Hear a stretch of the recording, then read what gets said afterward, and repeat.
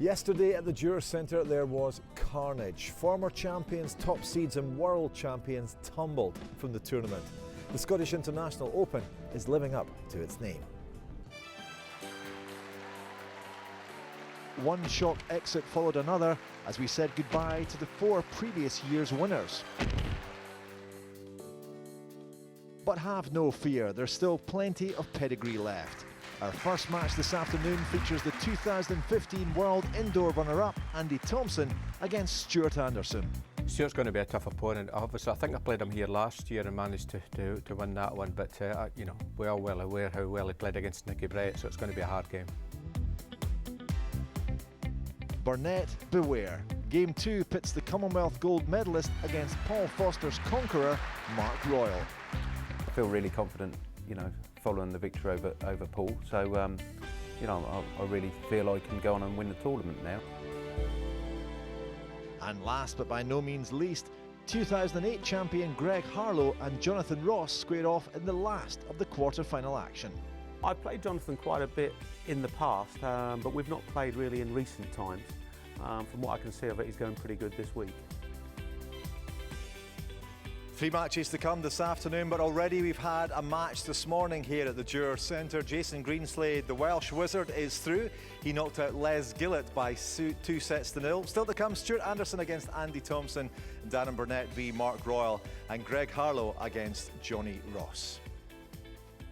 Hello there, it's good to have you with us. You're very welcome to an afternoon of bowls live here on BBC Two Scotland. Yesterday truly was an extraordinary day with all these big names crashing out of the tournament, but there are some big names and some big talents left in, no doubt about that. The first match is going to be a beauty. Stuart Anderson against Andy Thompson. Well, this fella has an uncanny ability to get to the business end of tournaments. He's won the world title on 3 separate occasions and could have made it 4 if he hadn't met Alex Marshall in scintillating form earlier this year. Andy has had a fairly straightforward route to the quarters, but knows today's opponent will be a tough nut to crack.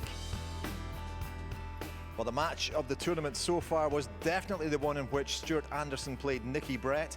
The Scotsman conjured up a magical performance to send the defending champion homeward. Anderson looks to have recaptured the form that saw him win the world title back in 2013. He's never won here though, but did come pretty close 5 years ago.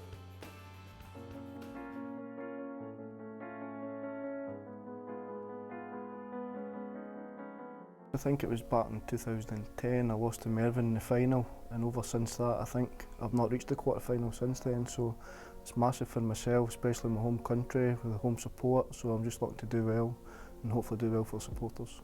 Stuart's going to be a tough opponent. Obviously, I think I played him here last year and managed to win that one, but you know, we're all well aware how well he played against Nicky Brett, so it's going to be a hard game. Andy's been in the block for many years now, so he's playing well. He's had 2 comfortable wins as well, so it's not going to be straightforward. I'll need to play at my best and just hopefully it's good enough in the day.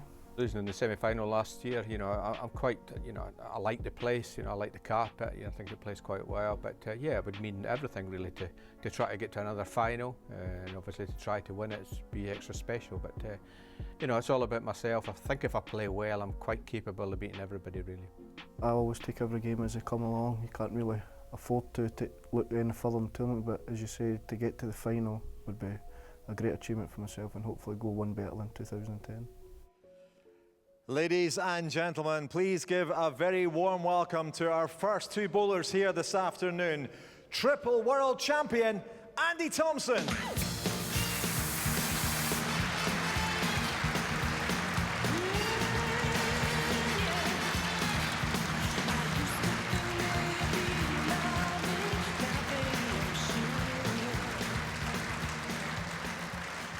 And facing Andy this afternoon, world champion in 2013, Stuart Anderson.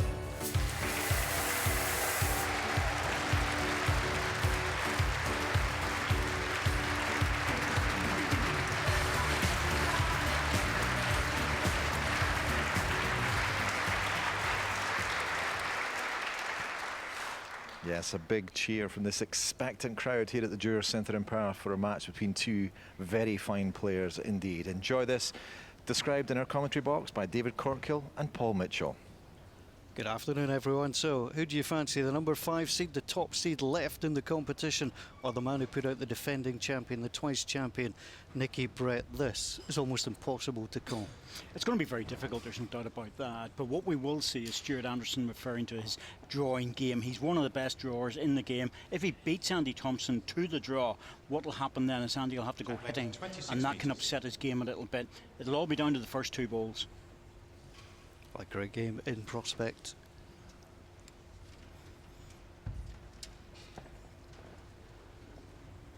Andy Thompson gets us underway.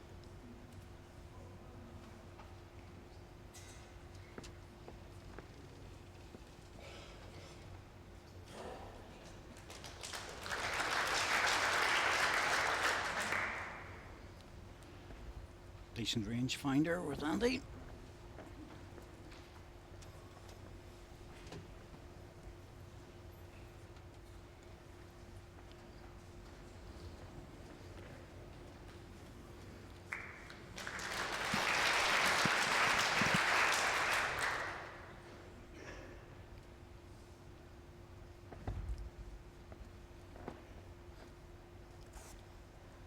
I expect both these players to be very accurate with their running bowls.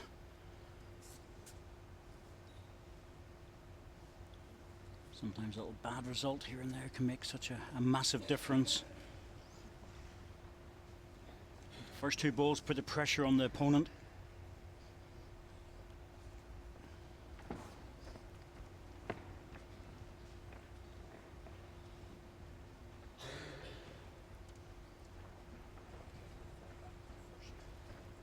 Ball just falling. The range shot. It's just going to be joined.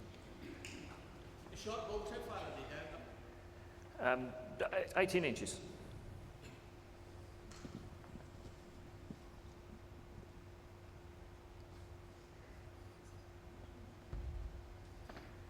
Well, there's plenty of room for Andy to play that on the backhand, but I can only imagine he thought he was close with the previous ball.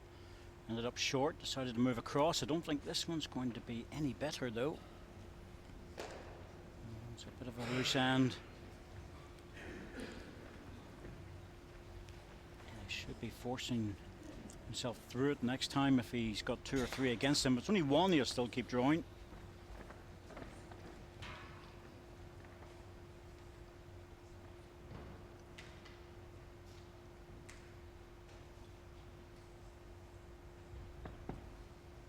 Stuart Anderson, who was out in round 2 in each of the last 4 seasons here in Perth.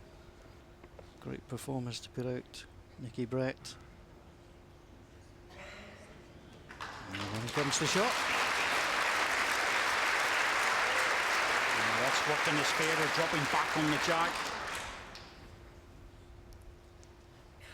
2 red. It's a better 2 now. Too much room before. Would expect Andy to draw second.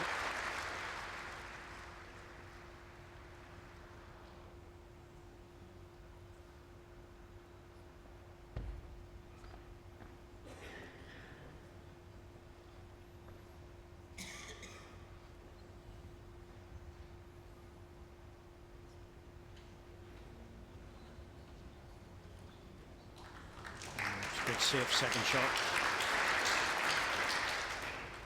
1 red.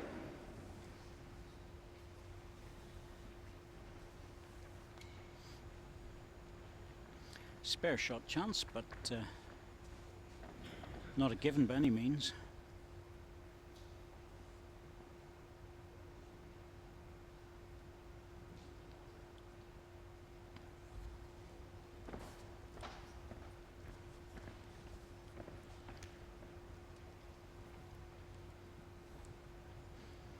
He's on a nice track with this. It's all about weight. Crowd like it, and quite rightly so.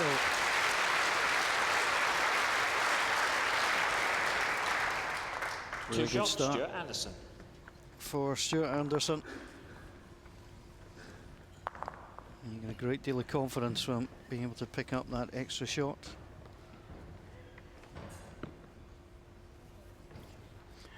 Yes, at every level, that's important. Take that chance of the shot where your opposition has nothing to come back at you with. So Puts a lot of effort into it. Make sure you're there.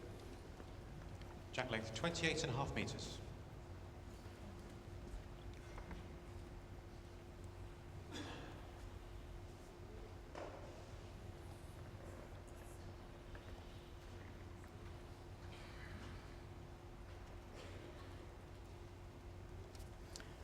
One of the factors in the first quarter-final was just how well Jason Greenslade was playing with his first two balls. At almost every time Les Gillett got close, even within 2 or 3 inches, Jason was putting in the killer ball.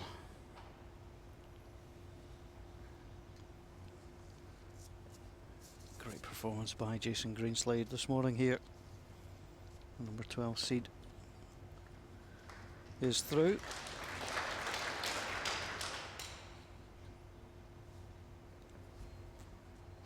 It's a quarter-finals day. It's always hard to pick out winners, no doubt about that. But the next match is going to be equally as tight. Darren Burnett, Mark Royal.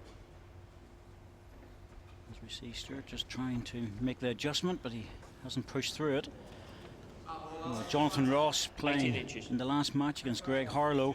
Jonathan probably played as well with his first two balls that I've seen for some time, and in fact, well, to be truthful with you, he got to the quarter-final International Open, beat Paul Foster, played very well in that event.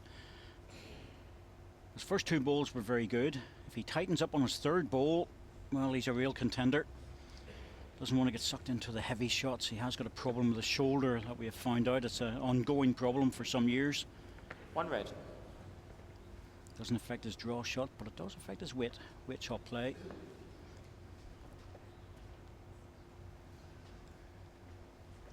Thompson dropping way short here. Keeps things open for Stuart Anderson. Any one of these 3 games that you're going to see here with us this afternoon has potential to be the best match of the tournament. Quarterfinals day, always a great occasion here. Good crowd inside the Jurors Centre too.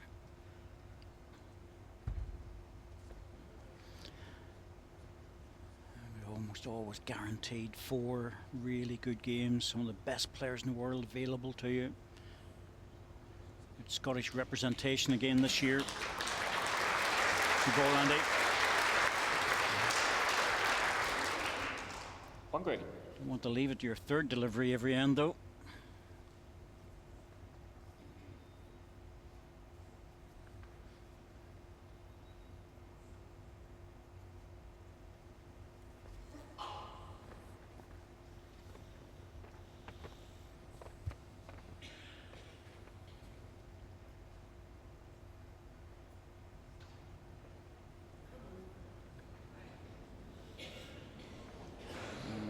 Struggling a little bit.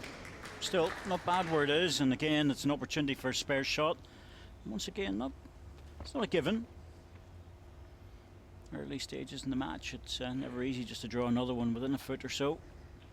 I would expect him to make it though.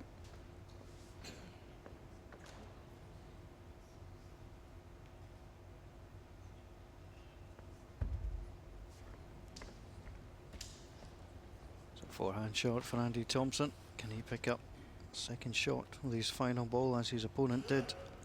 Don't think he's pushed it. In the first end, he's a little bit short. Way short of where he wanted to be. One shot, Andy Thompson. Well, Andy decided to go on the forehand, and that quite often pulls up a little bit on the short side. There was a chance of playing the backhand, sticking on the hand he had been playing before.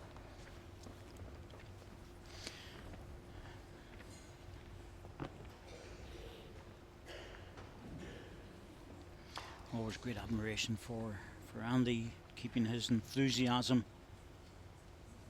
for the game. Stuart Anderson, more or less half Andy's age. You know, he's got the youth there and a great degree of experience considering his age, but Andy's got all those years at the top to rely upon. Seen it all, done it all.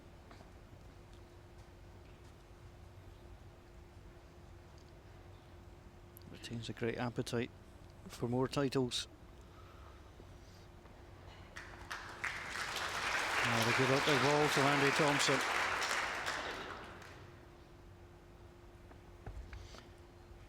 Sandy works for a bowls company, that's a major bonus.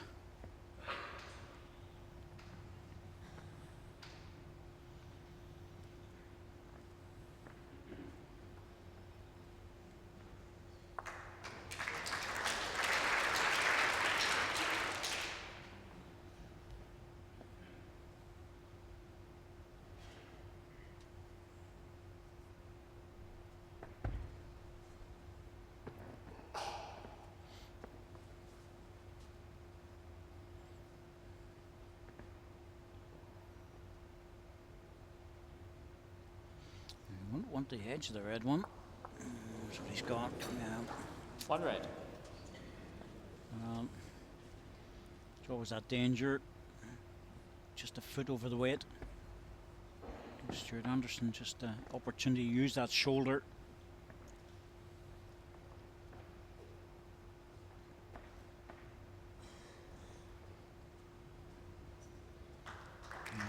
Doesn't need it. Control, absolutely perfect. 2 red.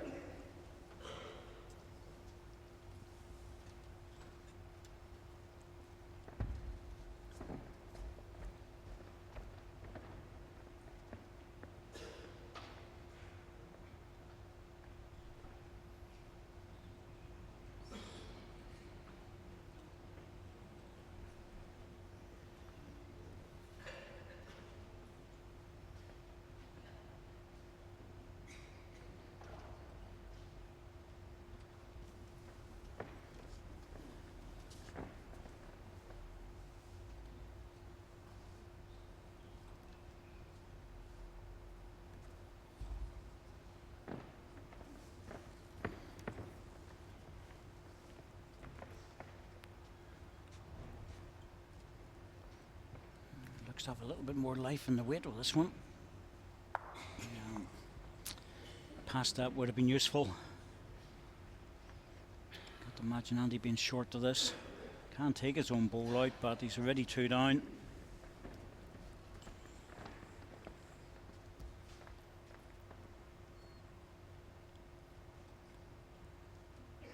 So he could draw, he could play with weight. He's sticking to the draw, but he knows that if he plays over the weight by a foot, there's no chance of it getting back. You really have to narrow that line down. He was slapping his hands just within a 3 or 4 meters of that ball leaving his hand. And he pushed it through, so no chance here for Stuart Anderson.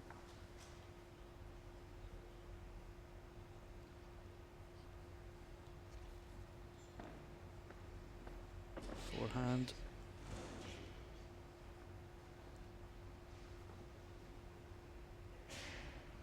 He's got a chance with this, and it comes.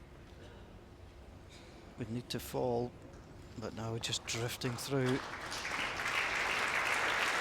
Well, we've seen a number of balls drop short this 2 week, shots, Stuart Anderson.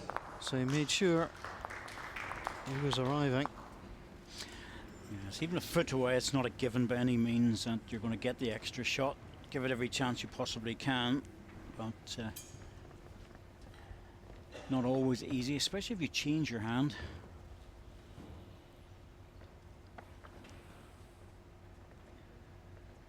So quarterfinals day, Scottish International Open, the tale of the Scotsman, the Englishman and the Welshman.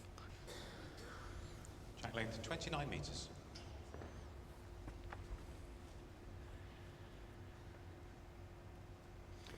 Well, the thing is, if you throw Johnny Ross into that mix, he really is the Irishman. But he's been playing out of Paisley for a long, long time now, and has represented Scotland. So when you talk to him, listen to him, you know exactly where he's from. A bit like Andy, he's now spent more of his life in London than he has in Scotland, or he did in Scotland, and the accent is still very strong, still there. You know where he's from, and it's up over the Scottish border. Close with this if he can make it past.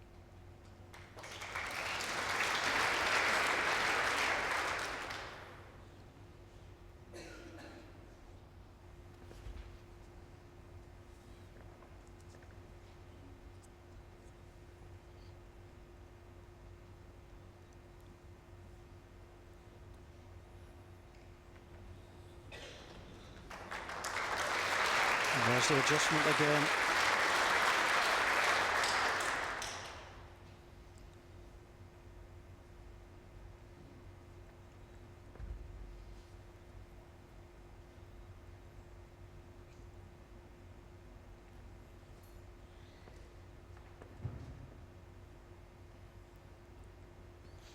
Oh, he's very close with this. And just dropped away. One red. Which one? Your bowl gap is 5 inches and his bowl 7 inches.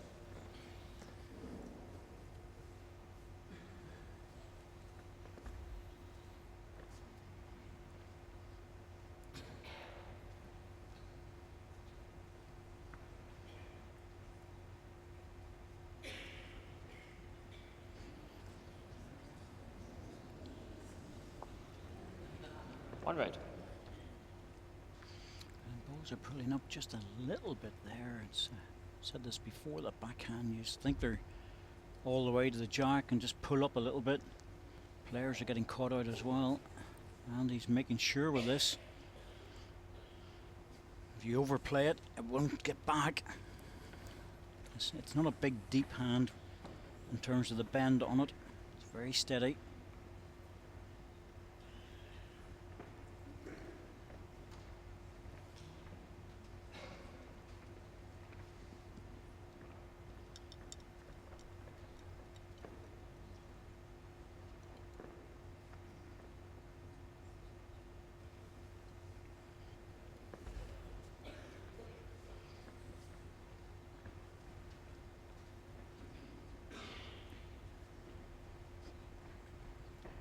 They might lap that ball if he's not careful.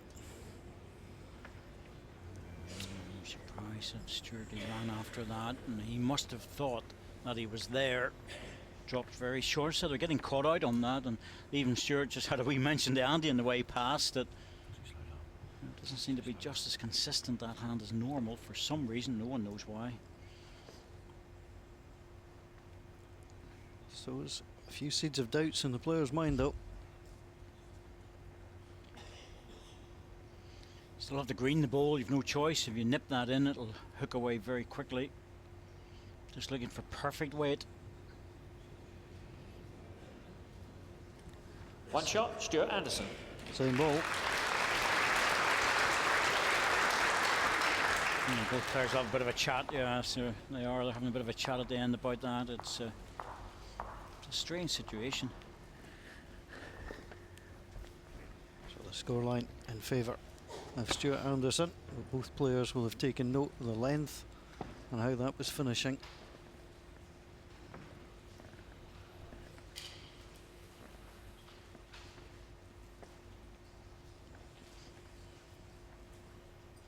Jack length 29 metres.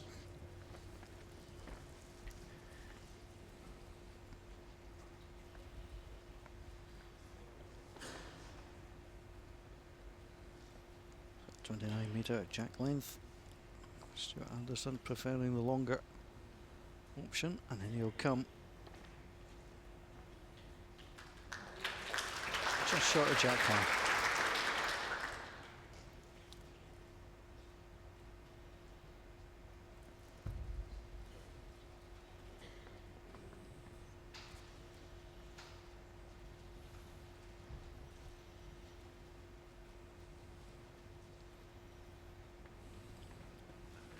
Looked good all the way.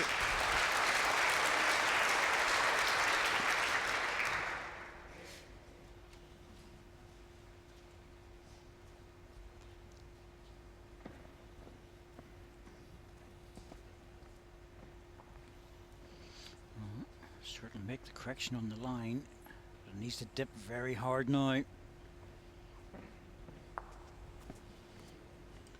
His line was better, just caught in the 6 ball. inches short of jack high.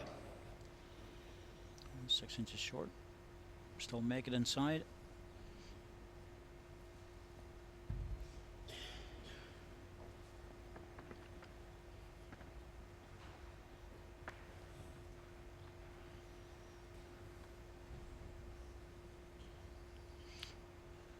Sneak between the two would be better. Again, that ball's holding off as well, and you know it did look at just a fraction higher than his previous, but not much. Stuart Anderson's right on the outside edge of the mat to try and help the ball get back into the centre line. Let's see if it works this time. He just moved across a little bit. Yep, this is better. Better without the edge, actually. One green. Hadn't touched that, he was on the jack. Change Andrew. Yep, to the forehand.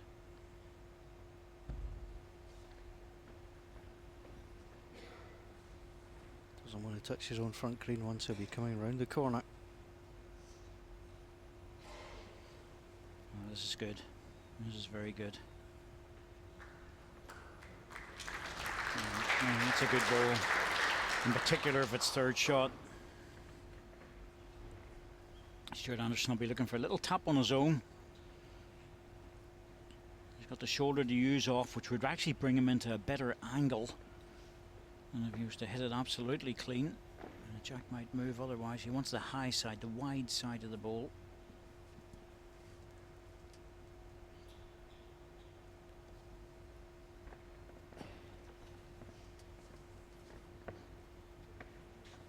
He's narrowed his line again, but is it narrow enough?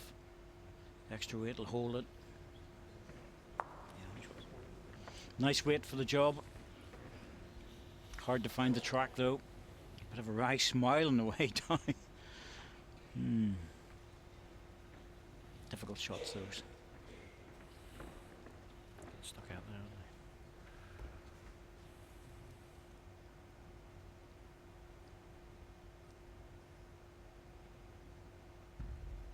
they? Line one, Andy Thompson. We can afford to drop his own ball down just on the angle. He won't want the red one. If he gets his own, he'll make a double. Just been a little bit careful about it. Can't blame him. One shot, Andy Thompson.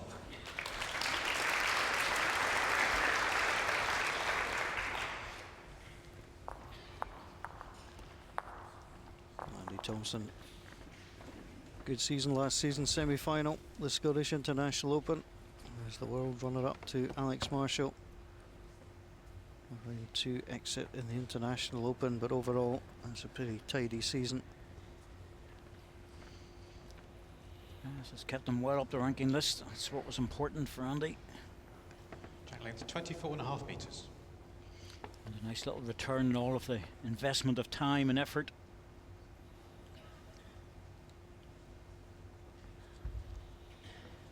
No extra grey hairs to show for it though. They've been there for a long time. I'm sure he would have warned you before you came into this commentary box. Yeah, he's told me to behave myself.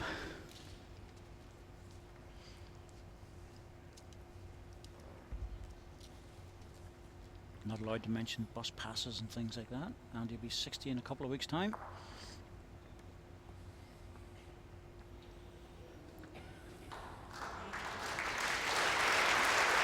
Oh, he's looking good on it, keeps himself fit.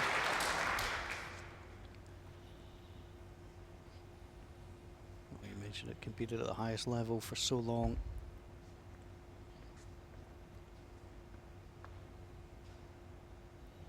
Winner of the World Indoor, 94, 95, then again 2012, finalist in 2015.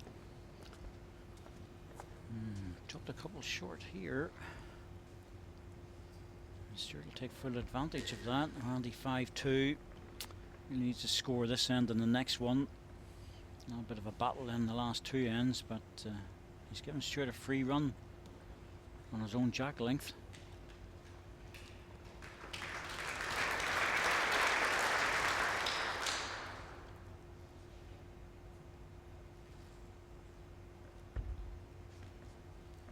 Needs to be in and up with this. He's kept the line. Weight looks better. Still struggling a little bit. Another 6 inches foot of running. He would have been perfect. Would have come in behind the jack. Favour 1 red. Alan Thornhill favours 1 red.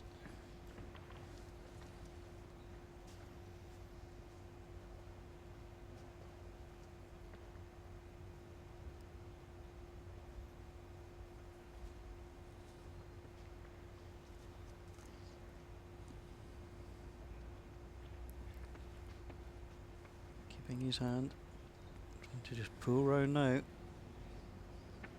There's a lack of running.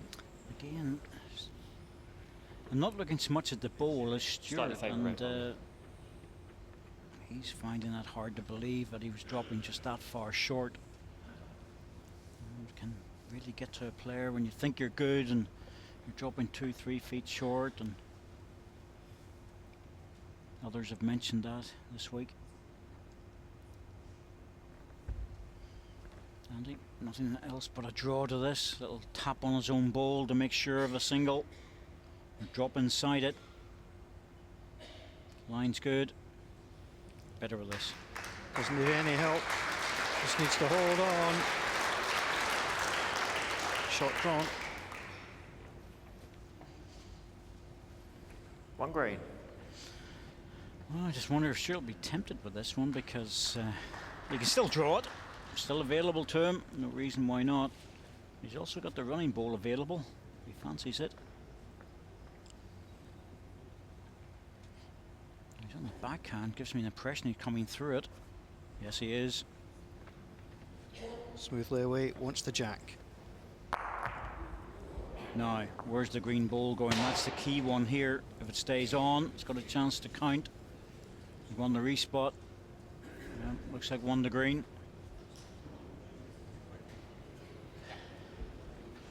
One shot, Andy Thompson.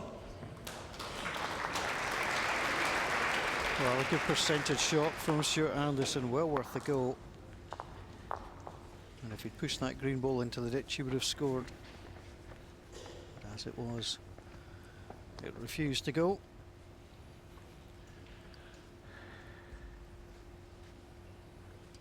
So again, Matt slightly up the rink.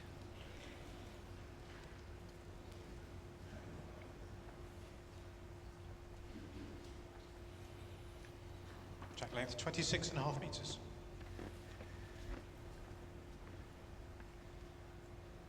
So again, just changes things slightly rather than throwing a short jack with the mat at regulation. Yes, he's moved over to the forehand, not trusting the backhand to get back to centre rink.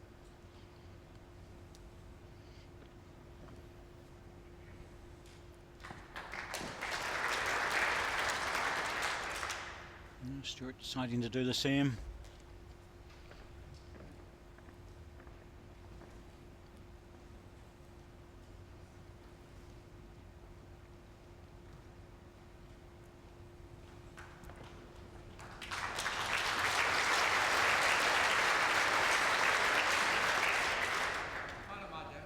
Your bowl, 20-inch gap. 20. Yes.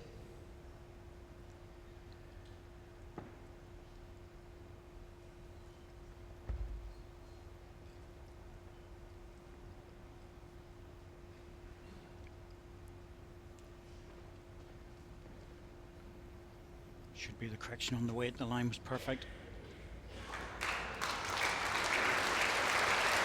Played that so well. 1 green.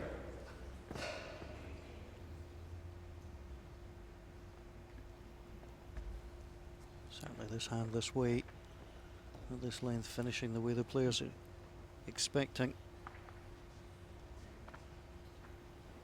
He's got a wee chance with this as well. Jack cleans what he's after. Didn't want the edge of the ball. Might be enough though. 1 green. Without the edge, he had the jack. Alan Thornhill didn't go too close to it, so it must be well in. Andy Thompson will call the first of his timeouts.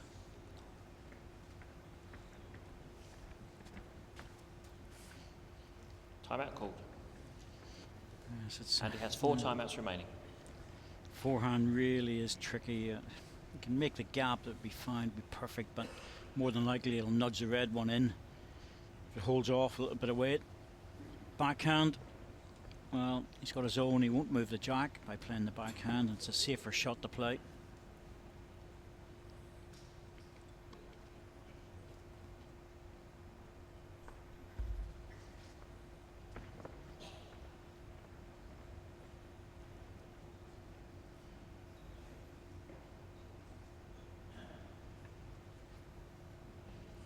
No, have you got the weight, Andy? Nope. Thought he was short. He was trying to push it up. Stuart will be looking for this. Into the red ball. Get into the split if he can. But an edge on the red ball would be good. He might even make a double out of it.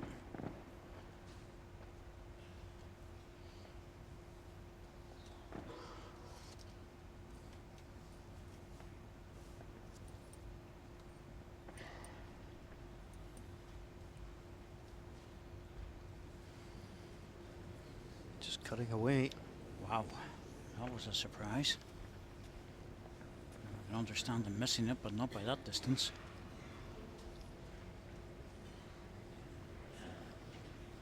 Didn't see anything on the delivery that was particularly odd.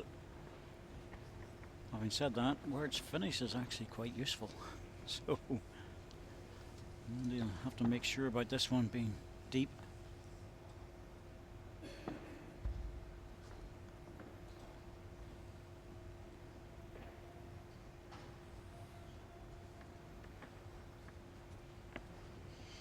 Anderson playing on that side. I thought he might have played it on the backhand.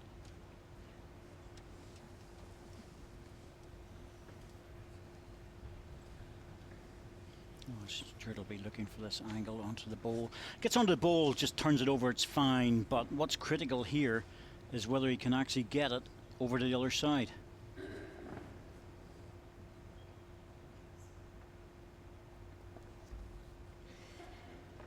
He's playing very controlled at this.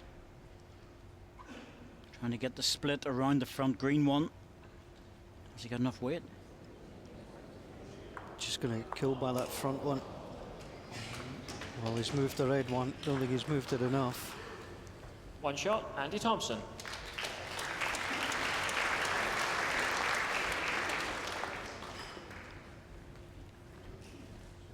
A run of 3 straight singles now for Andy Thompson. To miss that wasn't, with the weight, going to do much damage. Probably just would have pushed the other green ball forward a touch. He might have played it with a little bit more.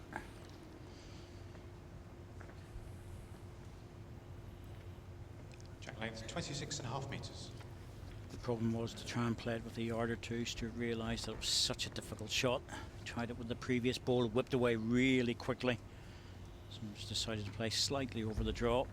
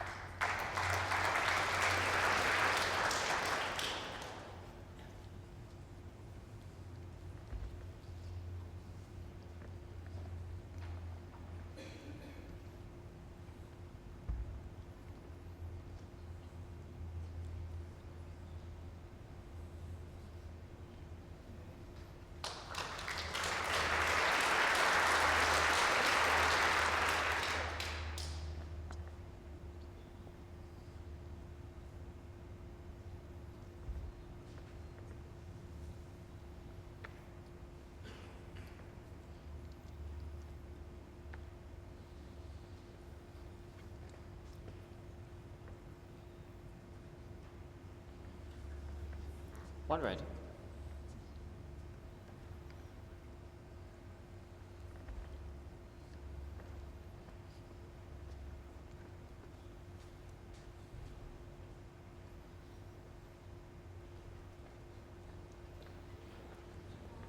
Oh, this is great stuff. Really, really good. Right time to put the pressure on. One in front. Two red. One more end to go. Picks up a double here, and it's almost the first set.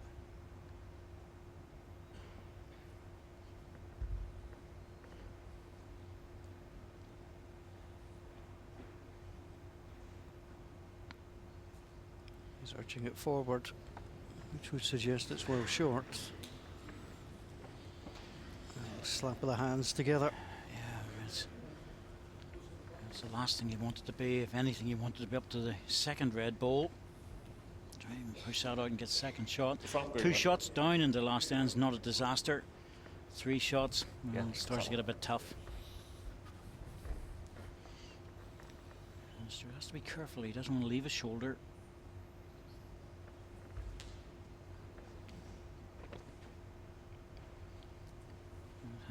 Andy's having a real good look at the line there because they've been just dropping a bit on the short side. Wants to know if I can get it into the inside line. Now he doesn't want to open this. Well, that's as good as he could possibly have hoped for. That's a brilliant shot. Tucked beautifully around the corner. That will look horrendous from the mat. Well, it'll certainly not look clever that way. He's just that little touch in the jacks brought it out, but so little. Andy will be forced to play this on the forehand. Well, he's down the backhand, and well, he's hoping to get a front ball onto it. Well, took one out. I can understand them playing it, to be truthful with you. He was hoping full ball onto full ball. We've given him a result on the re-spot, but look at the target he had to aim for. The forehand, well, that green ball was more over to the right than what I thought. So Stuart Anderson.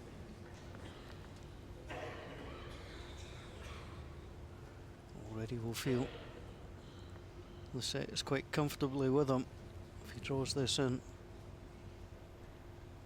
And number 9 will be Oh, he's there. fairly easy to defend, and he comes, round he comes. 3 shots.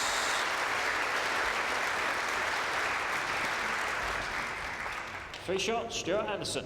Oh, that's the big end in this opening set of this quarterfinal.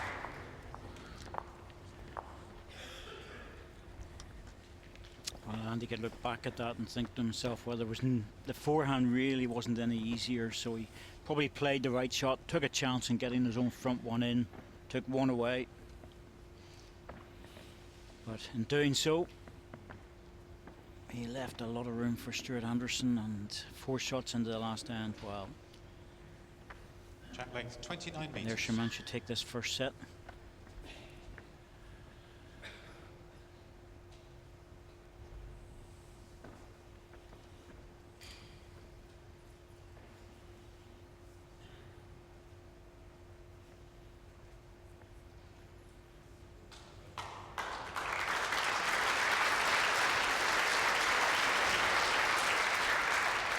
Beautiful camera shot, lovely illustration of just how far out it comes to come all the way back. These big bias balls. That's where you want to open up when your opponent needs a 4.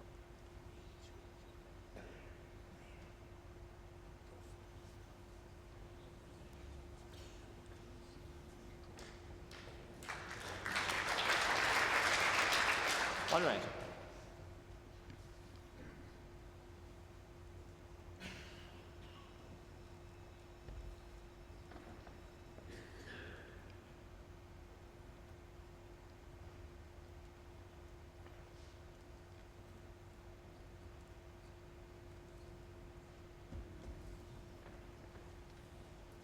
A little bit further through than he wanted, but not a bad ball when it is.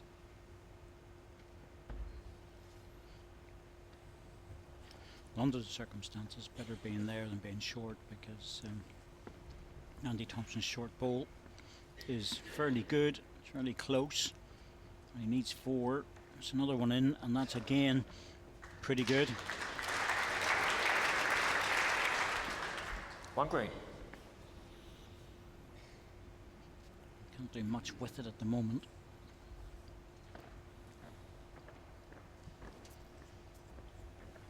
Has to wait to see if Stuart makes a mistake.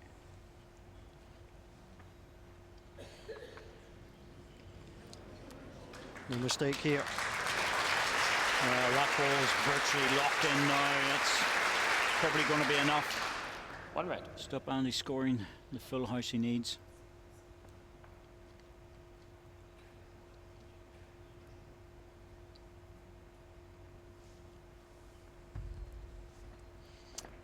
for the runner. Trying to make a connection. If he misses this on the inside, it'll run off into the ditch, and that'll be the end of this first set. And they'll just decide. One shot, first set, Stuart Anderson. But it's a single shot. And Stuart Anderson takes the opening set. Well, it looks comfortable with the scoreline, but in truth it wasn't. He was the better player, but that 3 at the 8th, David, just got him over the line. Yes, it was one end, and it was down to the drawing again. It's Stuart's forte. He can play the weight shots, we all know that, but he does so much damage with his draw shot. Very rarely misses an opportunity for the spare as well. So, and he kept Andy. The key to that was that Andy won 4 ends out of the 9. So, but it was all singles, and he had to fight hard for them.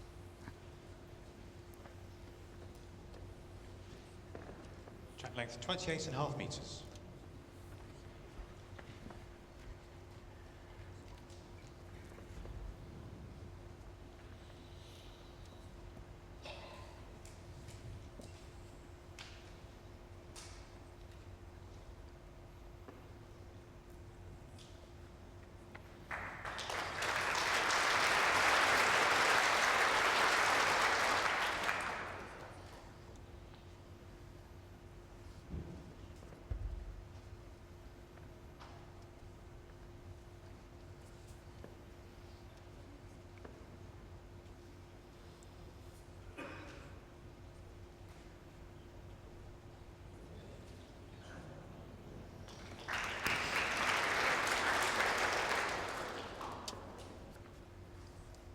Thompson, the highest seeded player left in the Scottish International Open, seeded 5. All the top 4 seeds losing in the second round. Last season in the quarterfinals there were 3 unseeded players, and all the top 3 were around. A different complexion this season. Second. The gap is 7 inches on Stuart's. It is, but look at the world champions you still have left. That's the point, you know, people that have won many titles. Just shows you what's out there. Darren Burnett, Greg Harlow, Andy Thompson, all still in the frame.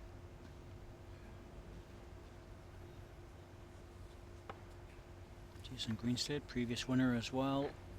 1 red.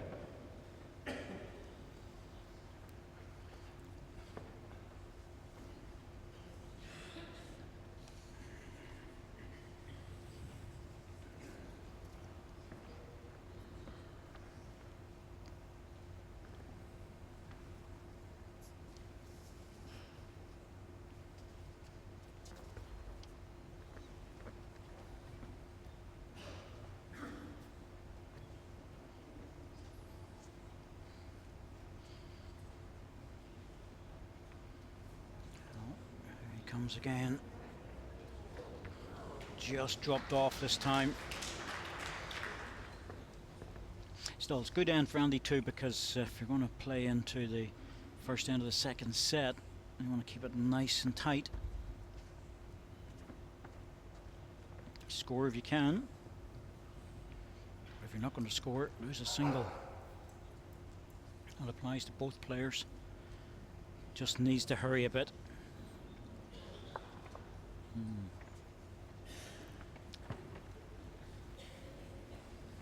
Very, very tight and congested at the front there. It's 1 red. Foot in his last. Stuart just looking up, checking the shot clock. Won't need it.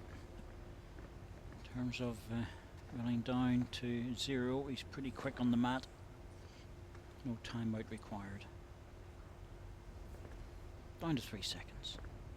He never missed a beat, did he, when he was walking there? Looked up, didn't increase the pace. How can he deliver? Oh, I tell you what, he's very close with this. His weight's better.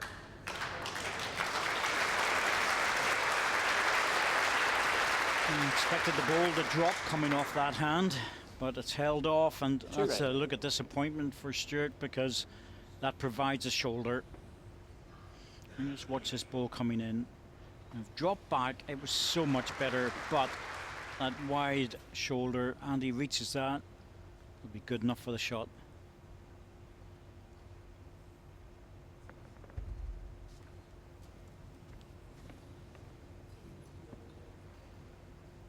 Push it out in a wide line. It's all about good weight. If he's good weight, he will make it back.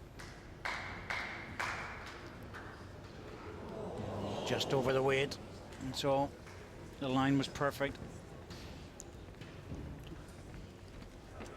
2 shot, Stuart Anderson.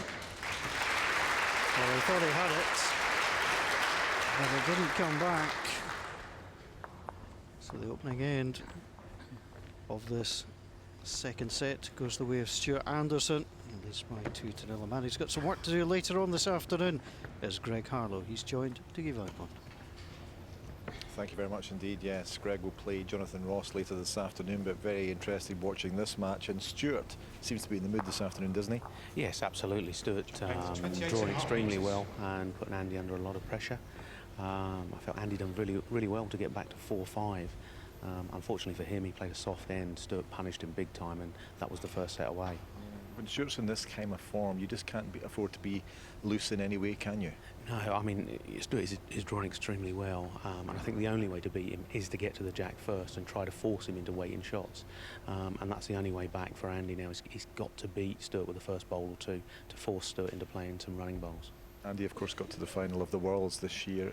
You know, at the age he is, we keep talking about it, he's evergreen. He's just such an amazing competitor and still has the game to do some real damage, doesn't he? Yeah, absolutely. I mean, everyone talks about his age, but he still plays as well as anybody else. He's still got the ability to win more titles, and he believes that. That's the most important thing. He believes he can still win, and I'm sure he will. Okay. Maybe not this game, but I think he'll still win more titles, definitely. What about yourself, though? You've got Johnny Ross this afternoon, and you've been playing pretty well this week. Yeah, I've been playing good. I played a little bit of loose stuff here and there in the middle of sets, so I've got to tighten up in the middle of sets. John's also been playing good, so I think I'm expecting a close match. We look forward to it. Thanks very much. Cheers, thank you. Voice of Greg Harlow, who really should have a look at his Wikipedia page, because somebody's typed in born in Ely and representing humanity. So somebody's been having a little bit of fun there.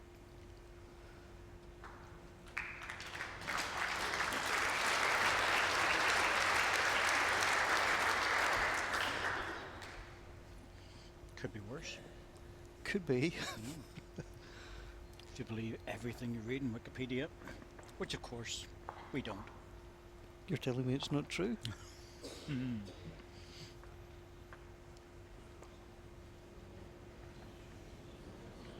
this is a loose end from Stuart Anderson. And when you look, we're talking in relative terms, a loose end. Stuart's last bowl, 14-15 inches. 14-15 inches, Andy knows he can get around that.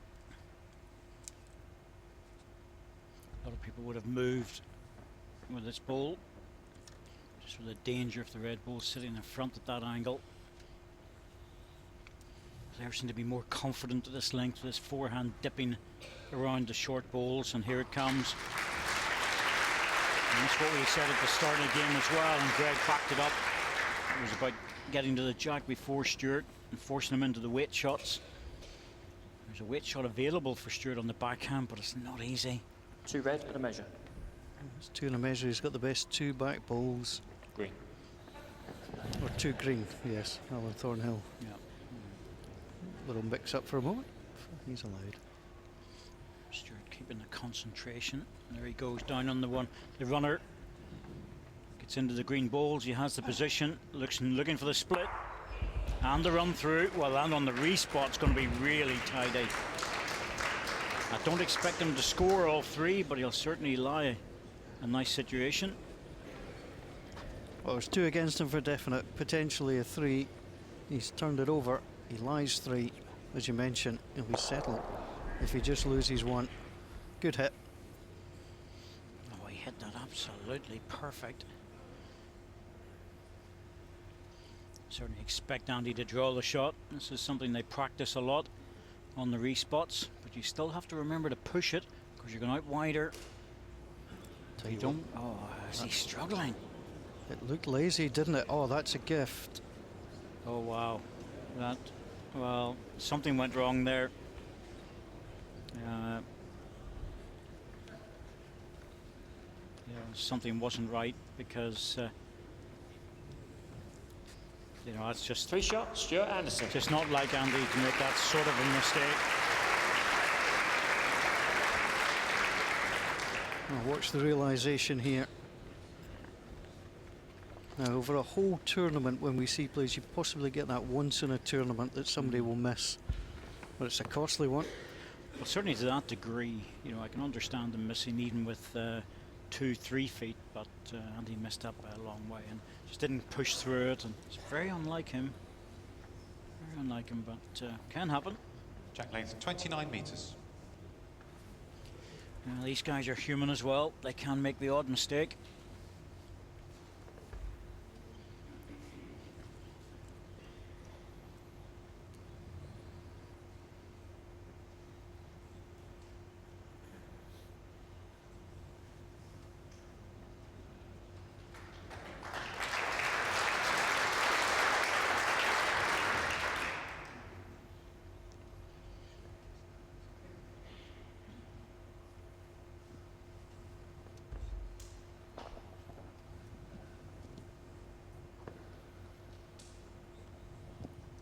Well, one of the traits these top class players share is the ability to forget about what's gone before and recover.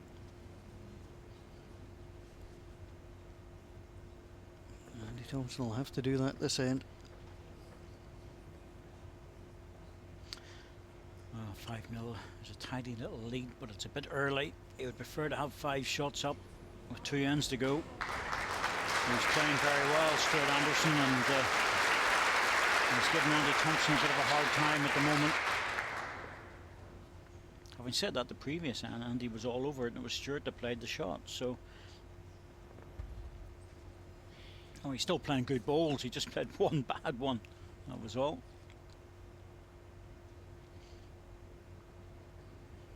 Close with this, very close with this. Needs a nice clean pickup. Oh, sheer over there. Well, that's what happens when you're 5-0 down. One red. And they're all on a line. That's going to make it even more difficult. And I'll keep Stuart onto his favoured backhand. There's no need to change.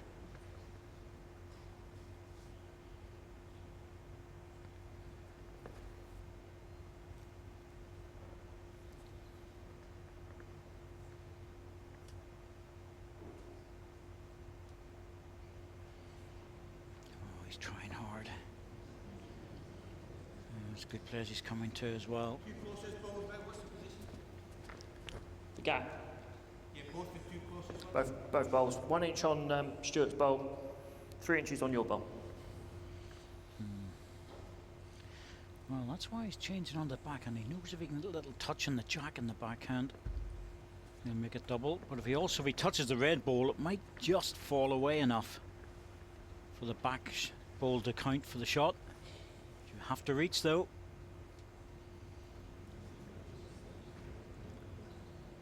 At the line, but he was light.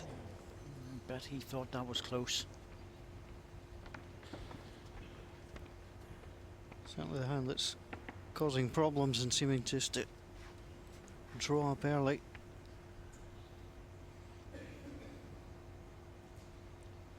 Oh, Stuart Anderson, could be a draw shot just to push onto the green ball, turn it over. And he's going to have to take a time out because the clock has run.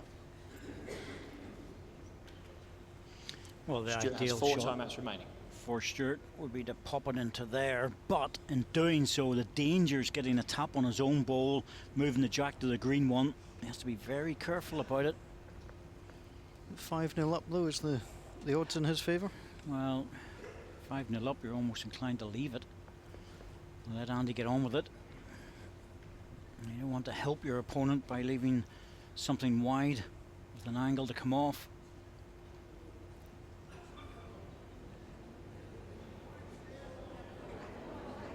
He doesn't want to touch it.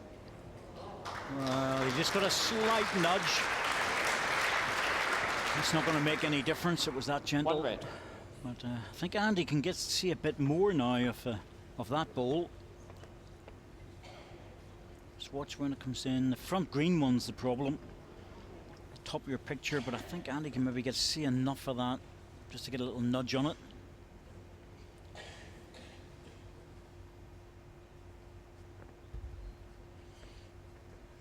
Screened it on the draw.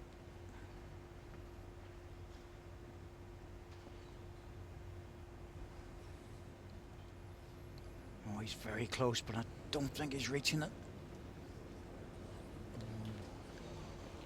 One shot, Stuart Anderson. Again, a nice line.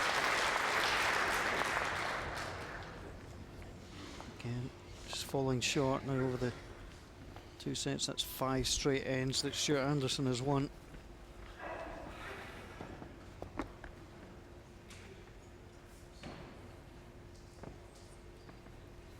Well, at the start of the week, the markers table is pristine. 6 days into the tournament. Jack length 29 metres. You can see at the front, you can see the scorecard, you can see the spray chalk, you can see the measures, the calipers, and the odd sweetie packet and plenty of water. It's not even the odd sweetie packet, believe me, there's a lot of sweetie packets hidden in there. 2 on show, but there's a few more behind it, I'm sure.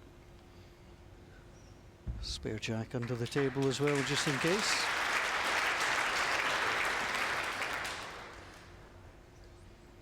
So there's a table like that at the other end as well, where the match umpire will sit. He moves down to be at the head each end. You also get the odd sneaky sweetie on the way past with some people at the table. It's a good life over there. Good stuff.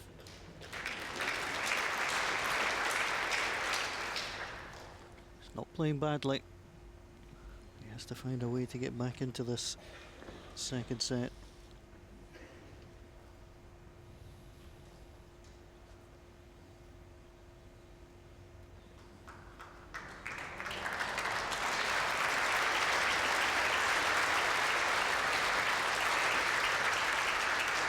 His opponent is not cooperating.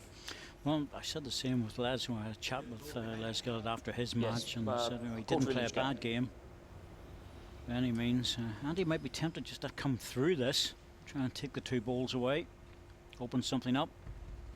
Here he goes. Can't afford to be wide, so is he going to get back in time? Yep. Oh, he just didn't get the angle right. Still, 1 away. No, I said to Les, Les played well, and Jason was just that bit better. So, you know, since the second round, I don't think anybody's played poorly, really.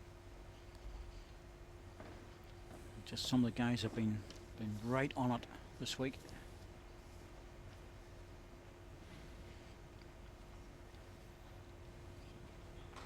Stuart Anderson, great game against Nicky Brett. And he's turning on the style here too. Shelling peas at the moment, isn't he? 2 red. Your bowl gap is 12 inches. Said before, this is reminiscent of Stuart about 2-3 years ago when he was really running high, and Andy forced to go again. Well, he went with a pile of weight that time. Not far away, but you can see the set slipping away. Gets the outside red ball. 2 of them will disappear. Now, Stuart, what do? Do you put something on the respot and let Andy have another go? Or do you block it?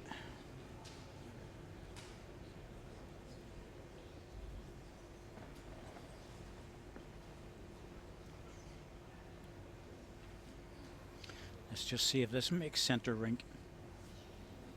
He's looking just to drop in on it if he can. Center rink and stop that.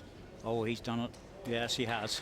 That's really good. That's blocked the forehand. That's where the danger was for the 2 red balls to disappear.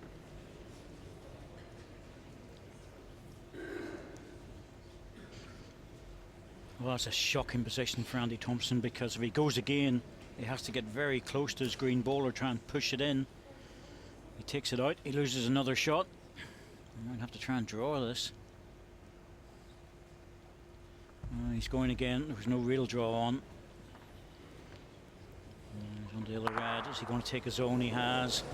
Well, that was the danger of pushing something in and losing another shot. 3 shots, Stuart Anderson. I can't blame him playing it though. No, I think he had to go for it. I don't think there was any choice in the matter. It's a horrible outcome. And Stuart Anderson. It was a clever ball by Stuart to just drop it where he did, just slightly on the wide side of the centre line, and left Andy with nothing. He had no draw shot on, so decided to take a risk. Jack Didn't length pay off. 29 metres. Set slipping away. Stuart will close this down. Be quite happy to lose the odd single over the next 2 or 3 ends. Yeah, it becomes a different game for him now. He can defend.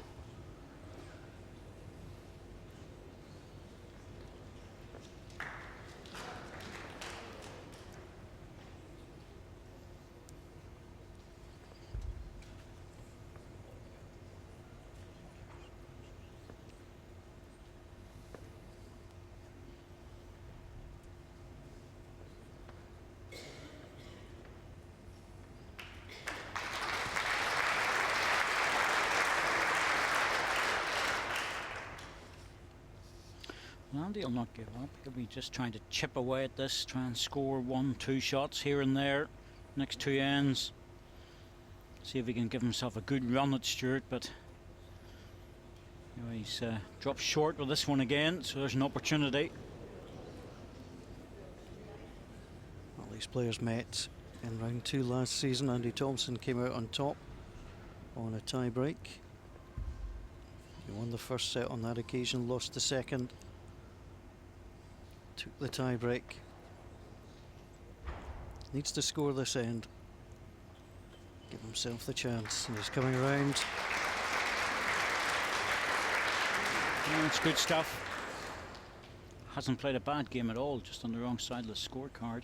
Andy retired out of the outdoor sides for Commonwealth Games and World Championships a number of years ago. Still good enough to compete at that level. Outdoors if he felt like it. A lot of people in England think they could probably still do with him, but other things are more important to him at the moment. Involved in coaching side as well now. Yes, a little stint with down in Jersey.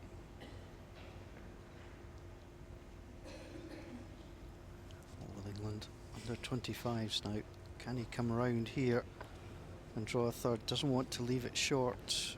Well, the only thing is where he's left it might just force Stuart Anderson onto the forehand.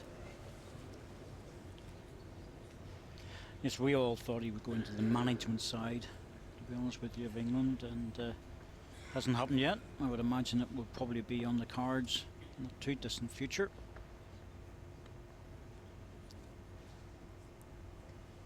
A good man to get in, holds the respect of the players.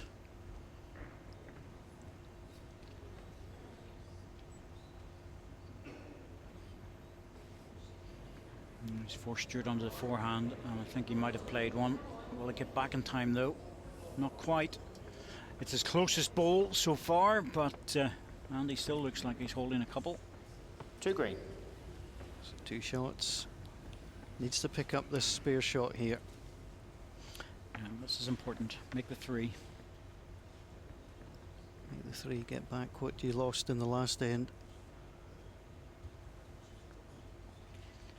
And just moving across on the mat a little bit to give himself a little bit extra room to get around a short bowl.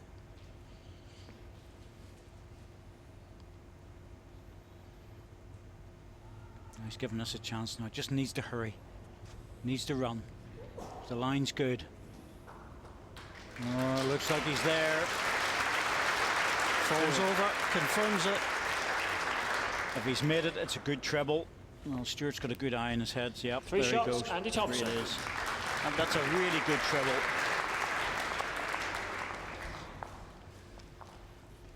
Needs another score this end and the next one. Put a little bit of doubt into Stuart Anderson's head.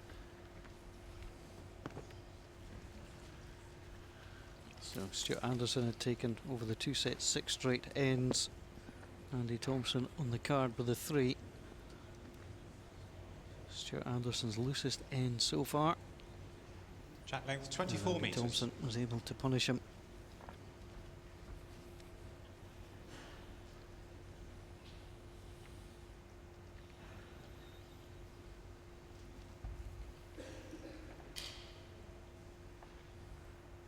So the shorter length.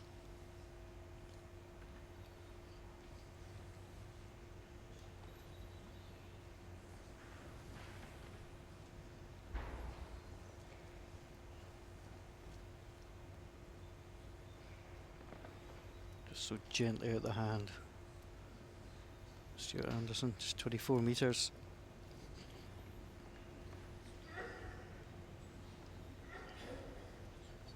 Well, this carpet sometimes it's running a little bit slower than usual, perhaps. We just for you to almost just feather it out the hand. Yes, it's still a pretty quick carpet in comparison to club stuff. Running very similar to what my own green is back home, where it's running fast this year, and this wouldn't be totally dissimilar.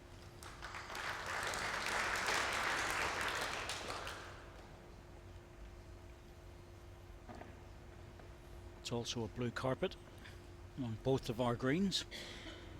I've had those for a while now, and very attractive they are too. Belfast Club.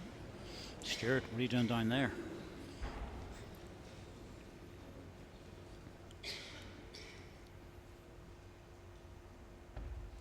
Well, be many of club players and bowlers watching this and sympathise with Stuart Anderson when the jack length has changed. Sometimes it looks easy, and all of a sudden you've got one through, you're one short, and your opponent is getting closer. Well, there's gaps and things here, so you would expect him to get closer, but the running ball's also available for his last bowl. No, Stuart, have you got the right weight? Because the line's good. He's got to be close with this one. Nuclear backhand, plucked out the perfect line and weight, and that's not going to be easy to remove for Andy. I think he'll look to see if he can actually make it through the gap inside the front green one and pluck the edge of the red. See if he's angled slightly on the mat. Yep, there he goes. This is a hard shot to play, and he comes. Well, that's unlucky. He wanted the ball out absolutely clean. As it is, everything's moving. Jack will go on the respot, and I think Stuart Anderson's going to lie at least one, maybe even two. Yeah, there's a red ball just to the very back that stayed on the rink. Oh, that is a shocker of a result, Randy. He's had a couple of horrible results with weight. Well, I know a few people that could draw this one, and they're not even bowlers. Yeah, it's just basically taking that up. Horrible result for Andy Thompson. And you can see here he comes.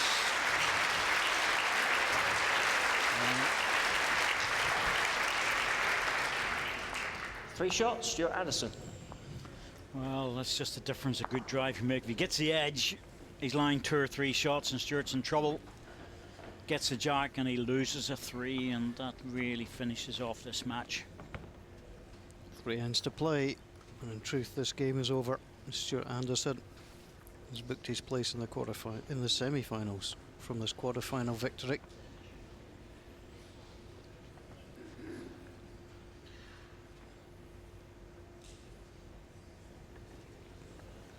Jack length 29 metres.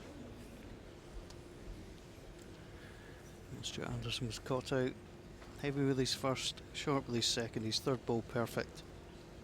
Just changed the whole 6th end.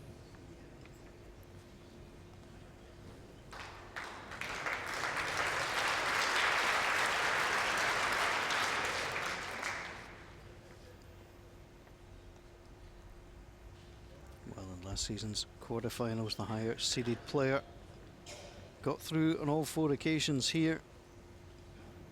The number 5 seed is going to fall to the number 9 seed.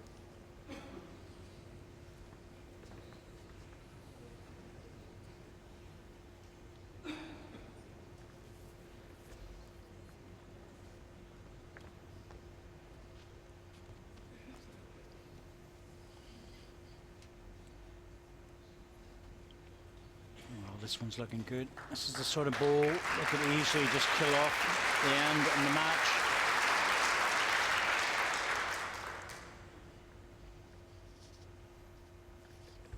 Andy's really just playing this out, nothing more.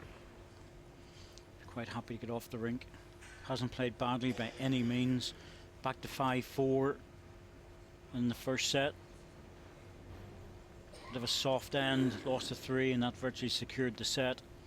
He's lost 3 threes in this particular one, the second set, and the last one, though, to be fair, was just very unfortunate.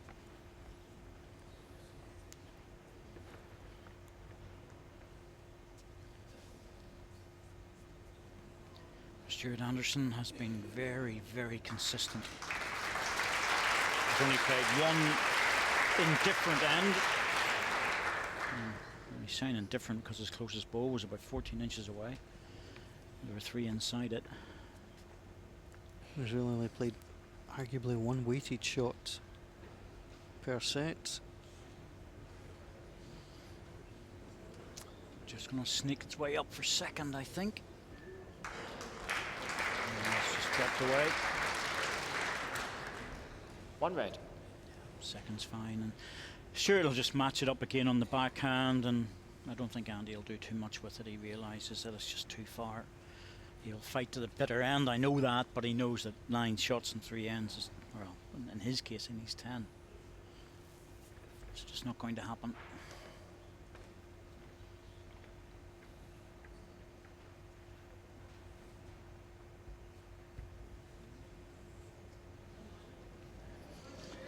Oh, it's good again. Well, he hasn't missed too many opportunities, has he? Last ball for Andy, and one's not good enough. Needs 2 shots here, and it's going to be difficult to do. There's a little shot down on the forehand if he wants to play it. His own ball into it. He drops inside, he might get onto the 2 red. And even then, has 3 timeouts remaining. No guarantees of scoring the second shot that he needs. It's fairly horrible. You start to search and look. Took the time out just to consider the options. Oh, looks like he's going to have a go at it. But yeah, trying to get the front ball into the jack if he can. Andy Thompson. Well, he has, but it'll go on the respot and it'll be 3 to red. Well, the results from his weighted shots have been consistent. They've been consistently horrible. And the match. Stuart Anderson. Stuart Anderson into the semi-final, gets a measure of revenge for last year's round 2 defeat at the hands of Andy Thompson. And Stuart Anderson, who knocked out the defending champion, now takes out the highest seeded player left in the tournament. Stuart Anderson with a great performance, won it in 2 sets. 9-4, 13-3, and Stuart Anderson is our semi-finalist.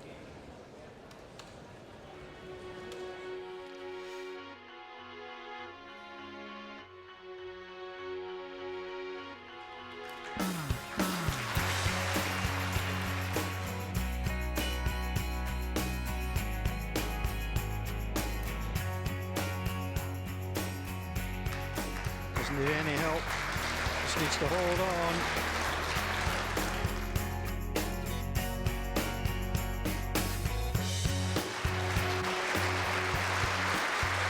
That's as good as he could possibly have hoped for. That's a brilliant shot.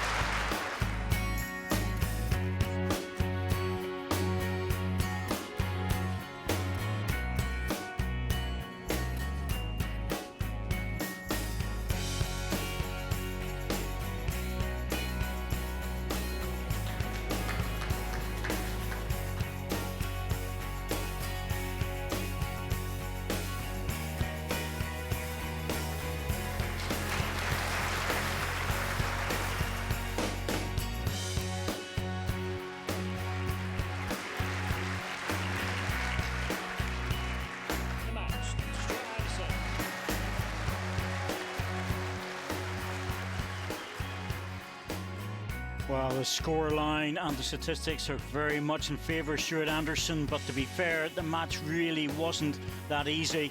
Ends one comfortable, shot scored, well, 22-7 really doesn't tell the whole story, to be fair. Andy played a half-decent game, wasn't up to his usual standard, but that was really because Stuart Anderson was prolific in this match. Played a super game and deserved to go through.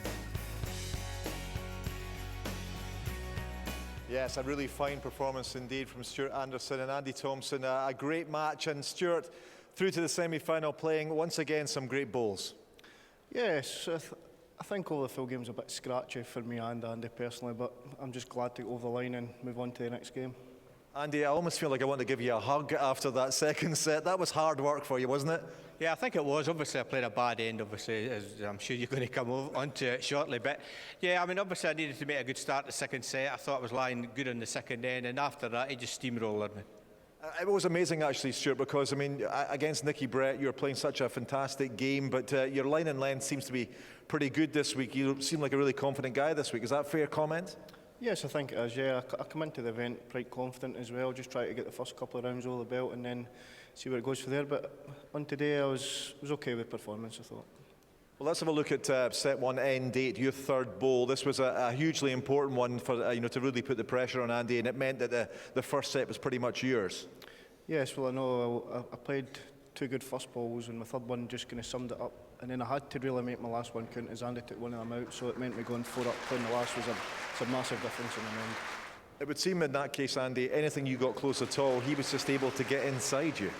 Yeah, I mean, I think it's fair to say I dipped in my performance today. You know, I've been practising well, my form's good, you know, so I've come into this game really quite confident. However, you know, as Stuart says, it's just all about, you know, there's little percentages, and I was just down on my game today, and Stuart played really well, so I've no complaints. You mentioned one of the shots that we might actually pick up on, and I'm afraid we're going to have to. It's the second end of the second set. The jack's on the respot, and you've got a draw for a 1, and Stuart was lying at this point, and it was just a little under. Could you tell me what the commentator said about this one, by the way?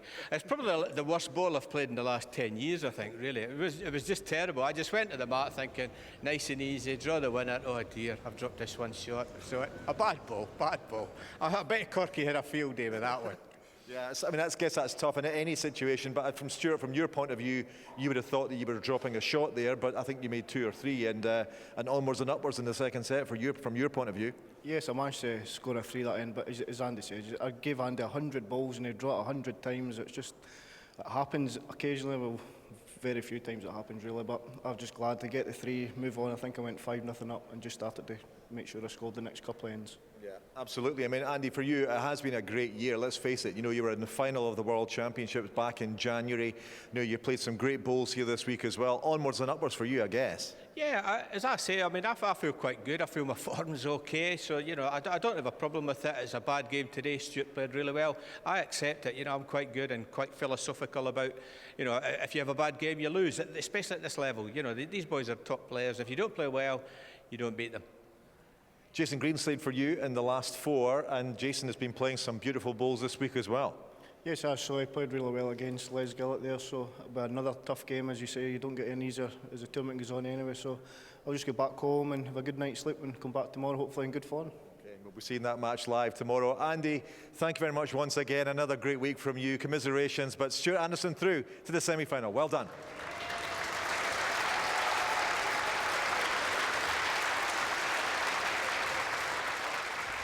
Yeah, a very good day for Stuart Anderson, but 2014 was a very good year for Scottish bowls, particularly at the Commonwealth Games. The men's team picked up a handful of gold medals, led by David Gourley, who coached them at the time. David is now retired, and his job has been taken on by a very experienced Welshman. I think a few people will look at it and say, why have we not got a Scottish head coach? But I don't think in this day and age that necessarily has to be the case. You know, the guys know John is a very high-profile bowler, and they respect him, and that's the most important thing if he has that respect. I certainly feel, you know, I'm privileged to be in that position. I think Scottish bowls is tremendous. I believe, you know, they're up there with the top nations in the world. And I've said before, bowls in Scotland probably they have a passion for bowls that maybe no other country has. Probably Brazil in football would probably be very similar. So I think it's a privilege to be given the job, and it's a great responsibility as well. I think John's credentials in bowls sort of goes without saying, is that John's played at the top level, he's played at many Commonwealth Games, he understands what the players go through. And Rona's been there at the highest level within the Olympics, she's won the gold medal, she's been under pressure and so on, just as John has. But she's actually achieved quite a lot through curling, and the changes that have come through curling as well are things that curling did 10-15 years ago that we can learn lessons from. So they bring two slightly different aspects to the jobs, but in saying that combined, I think they're a really solid team. So we work well together, he leaves all the bits and bobs to me that he doesn't like to do, and he's got the knowledge, and I just need to implement it. I think Rona Howie's appointment, formerly Rona Martin, is a great appointment for bowls. She's very high profile. She comes from an Olympic programme background, so she will bring a different skill set. And I think we took bowls a couple of runs up the high performance ladder. I think Rona's well suited to take us further up that. The high performance manager role for Bowl Scotland is basically to bring high performance into the sport, whether it's strength conditioning, nutrition, psychology, whatever it may be that they need to make them a better player, then we can give them the services to help them. Ultimately, if we want to win medals, we have to do it. Our big rivals, Australia, Malaysia, they're all, they're bringing these high performance programs in. We've got to keep on top of where we are and keep moving forward. We have set targets for the Commonwealth Games in 2018 of 3 medals at those games. We've also got to target ourselves in the World Championships in 2016 of 4 medals. So obviously the first important issue is to qualify for those championships, and we do that at Cyprus in December. So that's the first challenge ahead. I think John will be well respected by the squad. He's been there, he's done it. He's got great experience. He's also very level-headed, very approachable, and he knows the game inside out. So, I think John will do really well on the job, and he'll bond the team well together. Yes, and we wish John Price and Rona Howie all the very best in their new roles within Scottish Bowls. Now, in that film there, you saw Darren Burnett. He's next up on the rink behind us. He's up against Mark Royal. Well, not many bowlers can really be described as masters of the game, both inside and out, but Darren Burnett can. A multiple winner of British outdoor titles, plus a world champion of champions. Add to that his International Open, Scottish Masters and World Championship wins on the World Bowls Tour make Darren the complete bowler. Now, Mark Royal may not be able to compete with Darren in terms of titles, but he is a great player with a game that can do damage. Quiet off the green, but ruthless on it, Mark took the International Open title in Wales a few years back, and this week in Perth, he's looked on top form.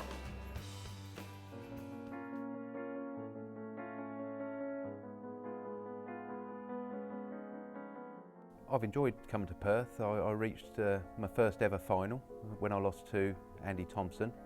It was a fantastic experience, and maybe I wasn't quite ready to win my first title there. But then I went on to Wales and won that twice, and I think I've had 2 or 3 more quarterfinals here, so I feel relaxed here. Perth is a lovely place, and yeah, I enjoy coming up here every year. I've played Mark a few times, we put it under 25 level a good while back, and nothing will faze Mark. He'll go out there, he'll play his game, he'll know mine as I know his, but nothing phases him, he'll just get on with it, and I'm going to have to play really well, probably raise it another gear or 2 today to get through. Ladies and gentlemen, please give a very warm welcome to the Juror Centre in Perth, our next 2 bowlers on the rink this afternoon. First up, former Welsh International Open champion, Mark Royal.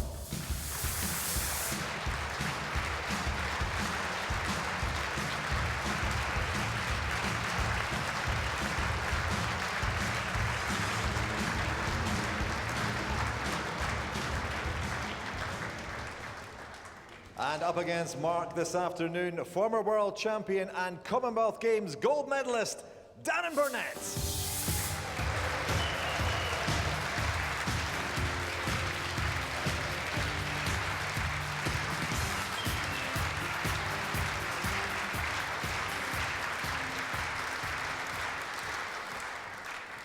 Yes, two players playing very well indeed this week. This should be a very fine match. Enjoy it with David Corkill and Paul Mitchell in the commentary box. Thank you, Dougie. There are few things as dangerous as a very relaxed player, and Mark Royal is in a very relaxed frame of mind. He's enjoyed himself so far. Well, he was until that smoke came at him. And he started to look in his face. So I had a good chat with Mark last night, and he's in a very, very good place in his life at the moment. After a tough few years, and he's coming right through the other side of it, and very happy he's got his business up and running, and got over the health scare that he had, and saying to me it's all going well now, bit of weight on, feeling a lot better. And his seeding of 13 is nowhere near what it should be. We all know that, but when you're ill, he's done well to stay in the top 16, to be truthful with you. Certainly expect him to climb back up that ranking list.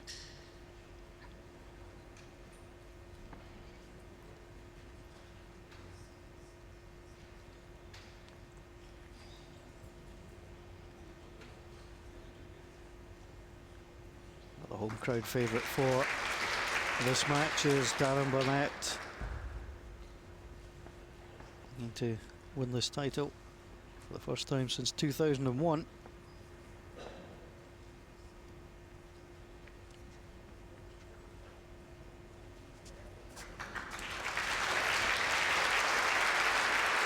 An interesting battle. Mark Royal, very much a draw player, can play the weight shots when required, and he's good at them.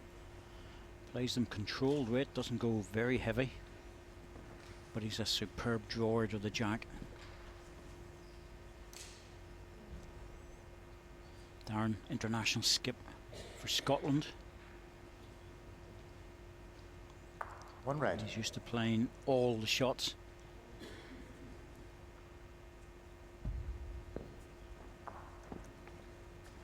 And whilst his draw shots are very good, I love the way he plays his little conversion shots. He's incredible at those.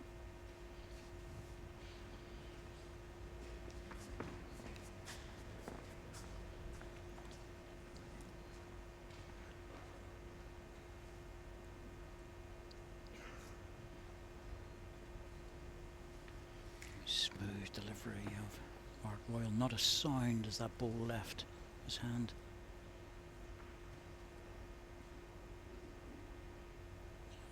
He's good. Good second.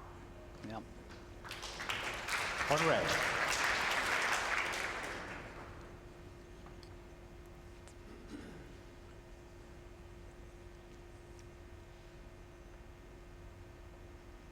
Darren Burnett just sizing up his options here.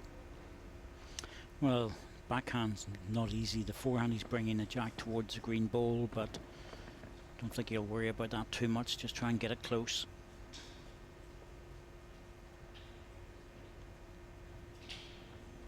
He's coming back pretty quickly now. Both players using speckled coloured balls, very popular at the moment.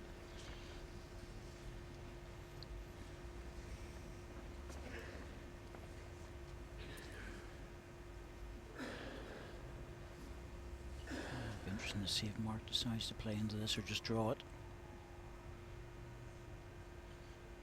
Position wasn't good for the hit shot, so just trying to drop into the jack if he can.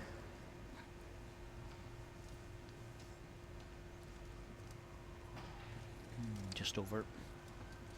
Gentle start for both players. One shot, Darren Burnett. It's all draw, and Darren Burnett takes the opening end.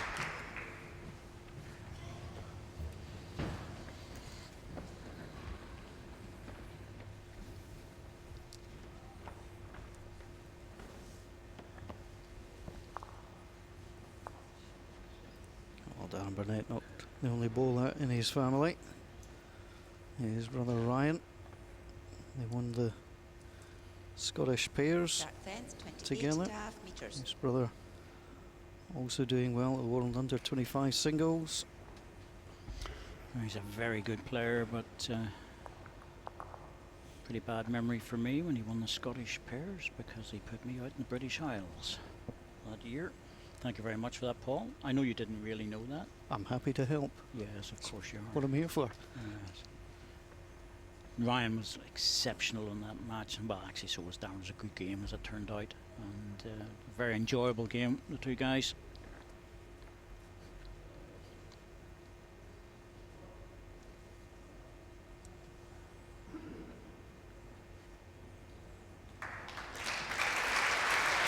Good opening ball for Mark Royal. That's what he was doing against Paul Foster. Opening up exceptionally well.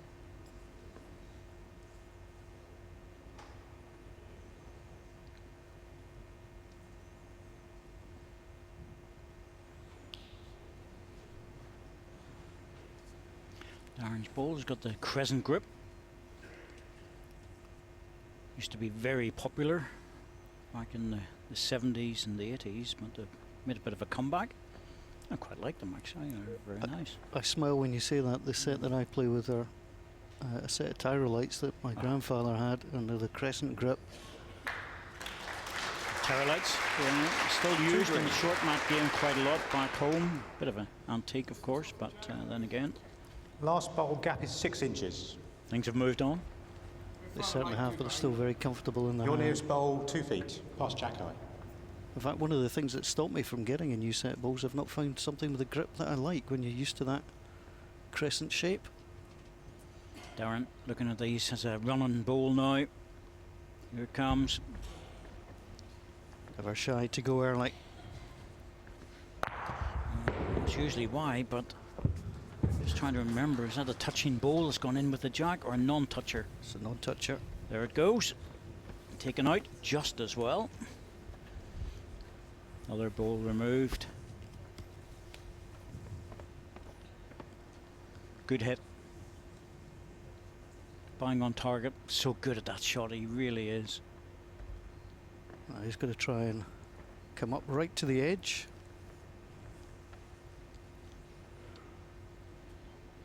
Well, beat the two bowls to get the shot. That's the important bit before you start messing about too close. There we go. Always make sure that you get that one in. You've got the last bowl on the end, so we can have a real good go at getting close to the edge of the ditch.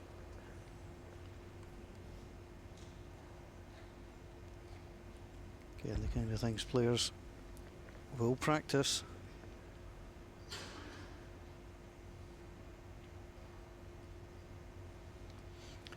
Well, he's got a bit of stopping to do this one. He's very close. There it goes. That's going to be hard to beat on the draw. Mark Royal might decide to try and pop that ball out if he can. Foot off the ditch. It's just a foot off the ditch. Terrific, right in line. As soon as you say a foot, it's almost impossible to beat.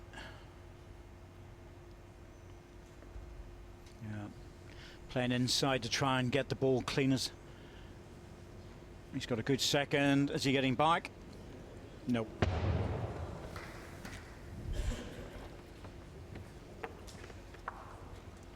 One shot, Darren Burnett. The right choice of shot from Mark Royal. Just overplayed it a little bit. Darren Burnett taking the first two ends. Going to be pleased. Nice mixture of draw shots. A weighted shot to spring the jack. A few little waves going in the crowd. Good crowd inside the Juror Centre today. Hope everybody knows that they're meant to be here. Jack fence, 29 meters.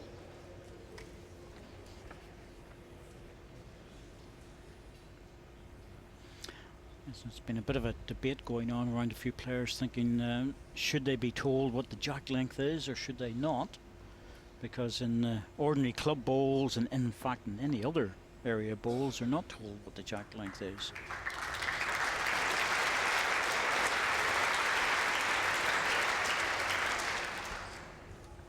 So it's come up as one of these social media discussion points and well, to be fair, you know, it is a bit of a help in many ways to the players, I suppose, but you're telling both players, not one or the other, so it doesn't really make any difference.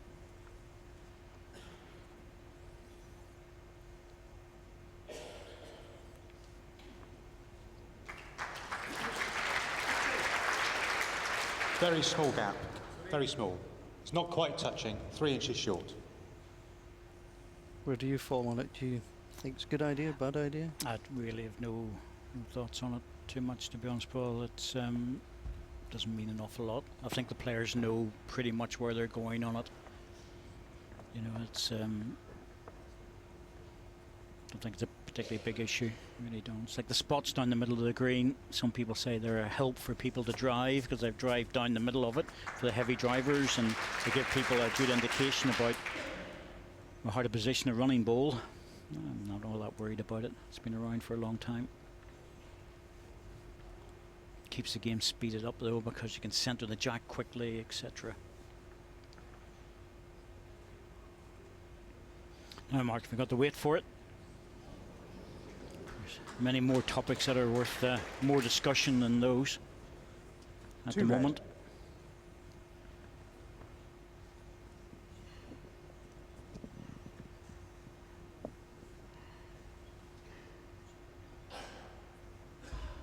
I often find that television balls can't be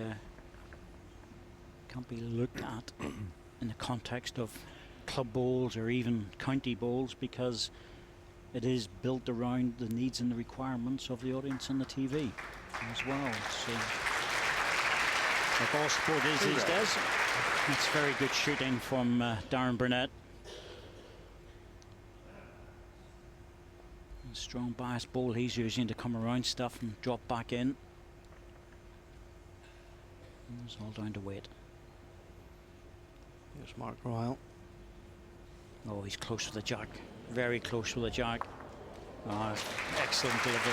Really good ball. 3 against him. Draws the shot. 1 green. Typical Mark Royal ball, this one.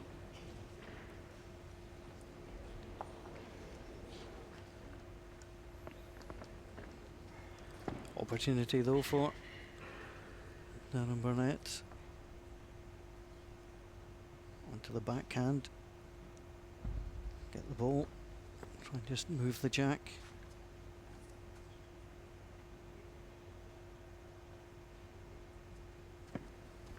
Just trying to dip under just a little bit too early for him. Yeah, missed the line by a quarter bowl, half bowl at the most. Wasn't far away.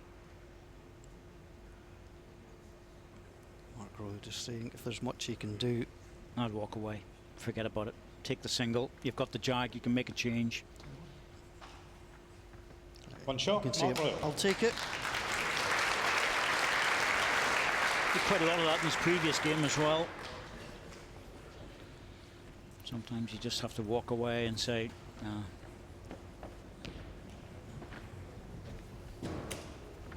More important to take the single and get hold of the mat and the jack. And a lot of players have different reactions to different situations.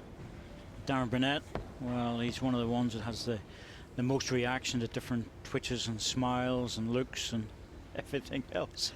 It's great. Yeah. He'll love us for this. He really will. I don't think he's, well, if he's going to arrest anybody, it'll have to be the crew in the truck. Absolutely had nothing to do with us, folks. We'll give all the credit to our editing gurus for that. Jack Vance, 26. But he is a bit like that. He gets the ball away and he's all facial expressions with Darren, and you're not quite sure if it's close or not. Most of the time it is.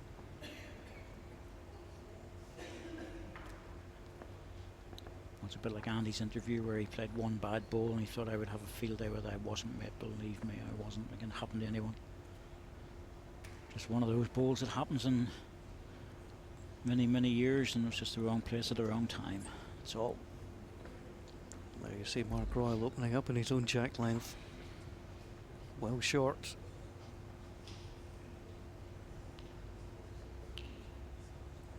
And just working his way back round.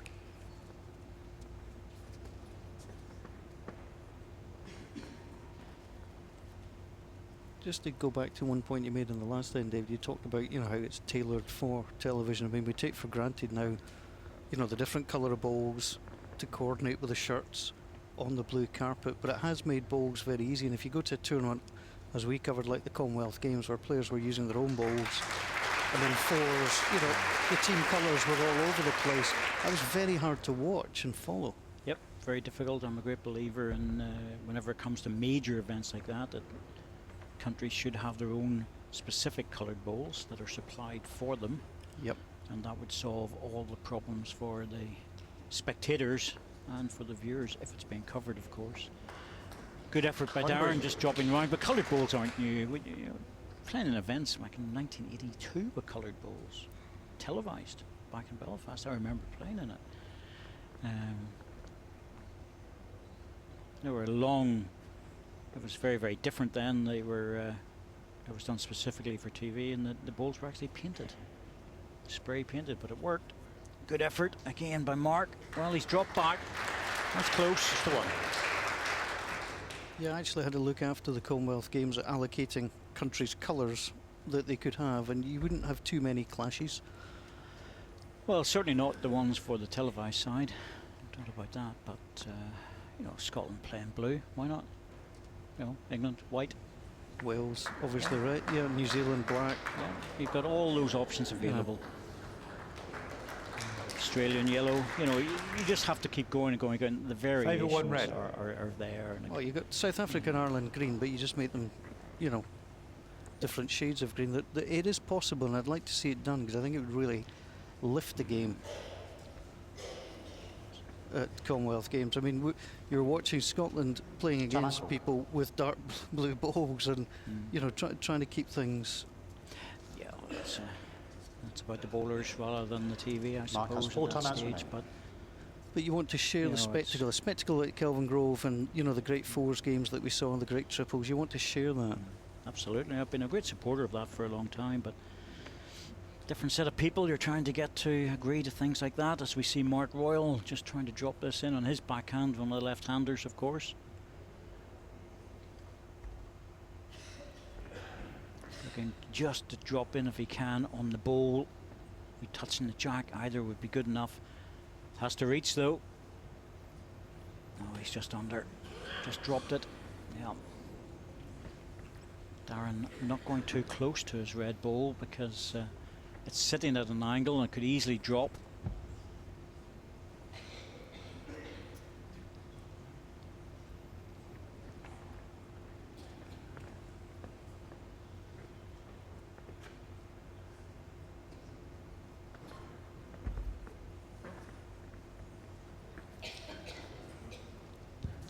Careful forehand shot, just wants to come round.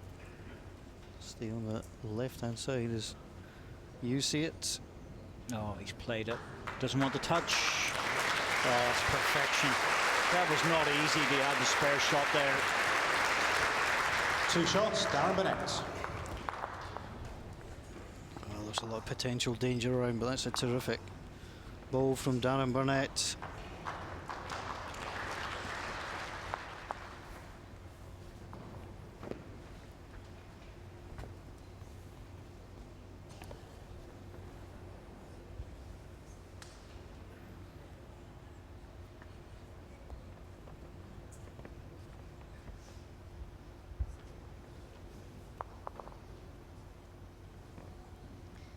Jack fence 29 metres. Oh, jack length again.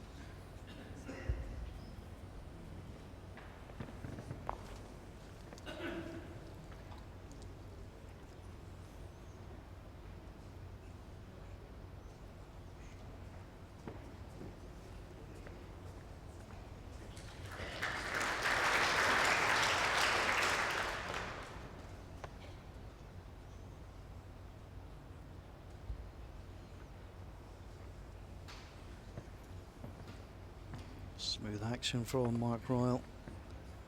Came through against Robert Chisholm. A real old tussle. And then Paul Foster in round 2. And Rob Chisholm's no easy player to beat either. Very, very good player.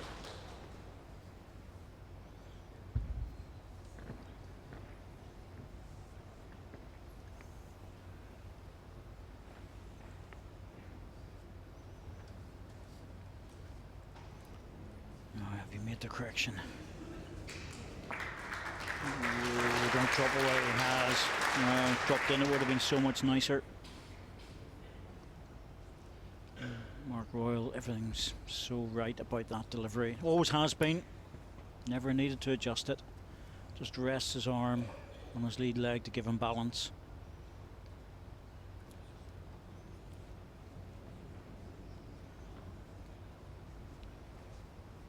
Two red.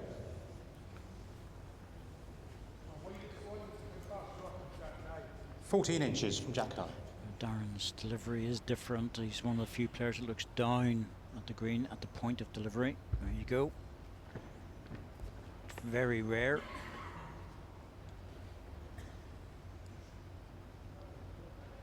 The end result's usually very good. It doesn't really matter what way you deliver, I suppose. That's the way it works.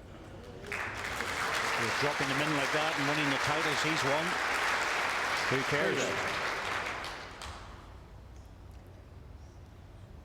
But again, it's always been the same with Darren's, never changed. Mark looking for a little runner, trying to disturb things a little bit. Shake it up. Well, one out all the way through, gives him back position. Red ball's in the ditch, that'll be taken away. Darren Burnett might need to think about this now. Well, he wants to cover deep. And pop another one in. Two red.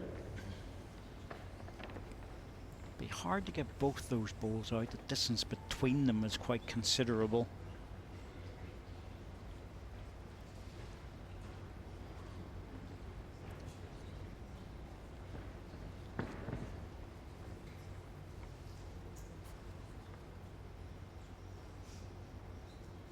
Staying on the backhand.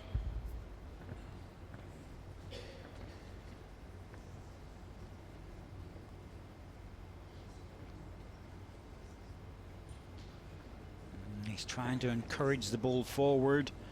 Well, that's not where he wanted. Big slap of the wrist, and understandable because there's no value to that. So Mark Royal should be attacking this. It's either a blocker or dissecting the two green balls. It's a little running shot again.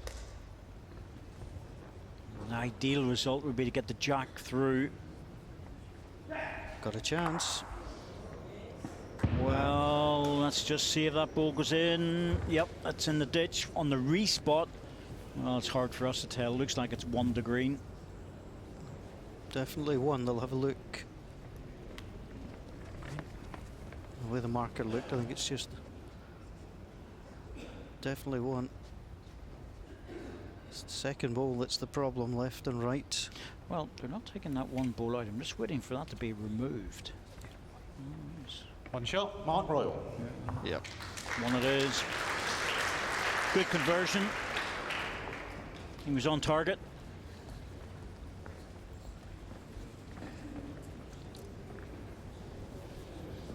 Well, almost a full house here at the Jurors Centre.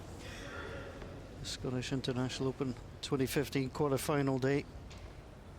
As Mark Royal has taken the mat for a wander.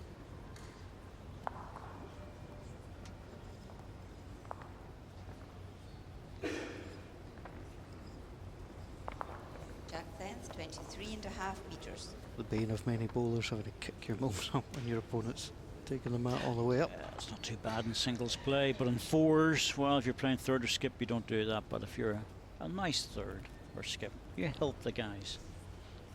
Kick all those 16 balls back all the time. So they say it doesn't annoy them, but we all know it does. Oh, it does. The front end. So.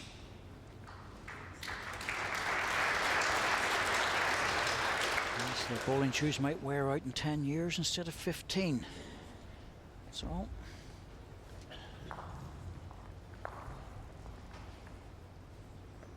Darren Burnett's been playing the full length against Mark Royal. He's gone short, and Darren Burnett says, okay then.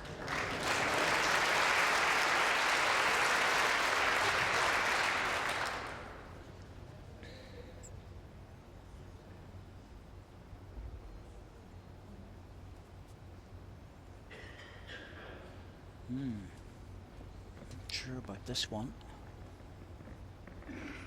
It's coming to a good home. So it's just a little bit over the weight, but beautiful position back there. If your opponent's got one on it, that's where you want to be. The mat's well up the rink, so it's changing the lines a little bit.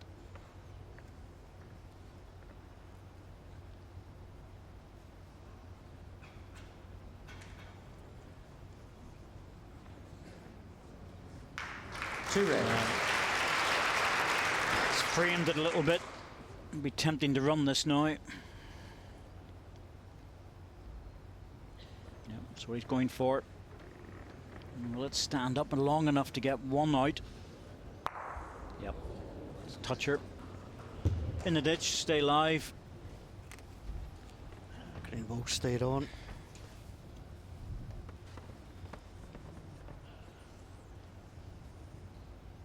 Well, they won't look to try and replace this like for like. They'll try and get this in a better place.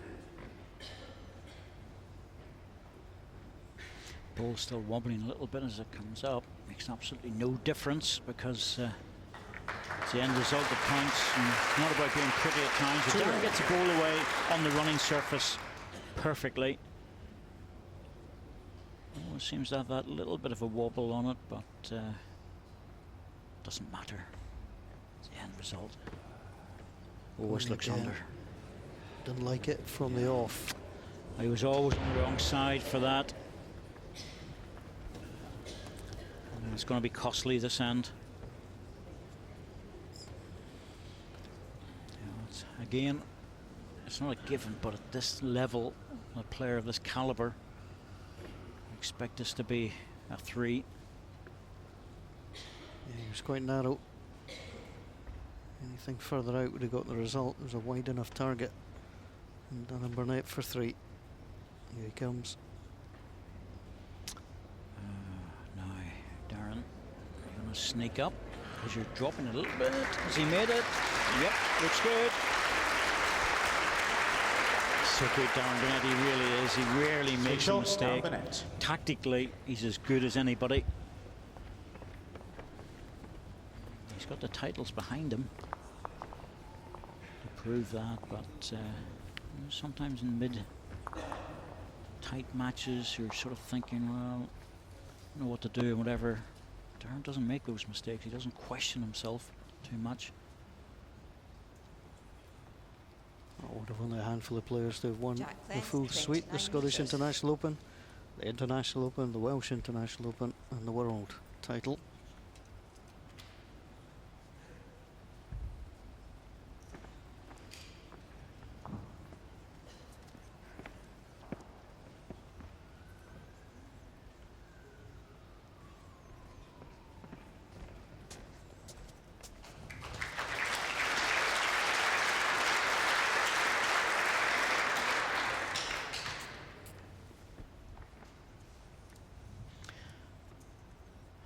See what Mark's going to do with this, because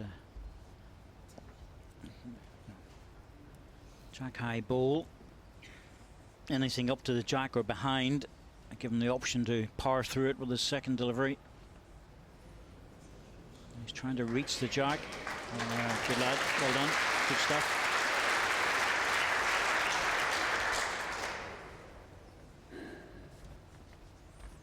I think with Darren also, he's one of the very few players who've got a very tight, favour your red. You know, a full-time professional job outside of bowls and as a policeman, and that's hard. That's difficult to do, and maintain your standard indoor and outdoor, and have a family.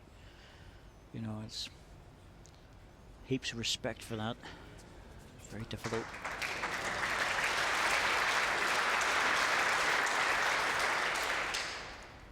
One in a measure.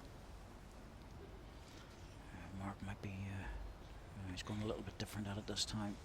Coming in the other side. Again, needs to reach his own ball at the very least. Nothing short in this one. Oh, he's close. Oh, that's brilliant. That is brilliant. So many players have been running down at that, and he's drawn the shot. That's terrific. Food for Darren Burnett's thought here. Half an inch past jack high, yes.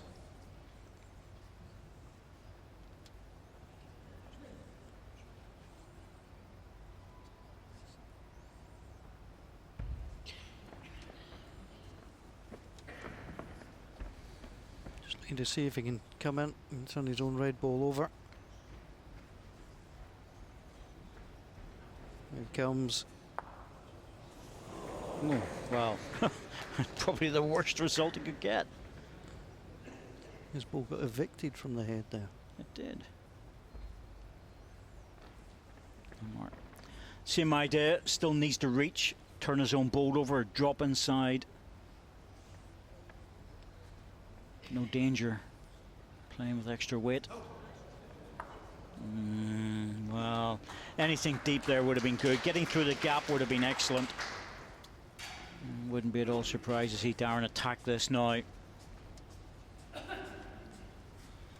He's got 2-second shots by the look of it. Well, just the way it's sitting, you know, he really should be looking to get into that. Now, if he's slightly wide of it, you know, what he's really after is to get that jack right all the way through the head. On the backhand. Well, he's narrowed it. Has he got the weight to hold that line? Starting to work away now. He might have to be lucky. But came out of the hand, and just that's why I was questioning. I didn't think he had the pace to make it. Mark Royal, it's not going to be easy to get a double here. It just looked like it needed another couple of yards on that. A flick off the edge of the ball would have been perfect.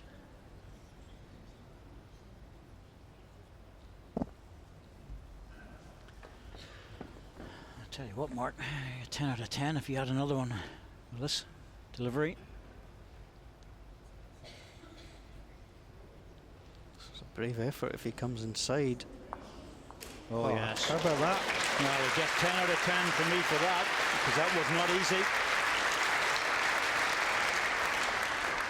2 shots, Mark Royal. Well, there's a perfect example of knowing that you need the shots. You've got to go for it to give yourself a chance. Well, you know, people may think that he was a bit lucky coming off the edge of the ball, but to be absolutely honest with you, that was very brave. It really was brave to play that. He knew he probably needed a 2 at this stage. Darren Burnett even gave that one a little clap, and people say he might think he was lucky coming off the edge, but he wasn't. 27 metres. Set advantage still with Darren Burnett, but Mark Royal hasn't taken the jack as short this time. No. No, that's the sort of shot that belies its difficulty. It really does. The last ball, Mark Royal, for lots of reasons. That's why I like shots like that. They're a bit special.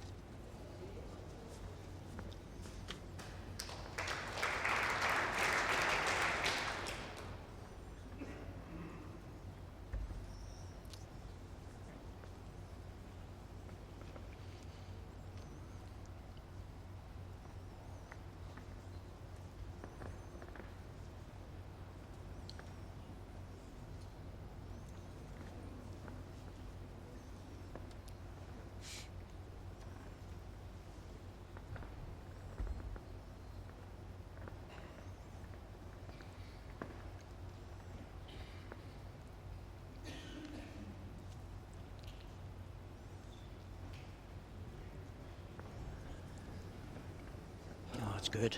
1 green. It's 1 the green, but it's 2 receiving position balls, and you're not going to lose a lot of heavy counts when you can put 2 balls like that. Your first 2 deliveries.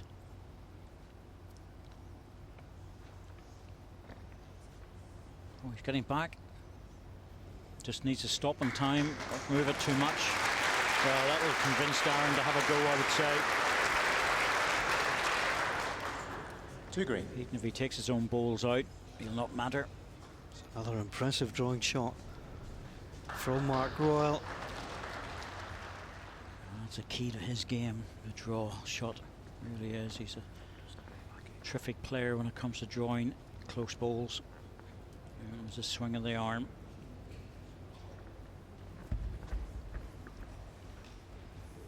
Off he goes, got it.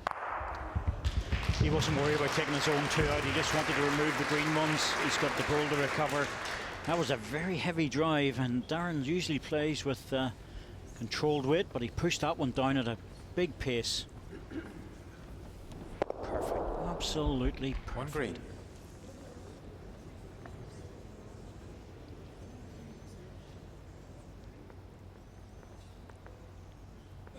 One ball for each player left.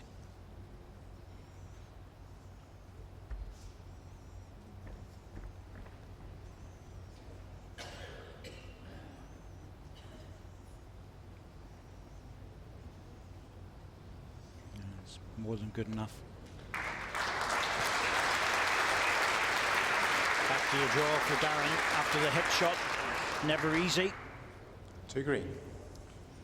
Should make the second easily enough. It's just about the shot, that's all. And he'll be trying to draw the shot with this.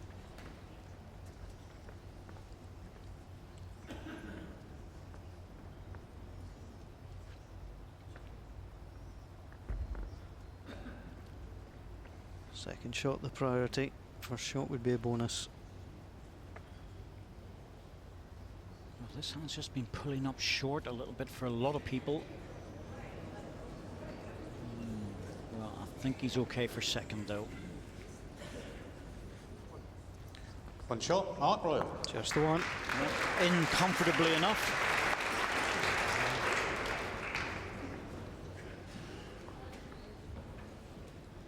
Well, it was 7-2 down. 7-5.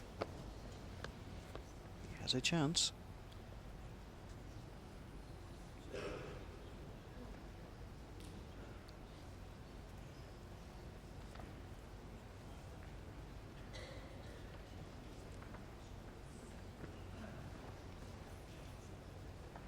Yet to drop a set in the tournament.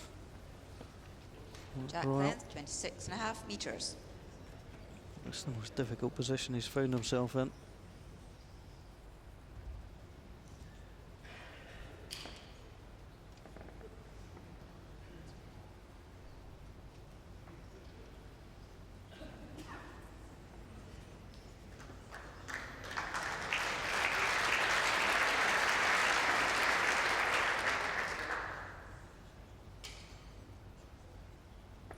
So much damage can be done with those first two balls, and we'll see that in the next game as well with Greg Harlow and Jonathan Ross. Jonathan Ross very good with his first two balls in particular.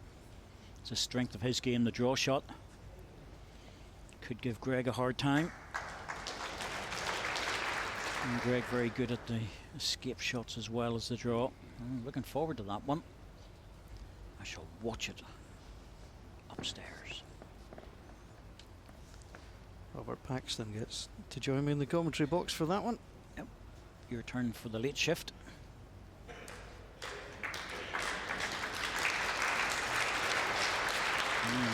Well, Darren.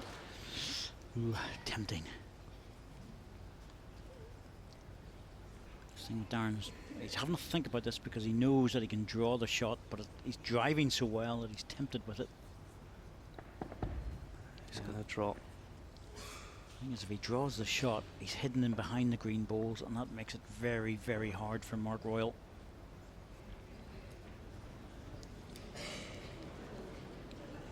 Nope, not going to make it. Just a bit canny. 2 green. That's too big a target for someone like Darren Burnett, so Mark Royal will need one just in behind the jack. He's not worried about scoring 3 at the moment. He's more concerned about getting something out of the set. He would take a double at this stage. Yep, that's what he's looking for, in behind his own green ones. And well, I think Darren will be tempted here. I really do. 3 green. He's such a good striker. He's also got 2 to play, so I think he can afford this.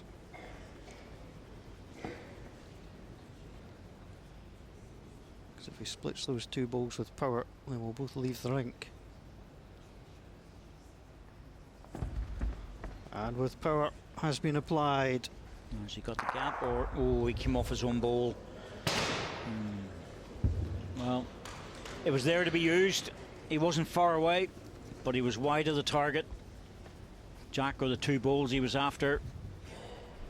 Well, yeah, he's just a ball wide, and on another day you'd take your own ball out and leave that. There's the acknowledgement right away, so he totally agrees with me. Thank goodness for that.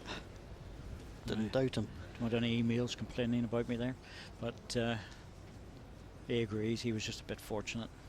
He wasn't far away. Well, all Mark Royal can do is put one close and then hope that Darren Burnett fails. Oh, I'm not sure about this.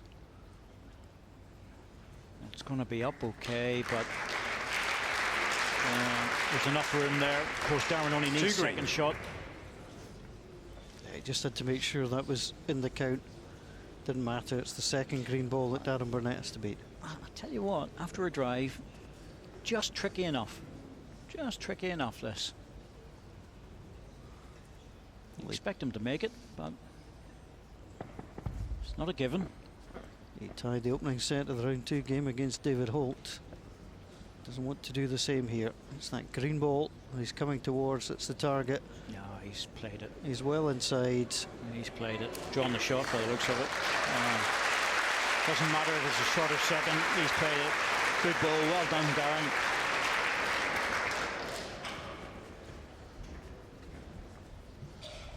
One shot in the first set to Darren Burnett. Got the shot with it. Good drive and draw. Classy stuff. So Mark Royal drops a set for the first time in the tournament. Darren Burnett. Straight sets against Philip last. He had the drawn set against David Holt and then closed out this very comfortably 9-2. He has the advantage. And interestingly, in the last 9 years head-to-head on the World Bowls Tour, Mark Royal and Darren Burnett have played 3 times. Mark Royal has won them all.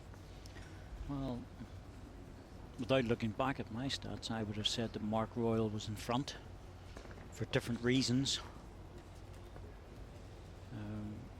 Darren Burnett in particular in the last 18 months, 2 years has been very, very good, very consistent. It's almost like he's got this inner belief as well that he can take on anyone. I expected Philip last game to be a bit better, and Philip just didn't catch it. Davy Holt's always a hard competitor. David from northwest of England, up in Manchester direction, now living in Sydney. Yeah, Darren dropped only 2 ends against Philip last, 2 singles, 1 in each set.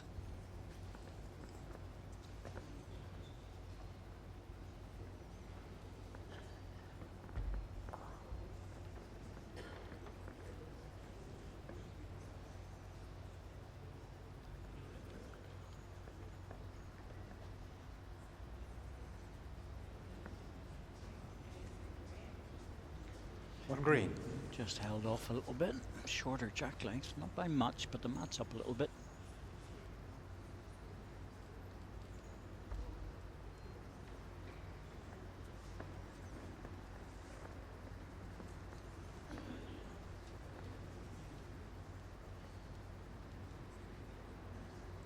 Coming round again. And he comes. 2 green. Definitely 2.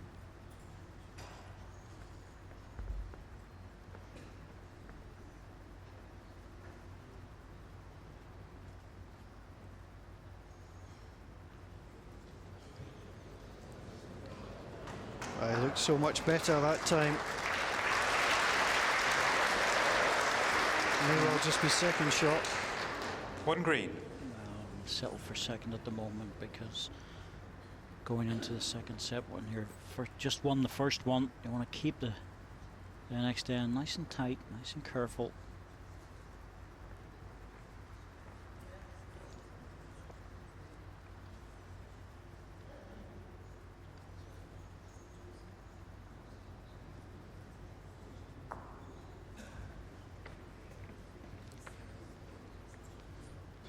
Different now. Has to be careful with this though, he doesn't want to pluck his own ball out.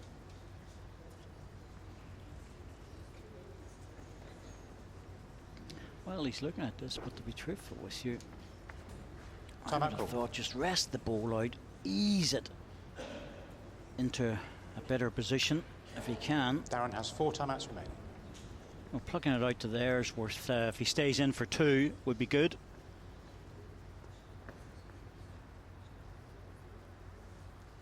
Timeout taken. Oh, he's going stronger at it. I'm a little bit surprised at this.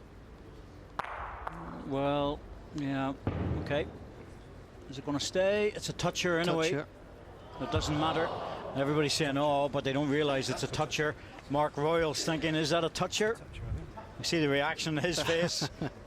Yeah, that's the toucher. Yep, that's and the it's toucher. a shot.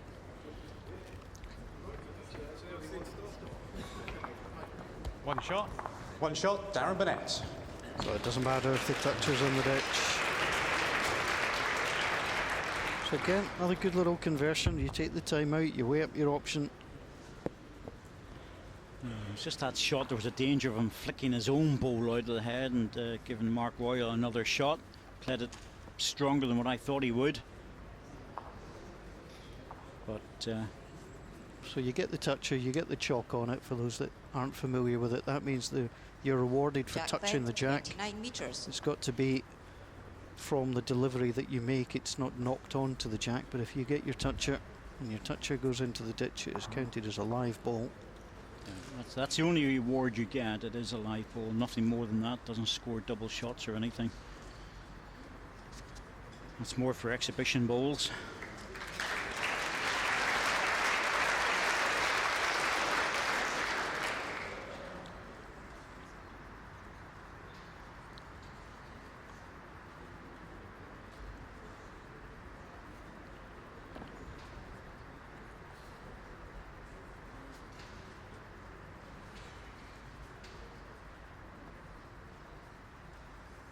This is good as well.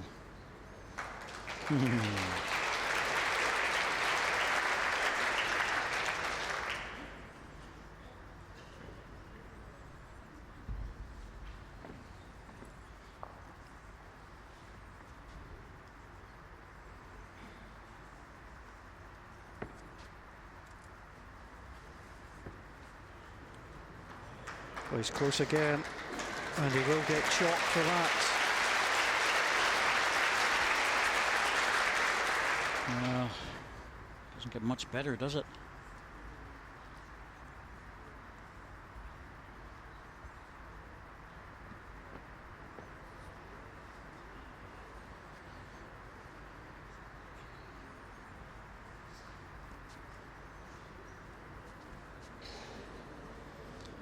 Oh, big effort. Just dropped. 2 red. I'm saying the pressure that Darren Burnett's under when it comes to work and everything else. Mark Royal runs his own bowls business, and of course he's got a family too, and all the commitments that go along with that. So again, he has to work very hard when it comes to his bowling career. Here comes Darren Burnett, slipping through. Yeah, that's sensible. Even if he had dropped into the head and moved the jack back a little bit with that weight, he'd have been quite comfortable with that result as well. Wouldn't be surprised if Mark Royal attacks this.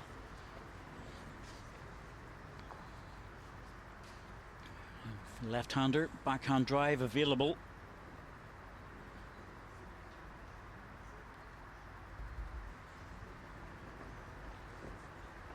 Controlled it, allowing the bias to bring it back. Now he must miss his front one. Well, yeah, I think the problem for me was that if he got the front one, that's exactly what would happen. He was after the other side. Still, good result. Brought it out into the open, and he has got the last ball. Yeah, It's brought it to the wrong side. If it had got the other bowl, the jack was going to the other side of the rink, and that would have been much better. Well, he thought he got a better result. So, always hard to get the draw. Jack's off centre. I expect this one to be pretty close. Of course, we said that in the last match. Here it comes. Looks like it's in. 3 red. But well, Darren's dropped that short as well. I just wonder, when you go out there, is it just that much heavier? It's quite possible. So there's 3 against him. I think he's good with this. Good line. Oh, perfect. Picks up the jack as a bonus.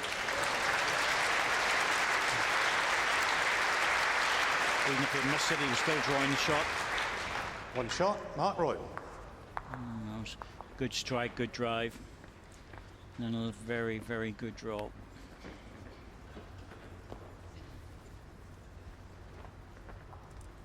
It's a set that Mark Royal has to win. So good way to get on the card.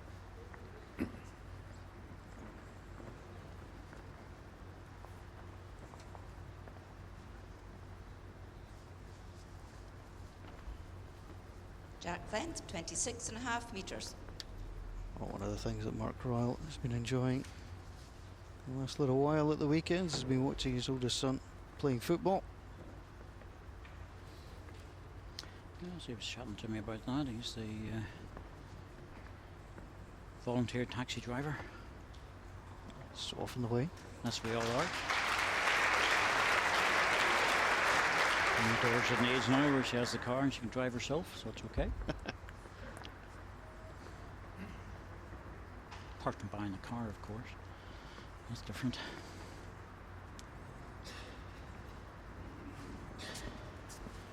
Ooh, most unlike Darren, the first ball.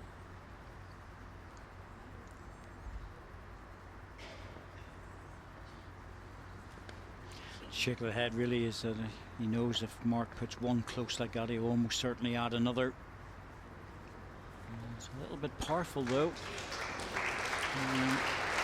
Touching the jack. I wouldn't have expected to get this much room.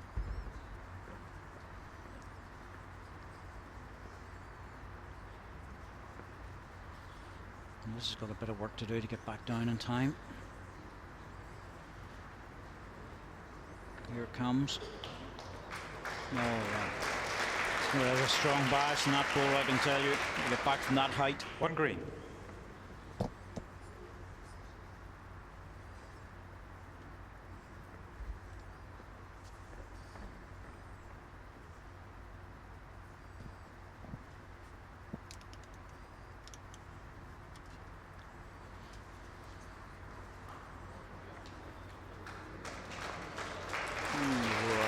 Well, he's held in. I thought he might have dropped that other ball away.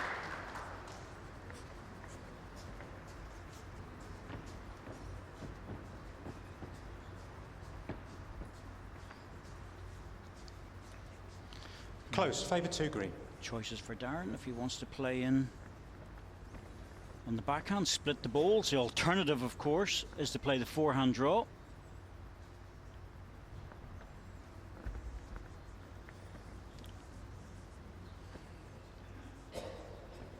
Looking for the split, got the front ball. We've got a good result there. With the jack coming forward, moving out to the side. Pretty much on target. Didn't get what he was really looking for. The 2 balls to be removed, but did it in a different way with the jack bouncing. 1 red. But again, in the area for what he was looking for. Never too far away, Darren, with those shots.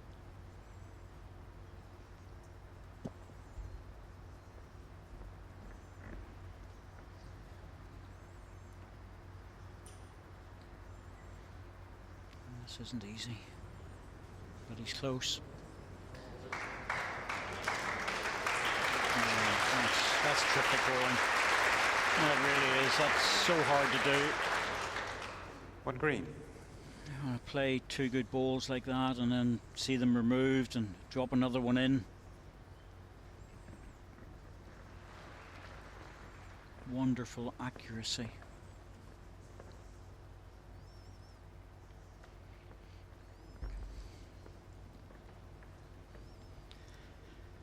Right, Darren, slightly inside the line. Try and draw across the green ball if you can. It's holding out though. Just falling in behind. One shot, Mark Royal. A bit slow to get back there.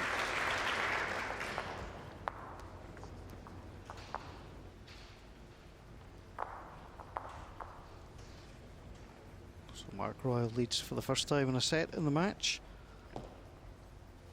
3 singles to open the ends. Darren Burnett with the first. Mark Royal back to back. Ends from there.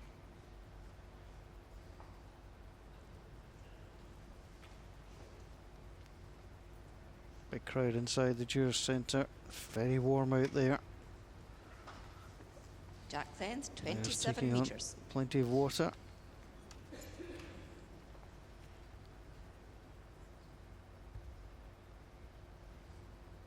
Yes, bearing in mind that just within a few yards we've got a nice rink.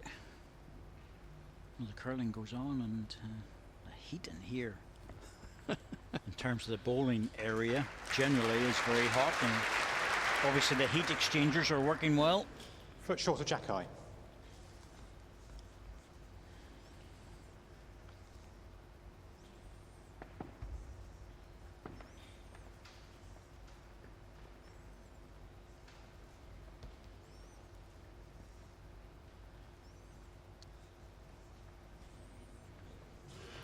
All the way around it comes. That's the shot.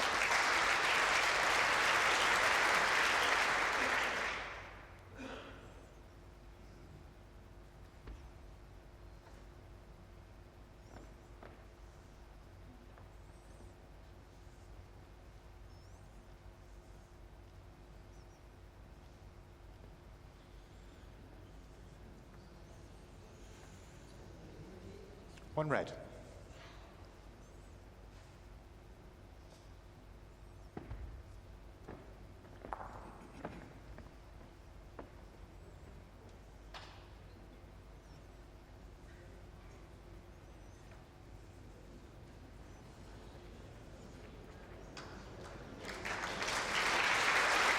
Good follow-up. 2 red.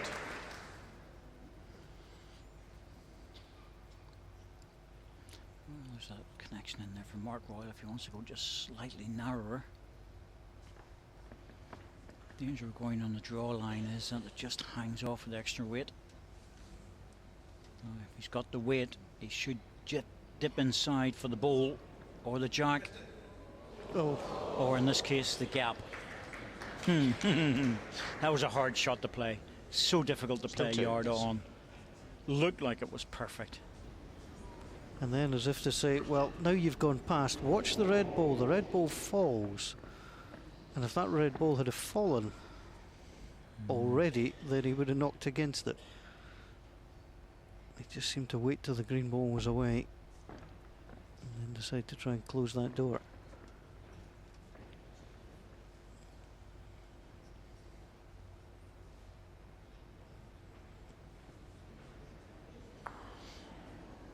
Doesn't really change anything. That was always in a good position, that green ball.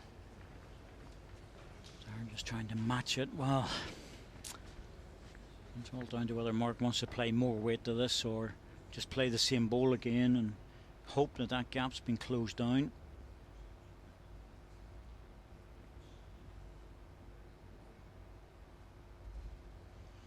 Trying for the same shot again. It's difficult, it really is, but he's giving it a good go. Oh, he's close, surely this time. Got it this time and made a two out of it. Beautifully done from Mark Royal. Lovely shots. Kept the faith. 2 green. Got his rewards. Well, that is tough. That really is a tough shot to play on the portable rink. You ask any of the top players, how easy it is to play a yard to 2 yards on. The draw jacks through and they'll tell you it's a low percentage shot. Darren attacking.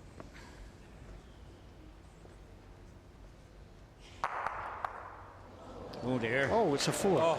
It's a 4. Well, if you had a shot of the day for the worst result, that's got to be it. There are few more frustrating things in bowls than handing your opponent shots, but to do it when you had 4 shots, Mark 3 Royal. bowls so close. Take all 3 of his own out, just seemed impossible. Darren Burnett, Darren Brown. Oh, that was more dear, dear. A magical mystery.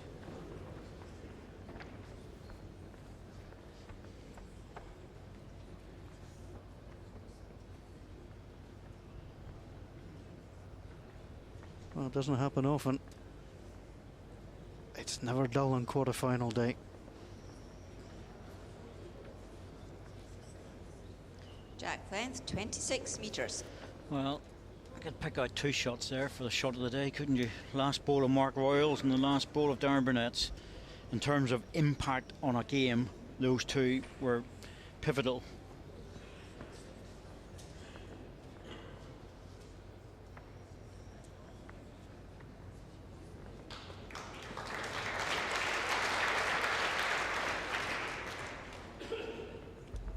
It has changed the complexion of the second set.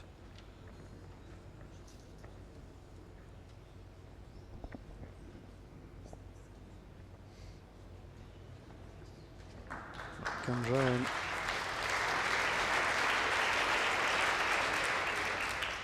Yeah, when we talk about the shot of the day, it tends to be a really positive, you know, superbly played, but if you look at the impact, that's just such a massive impact on this game. It's an incredible turnaround. It really is. You know, to have 3 balls so close to take them all out is, well, it's almost criminal to do that. No offence, Darren. But we were mugged on that end. Not only to take the 3 out, but for your own one, then not to even stay as a result of the connection. We'll see what effect it has on this match, because you know, 4-1, if you'd have missed it, wasn't a disaster. 6-1, well, that's a whole lot different. Still, good first ball from Darren Burnett and a decent second one to follow it. Players are so good about putting away the disappointment of the previous end.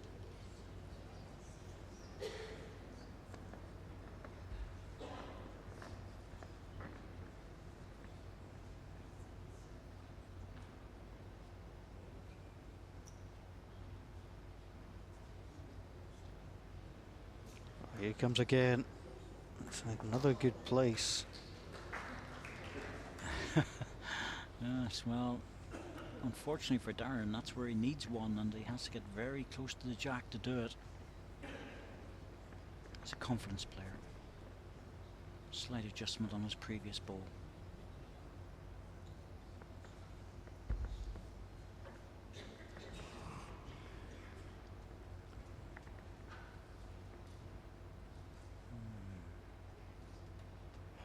Just watching to see if he can get just onto the jack and past it. No, gently, gently. He has, he's made it. I'm just saying gently because I thought he was going to bend in and fall back on the jack. Oh, it's a brilliant ball. It really is. Make up Mark Royal's mind. Just watch this ball. Yep, just got a little wiggle there. Almost like it was going over the seam of the carpet. Mark Royal should be attacking this. He is. Furman with a running shot. Oh, it's got to be under. It's thin. It held up for a moment or two, but you can see it drifting away. Well, Darren, you have to be very careful about this, because any touch on the line ball and it'll drop back and give the jack to the green ball. Needs to get the jack on the green side, if you like. On the front side, he can't, as you say, afford to come round off his own. Even the backhand's not clever either.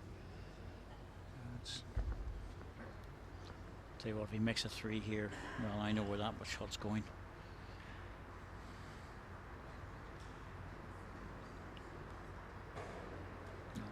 He has to be careful, and he has been, albeit he got within about 10 or 12 inches of it. Really good effort. 2 shots, Darren Burnett.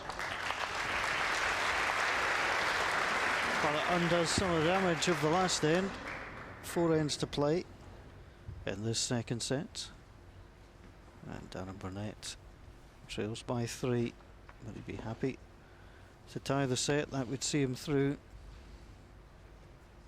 These two players 3 times in the last 9 years. Mark Royal winning in the International Open, round 1, back in 2006.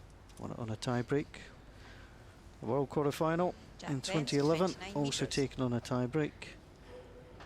And the last time these gentlemen met on the World Bowls Tour, semi-final of the Welsh. First set tied 8 apiece. The second set won by Mark Royal 7-4. And Mark Royal went on to take that title. Yes, the dates of those clashes are critical in many ways. Mark was really flying high, especially in Wales. He did very well in Wales, always played good bowls down there. Bit of a bogey tournament for some players, and other players just happen to enjoy it immensely. Simon Skilton was another one, did well down in South Wales. International Open, forwards the Grand Prix.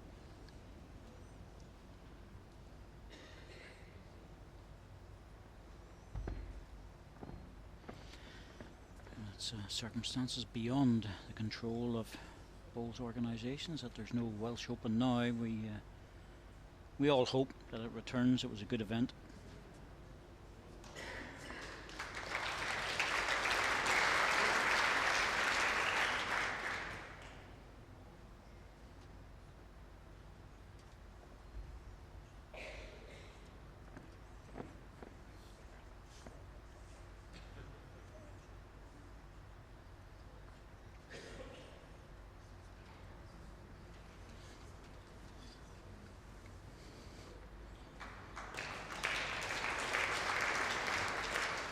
One red.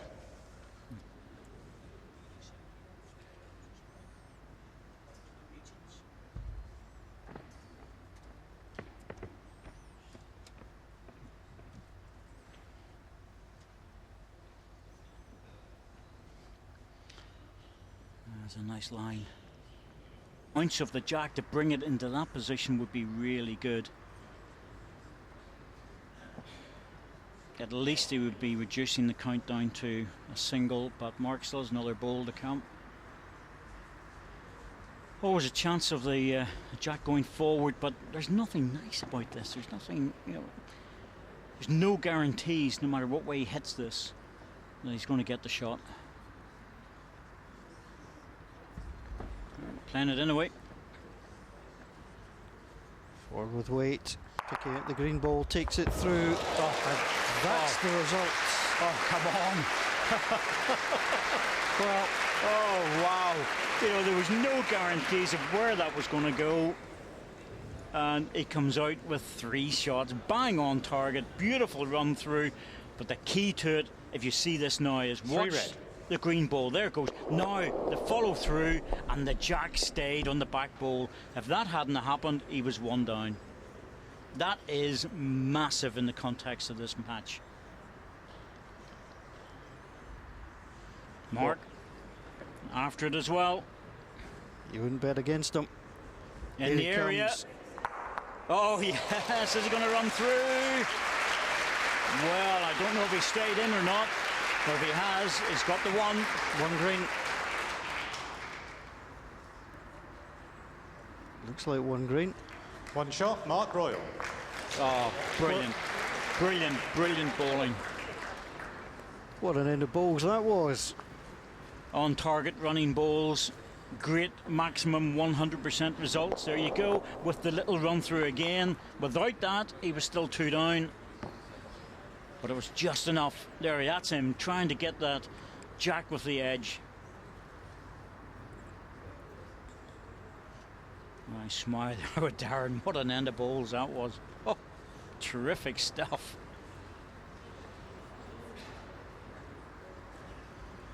Well, 3 ends to go. Jack Still Lenz, no guarantee of a 25.5 tie break, meters. but the quality is fantastic.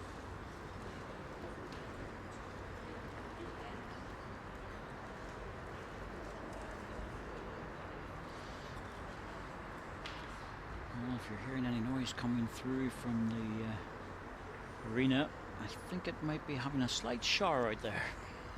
Yes, I think Abigail has arrived. Yes, and I'll tell you what, it certainly sounds with arrived with an impact as well. We can hear it in here. 3 inches past. It's almost soundproofed in here. Of course, they've decided to name all the storms. Abigail is the lucky name that we've come up with for this one. Well, it's that time of year, isn't it? We expect a bit of rain, even in Perth. I have to say, living in Scotland, there's not a time of year we don't expect a little bit of rain. No, tell me about it. We're right beside you. We know the feeling.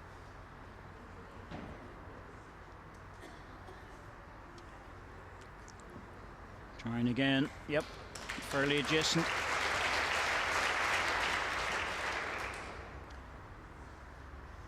Oh, you've got to love matches like this. You really do.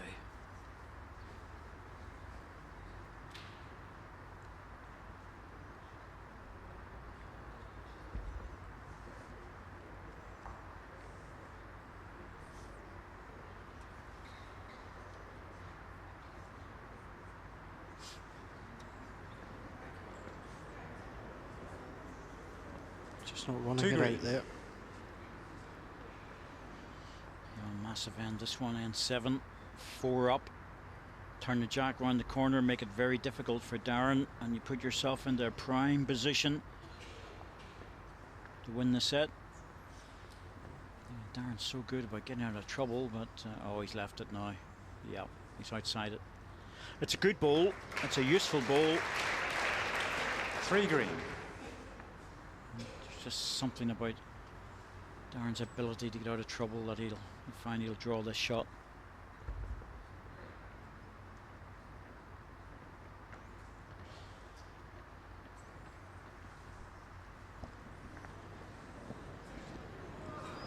Well, the crowd are urging it on. It needs all the help it can get. It's going to a similar place.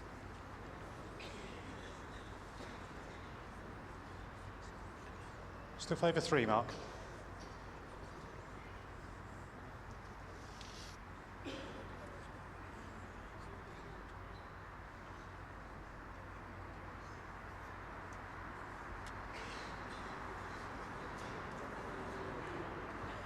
Another chance for Mark Royal to close this down. Now he's got a chance for this one to turn the jack now, will it? Oh, that's going through. Not even sure that's counting, to be honest. He had a lovely weight for the job, just missed it by a fraction.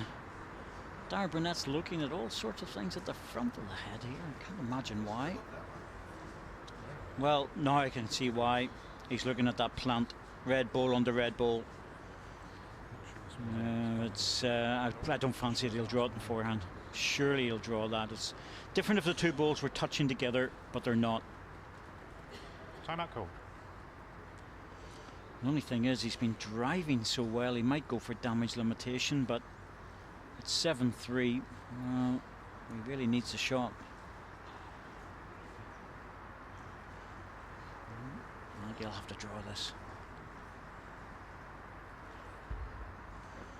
Yep, I think that's the right shot to play.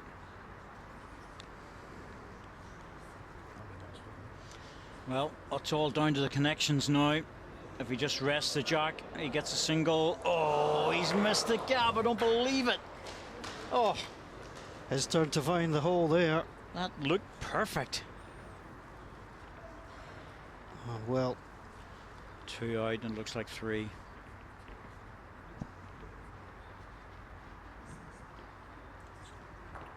Three shots. Mark Royal. Well, set over, pretty much. Any touch on the jack of the bowl there would have been enough to stop him. Dear oh dear, was the right shot, Darren. you know, and you looked like you'd played it perfectly. Made sure you were arriving, made sure you were on the right line. Well, it's the difference between 7-4 and 10-3. Tie-break looming. Jack length 27 metres.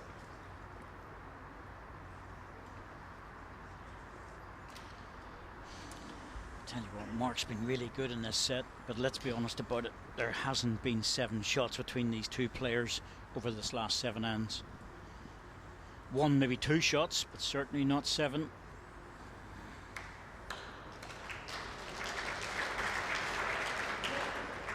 Oh, when this goes into tie-break mode, it's going to go up a level, I can assure you.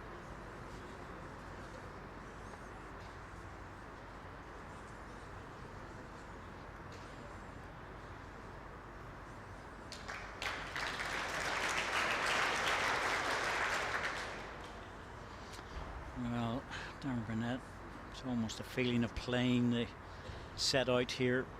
Needs 3 to give himself a chance of 4 in the last end, and you just don't think that's going to happen. Almost got that startled look, hasn't he? Mark Roy.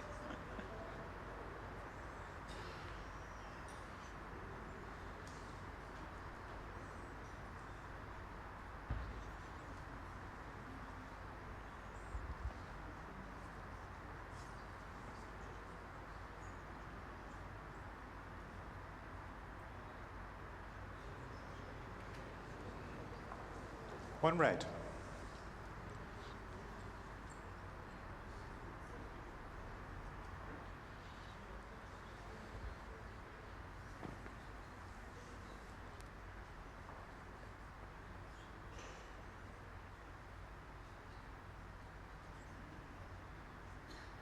Well, it's not Mark Royal's best end.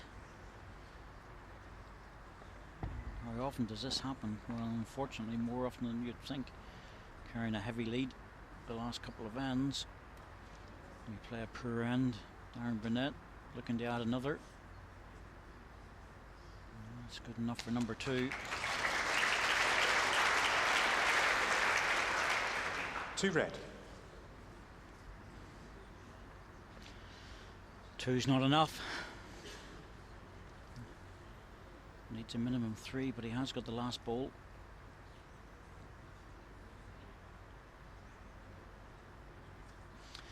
He's probably tempted to have a go at this because of the way the head is sitting. He's got a pretty good target to aim at. He's got 2/3 shots, but he's been playing this hand well with just an arriving draw. Very little danger. Get on the scoreboard. Got it away nice and gentle. Now, will he get back in time? If he gets back in time, he's certainly going to change the whole head. Yeah, that's a great ball. That's a great draw, really is. It's an overused term at times, calling something a great ball, but that is a really good one.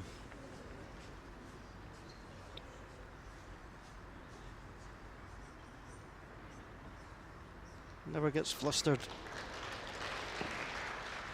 Kept his cool.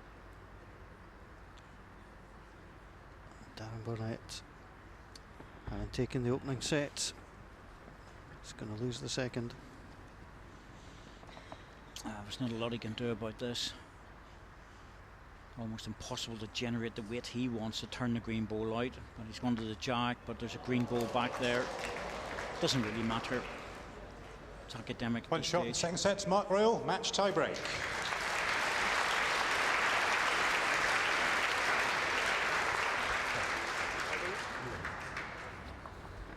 So Mark Royal. Darren won the toss and given the jack to Mark in the first end. Picks up the single and sees off Darren Burnett in the second set. Again, the scoreline doesn't tell you the story. Mark Royal, Darren Burnett tied at 1 set apiece, and for a place in the semi-final we go to a tie-break.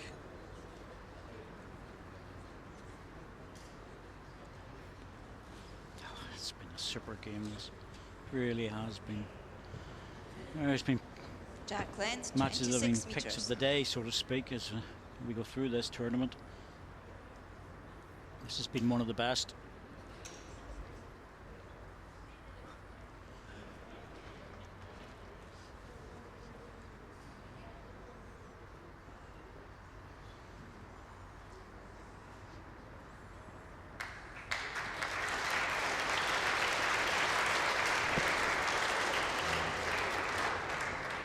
Three in tie break, single shot per end.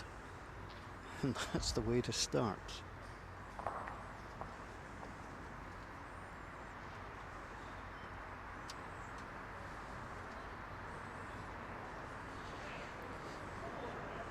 That's a good reply.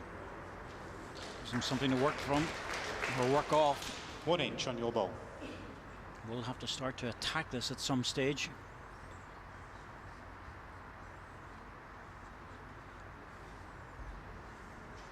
Two of the last three meetings have gone to tie breaks. Mark Royal has won both, and both by 2-0.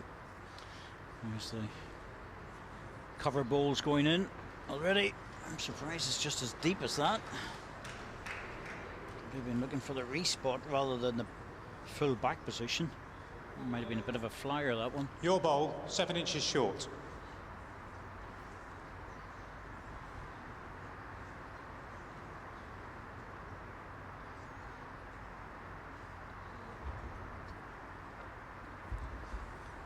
Try to drive this off. Get a connection on the jack. Needs to move it somehow. And somehow it just goes down the side. Well, yes, it was a pretty horrible gap to make. You know, edge of the red ball would have taken the green one out. Didn't really matter. I'd have been happy enough with that.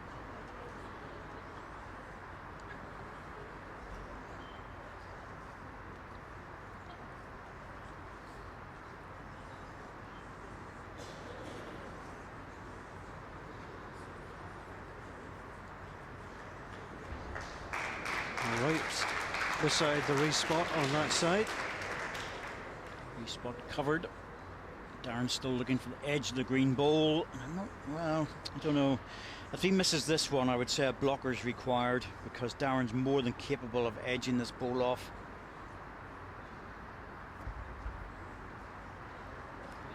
Here he comes again. He's interested, and that's why. Oh, he's followed it in all the way. It didn't go to the respot. Wow. He jammed it against the ball, and it's gone in all the way. Now he's very, very good strike. He's a toucher, and he'll stay there. That was maximum result to follow that through. Oh, 1 red. Could easily have bounced off the green one at the back. Bang on target. Absolutely middled the jack. No guarantees that things go through whenever you hit one like that. But then he was desperately unlucky with the previous one, so. Timeout called. Timeout called. So Mark Royal with his first ball, an inch behind the jack, exactly where you want to be. Oh, this is an Mark has 3 timeouts disaster in terms of trying to get to it. Nothing on the narrow side. There's no chance of playing it on the narrow side. He has to go opposite side and hope to sneak past his own ball. Probably 2 feet, 2.5 feet. Left hand, it's his forehand.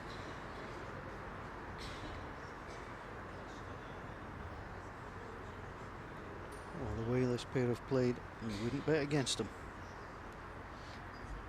Well, he has to give it a chance. There's no point in being short. Oh, this looks heavy. Well, his opponent is looking at it and expecting it to drop in the ditch. It is heavy. Wasn't that much. Give it a go. Didn't come back anywhere near as much as he probably thought it would. First end, Darren Burnett. Well, after the perfect opening ball to a tie-break end, Mark Royal was undone by the perfect driving ball from Darren Burnett. It's advantage to the Scot. He lost the last 2 tie-breaks against Mark Royal to 0. Did you give it to me? Or not?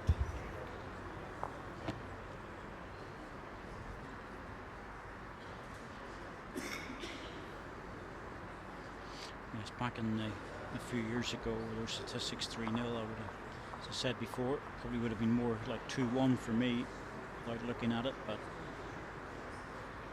since then Darren Burnett's really been playing super stuff, and that's reflected in his World Championships successes and Commonwealth Games. And 29 metres. Although he's always been picking up titles.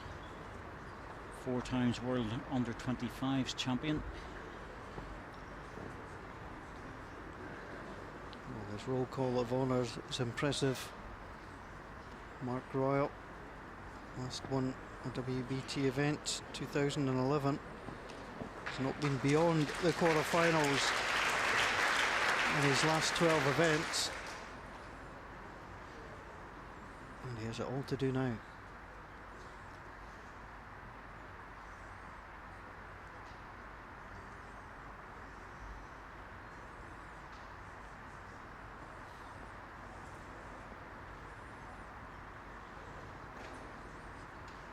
Good line.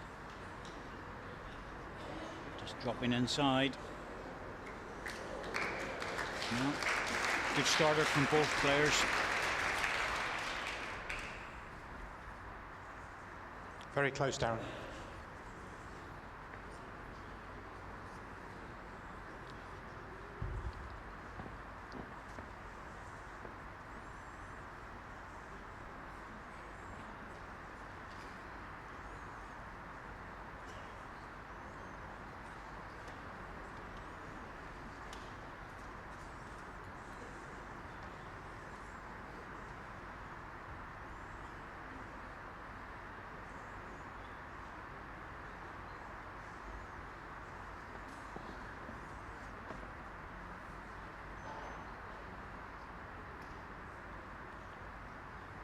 Out on the line again. And again, he looks like he's dipping inside the ball nicely, and he has. There it comes. Well, that will change Darren Burnett.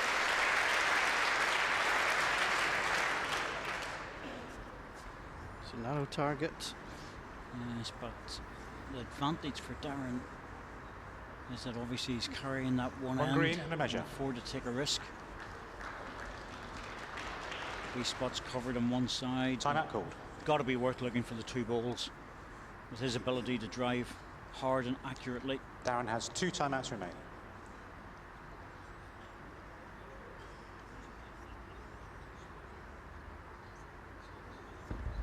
Going for the 2 balls. Wants to leave the jack or bring it. Oh, wow. No, that's okay. You know, that was the other option. Bounce the jack out into the respot. Bit of a distance though. And Mark Royal does have 2 bites at it. Well, Mark Royal would have been relieved when he saw the jack being connected that it wasn't chased into the ditch like last time. Well, that and also that the 2 green balls didn't disappear. A whole lot harder to draw within a foot. Now he's got a probably 3.5 feet all around the jack.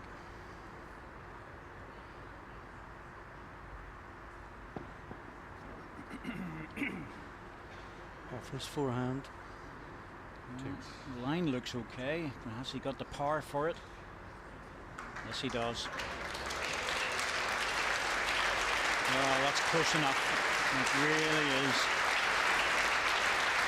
And Darren Burnett, well, 1 green. Just see how far away that ball is.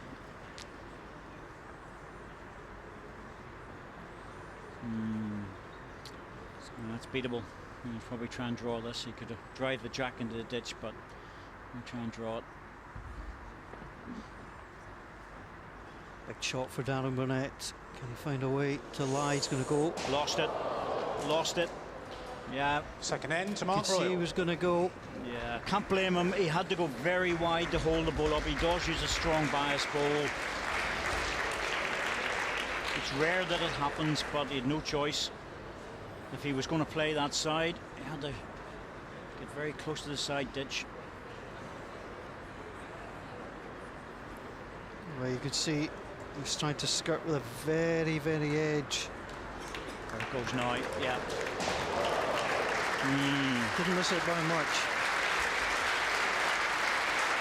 It's annoying because, you know, just with his reaction there, he probably thought he was close. That's all, and You always like to see at the other end what happens, but that's one of the problems with any single rink match. Well then, winner takes all.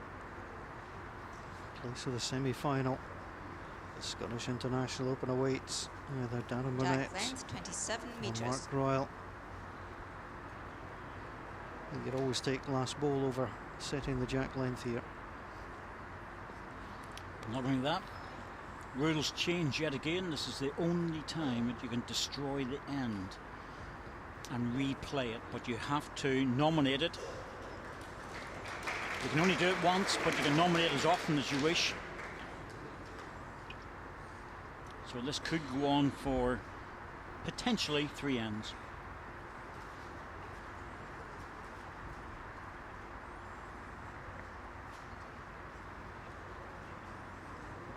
Looking to run this out. This is a great opening ball from Darren Burnett.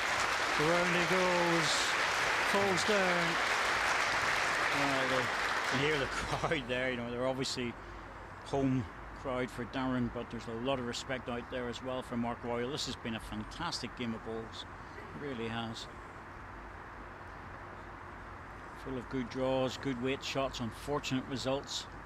The odd fortunate result as well. He's not up with this one though. Well, they'd like that one back. He certainly would. 3 inches. The last place you want to be in the last end of a tie-break is right in front of the jack, just in case you have to drive your way out of trouble. That was perfect protection for Darren, who'll not want to leave anything, so he's going to come round, match up with the green ball, come behind it. Well, oh well, 2 red. Falls the other side. 3 or 4 inches away. It's a very good single shot at this stage in the match. It's beatable, but goodness me, it takes a special ball to beat it. Mark Royal will want to do it with this one. I don't think he's reaching. Well, he's asking it to hold. Oh, I just thought it was always on the short side. Well, Some effort, mind you, some effort. yeah, but there's not going to be a destroyed end here. There's no way to drive the jack now, the way those balls are sitting. Mark Royal's going to be forced into trying to draw this. Are you tempted, if you're Dan Burnett, to drop one short in Mark Royal's hand, force him onto the other hand? Trouble is, you could play it both ways. That's the problem. You know, it's even if he drops this one in, Mark Royal can play it on the other side and drop his green ball down. I think he's trying to get one right on it, but is he going to leave a shoulder? Dear. Well, don't think Mark Royal is going to try and chip the ball out. Timeout call. And that ball might just be enough behind Jack High to stop the shoulder working perfectly. Even if he rested against it and fell, might not be enough. Here's Mark Royal. His last ball at the end.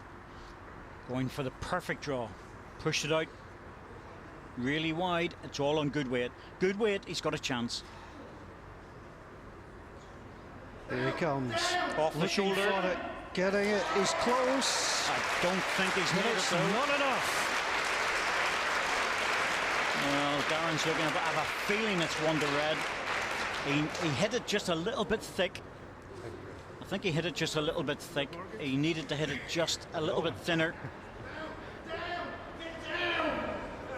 Yeah, a little bit thinner, and he was definitely coming in off the back ball.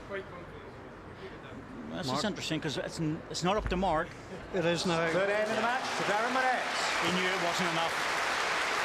Good sportsmanship, that I can tell you. Don't often see that at any level, except the very top professionals. What a match between Darren Burnett and Mark Royal. Top class bowling, top class result for Darren Burnett. He's the highest seed left in the tournament, and he's in the semi-final.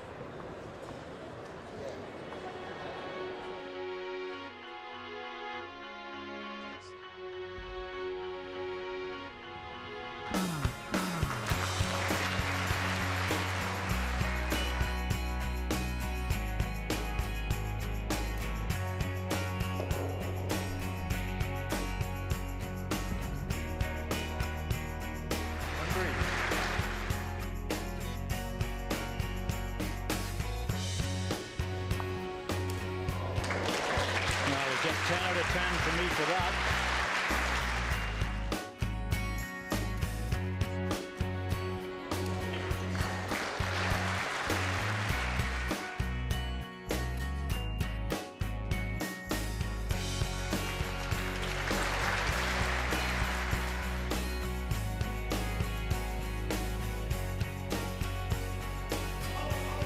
Got it this time and made a two out of it. Beautifully done.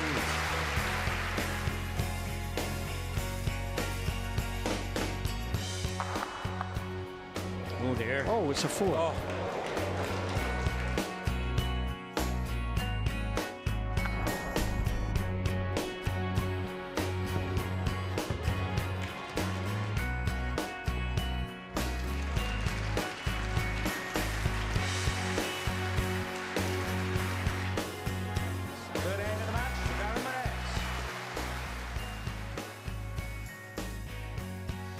Well, it was a great match, there's no doubt about that, going all the way to the last ball. As we saw with Darren Burnett, though, won the first set 8-5. Second set, 11-3 down. Ends one, very little between them. Total shots scored again, Mark Royal, due to the second set. Touchers nothing in it. It was a fantastic game, there's no doubt about that. And great sportsmanship at the end as well, I have to say, by Mark Royal to concede that because he didn't have to. But that's typical of these players at this level. Yes, there's quite a bit of a buzz in the hall here at the Jurors Centre in Perth after that match. An incredible match, all come down to the very last bowl. And Darren Burnett is through to the last four of the Scottish International Open. Hard work, Darren, today, not half. Oh, absolutely. It was always going to be hard work. Mark's been playing great bowls in this tournament. I've been watching some of his games, and you know he's back to top form. And when he's at top form, he's really hard to beat. Very consistent, and I just had to dig in. He did have to dig in because you were super consistent today. You must have been very happy the way you were playing. Yeah, I was really happy with the way I played. I think early on in the match I probably ran too much. It's not really my style. And then I decided halfway through the first set I'm going to try and improve and draw a bit. And I was certainly happy with the way I played, yes. Well, let's talk about your draw, because I think, well, in the set 2, this is N4, your fourth bowl, which is a very important bowl for you. Let's talk us through that one. Very nice it was indeed. That's right, I just missed with the third bowl, and it's a really, really tough shot to tickle the jack, and I got it absolutely perfect, and that put Darren under a lot of pressure. Hard for you to watch that, because it was a nice one. Yeah, absolutely. He wasn't far away the ball before, so I thought he may get it, and he put me under a lot of pressure there at that end. Yes, his line and length was absolutely lovely. You had to play a big shot, and it ended up being fairly disastrous for you. Yeah, I mean, it did. It was the same end Mark turned the jack. You know, I could have just tried to touch it, but it's really hard on the carpet, so I went bigger and I managed to take 4 red balls out, which was quite good, really, yeah. Mark, you must have thought, my goodness, you weren't expecting that. You were sitting lying 2, you ended up lying 4 at the end of that, a full house. That's right, yeah, I was happy to get the 2, but I don't think Darren missed a fire the whole match. You know, I feel battered and bruised after all that, but you know, congratulations to him. He's a wonderful player, and he plays all the shots. He does play all the shots, and probably the most important thing is when you go into the tie-break, Darren, is to try and get that first end and put the pressure on your opponent, and you certainly played one of the big shots in that to win it. Yeah, I mean, absolutely. Mark played a fantastic first ball, back toucher, you know, and the connection was unreal. I thought he was going to the respot. I don't know how the jack and ball ended up going the same place, but, you know, 1 in a million, really. 1 in a million, a tough one for you. I mean, taking that jack, following it into the ditch as well, lie shot, that's hard to bear. Oh, heartbreaking that was. I didn't think I could play up the ditch side and hold up, to be honest, and then it was a tricky shot trying to play the other hand, and yeah, I think it went in the worst possible place. Yeah, it went in the worst possible place, and there's no doubt about it, and it was certainly very tough for you to take. You were saying you're feeling a bit bruised and battered at the end there, but tremendous sportsmanship for this fella at the end. Could have gone to a measure, and he decided that no, it's not worth it. It's just it's your match, and fantastic. Yeah, no, absolutely. He had a fantastic last effort. You know, you're talking about millimetres really, and I had to ask Dan, the marker, if he was putting his mortgage on me lying, because I had a boat to come, but you know, I just got, you know, that was what was in the game, millimetres really. It was millimetres. It was a fantastic match. Mark Roy, you've been sensational this week. It's great to see you back here. It's great to see you playing great bowls. It's great to see you smiling again as well. You've been fantastic. But Darren Burnett, congratulations to you through to the semi-final of the Scottish International Open. Well done.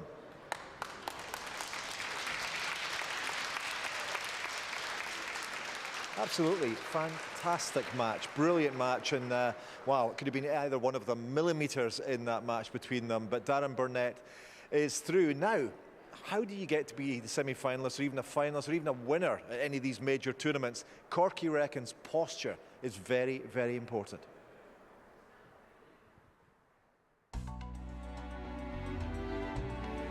For this masterclass, I want to look at people who have slight injuries, that is a knee injury or a hip injury, possibly even a back injury, which of course in the UK we have a lot of those problems. But what you want to do is not fight your way through it, not put yourself through that pain barrier. Use a static stance. Just bring your knee out like that, hand on it, first leg forward, lock it in solid, and just use your arm. Just like that. That way it's a single movement, very straightforward. You don't have to worry about putting pressure on your knee too much or your back. And it may look strange for some people, but believe it or not, it works very, very well. The second bit I want to discuss is about how to actually get consistency whenever you're coming off the mat at the other end of the rink. Stepping out your foot. On the delivery, first point, foot goes out. Now that's your mark, that's your consistent mark.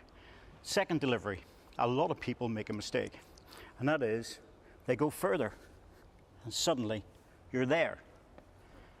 The next delivery, quite often, same bowl, still trying to draw, got the delivery, step out, and they go short.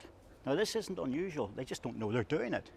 Fourth delivery, they think, right, okay, a little bit inconsistent up there, there's something not right, I'll stretch a bit further. On the delivery, step out, and suddenly that's your mark. Now, that 8 to 10 inches from your foot transfers up to the rink, and it can be as much as 3 and 4 feet with 3 or 4 different bowls. You have to get the start right. Get the consistency. The way to do that, get down to practice. A little chalk mark will do the same thing. Don't need to use a coin. Just try and get it to be consistent. You will take the benefit of it later on. So that's all there is to it. I don't know if you can hear Hurricane Abigail. It appears she has arrived in Perth, and I'm very delighted, we all are, that we're inside. The noise on the roof is unbelievable, biblical even. So now we know Jason Greenslade, Stuart Anderson and Darren Burnett are through to the semi-final of this competition. It'll be either Johnny Ross or Greg Harlow that join them. Well, this is new territory for Jonathan Ross. He's never been beyond the second round of the Scottish International Open before. In fact, he's never actually won an event on the World Bowls Tour. But the Northern Irishman now living in Paisley does have the talent to win his first tour title, and it shouldn't be too far away. It's now 7 years since Greg Harlow tasted success here in Perth, and 5 since he stood on top of the world. But the City of Ely bowler has been pretty impressive this week, knocking 6-time world champion Alex Marshall out of the tournament. So he's won lots of titles, but his memory of them isn't too good.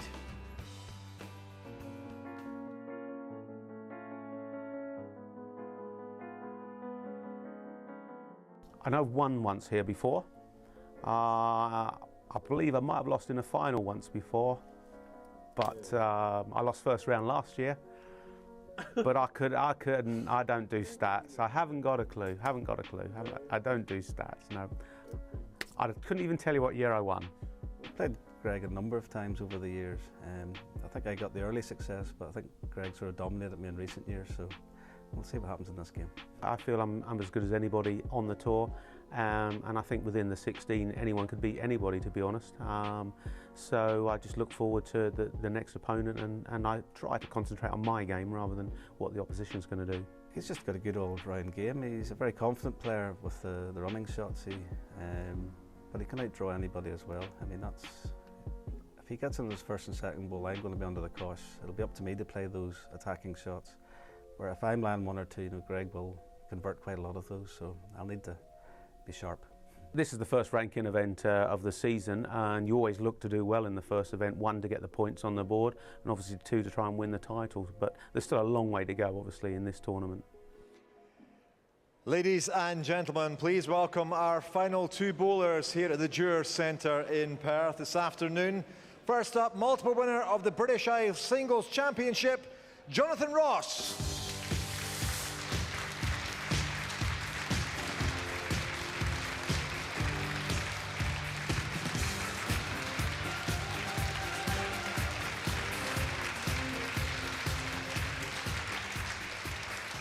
And playing Jonathan this afternoon, former Scottish International Open and World Champion, Greg Harlow.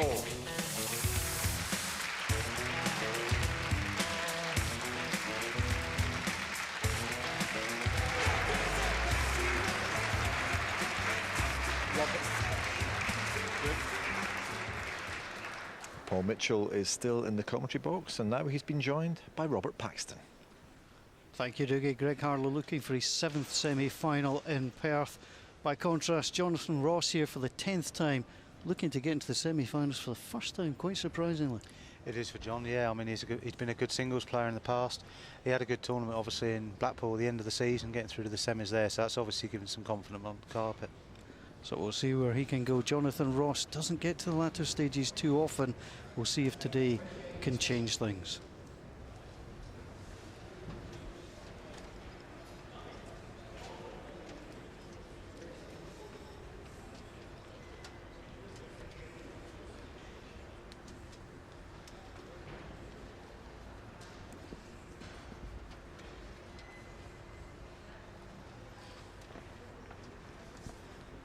You mentioned it to me a moment ago when getting ready to go on air there, but it's the first time you've not found yourself in the quarterfinals of this competition. Yeah, it's a venue I've always done well at. Love coming up to Perth, so lovely place, and done well here, but unfortunately lost to a better man yesterday in a interesting game, I suppose, is one way of putting it. It certainly was a little bit of to and fro.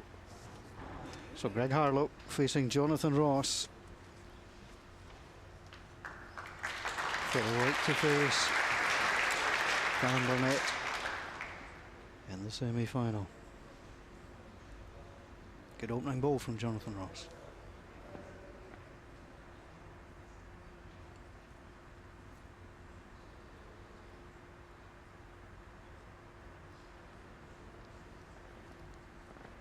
One green.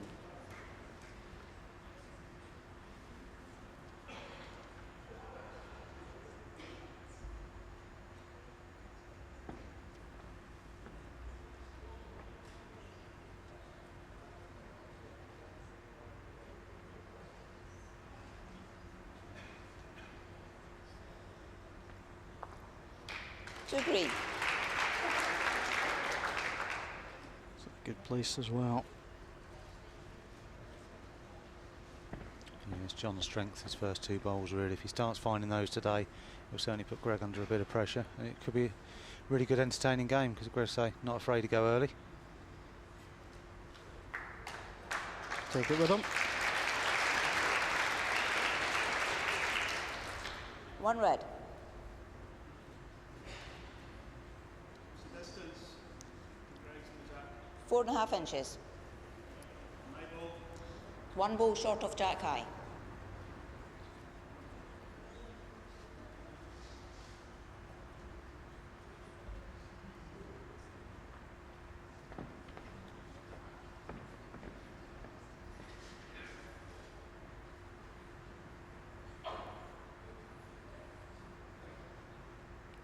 Promotion wouldn't do any harm. There we go. One green. Gap between my red ball and the shot ball. 3 inches. Long afternoon for both players, Robert, when you're waiting, you know, you're the third game of 3 up, you know, it can be hard. You know, how did you prepare for situations like this when you're last on?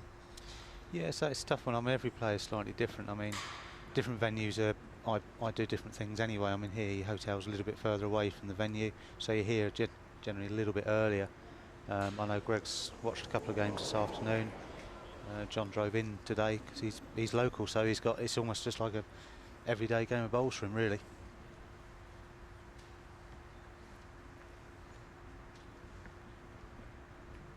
Harlow was close with that. Jonathan Ross lies one. Got an early chance here for John, turning over. Perfect bowl down the forehand, make a 3.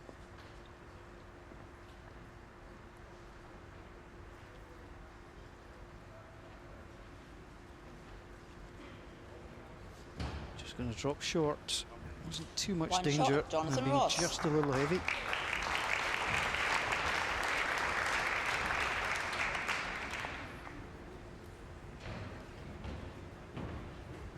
So the opening end to Jonathan Ross.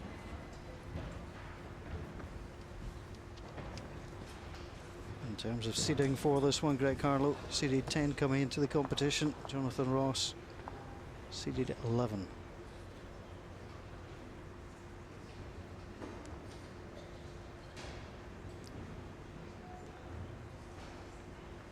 Jack length 29 metres. Well, Jonathan Ross to get here opened up against Gary Pickering of Canada with the biggest margin over the week, 30 shots to 1. As the Canadian qualifier couldn't do much.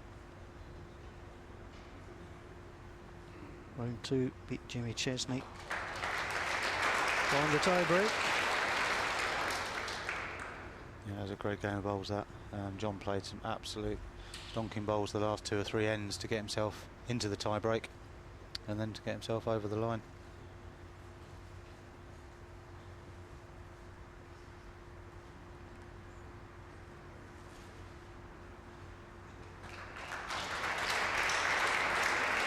If we're going to exchange opening bowls like this could be another fine quarter-final.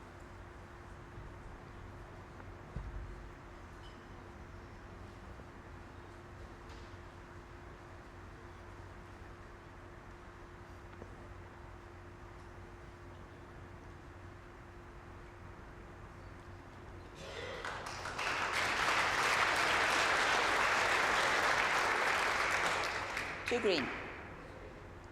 Well down again, just falling slightly before Jack High, which will make Greg have a little think about this.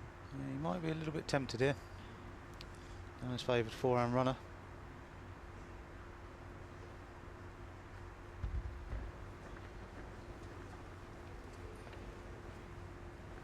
All on connections now.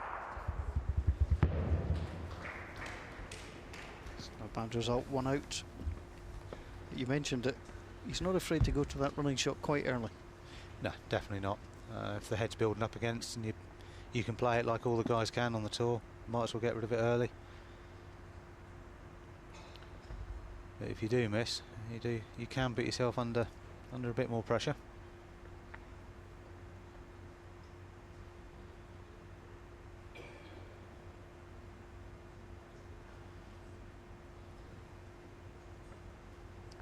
One green.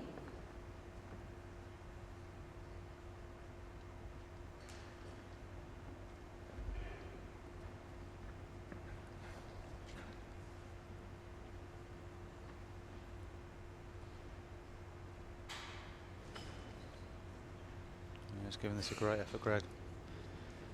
Goes to the bowl and drop, he'll make a double. He has.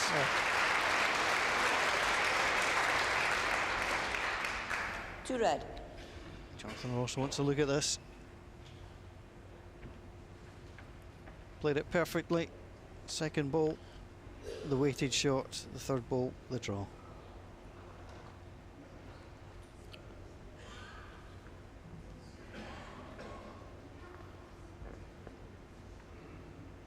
Jonathan Ross quickly back to the mat. He'll get the ball away. 3 seconds to play on the shot clock. John playing the hard shot. Just won't get down with anything over the draw weight, really.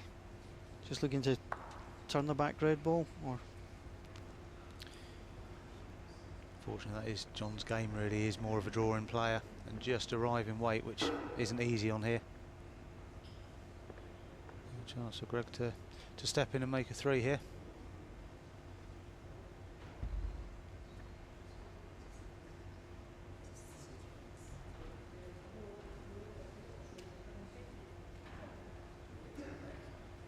Looking good. Perfect.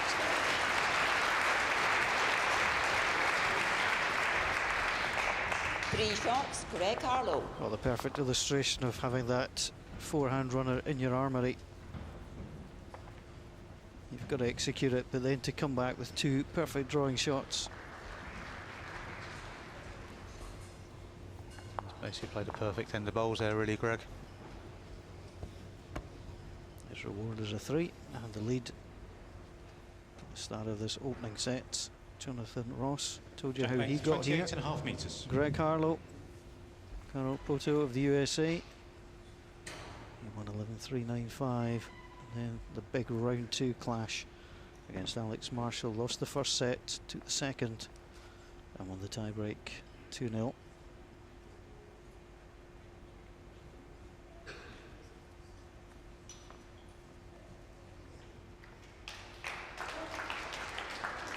Falling back in the seam of the carpet.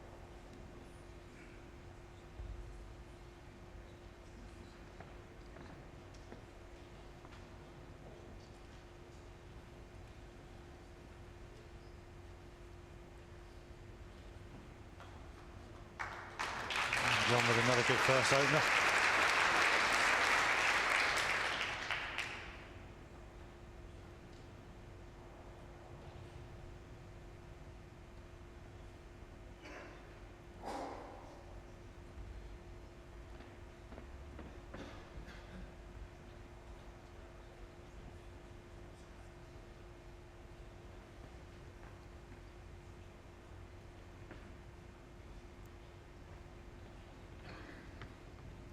One green.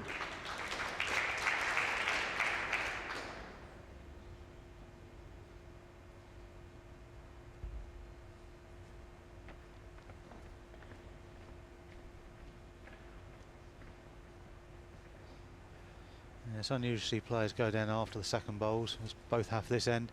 Obviously with the shot clock now, visiting the head rules have been taken away for the tour. Follow your own ball up, get behind the head, quick check, back down.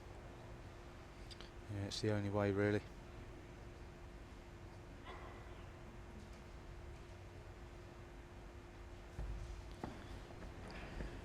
Just a little running shot again. His own front one or his own other one.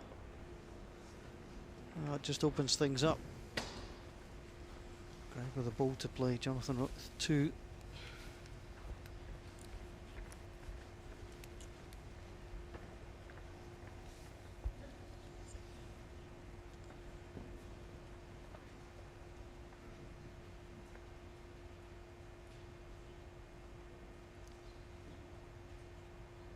Players have adapted to the shot clock pretty well. 5 timeouts available, 60-second timeouts. Here comes Jonathan Ross.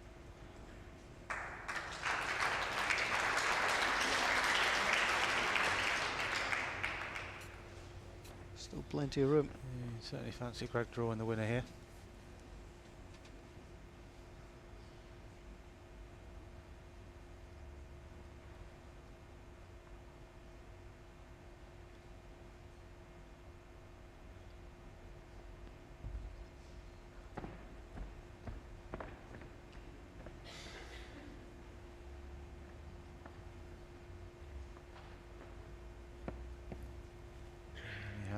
That's the winner.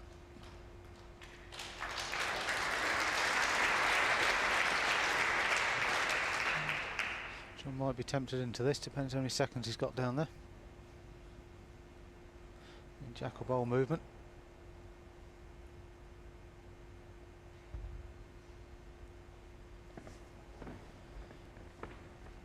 He's just playing that hard shot. Does he have the weight to support it? Let's start to cut across. Best he can hope for is a promotion of his own.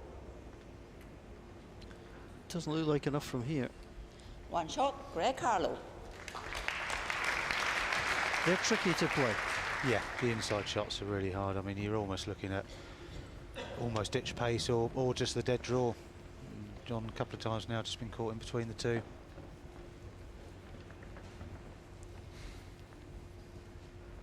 It does move away so quickly on this portable rink. So good start to the match for Greg Harlow. Jack length 28 metres. In good form.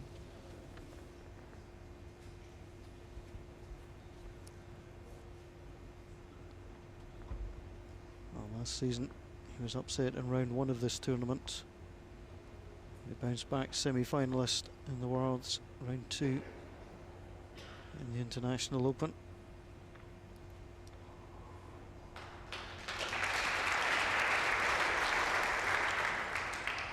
Former winner of this tournament, former runner-up as well, of course. Taken out by the man on my left. In another very topsy-turvy game, I must add. Seemed to get a few up here.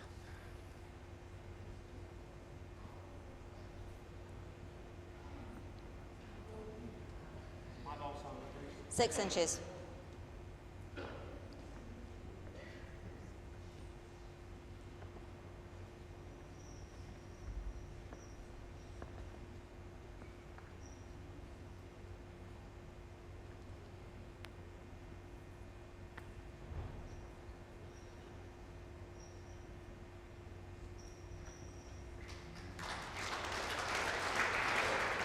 Two red.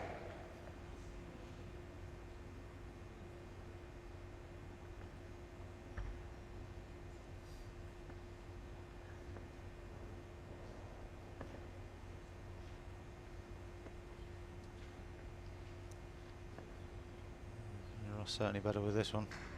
Draws the winner.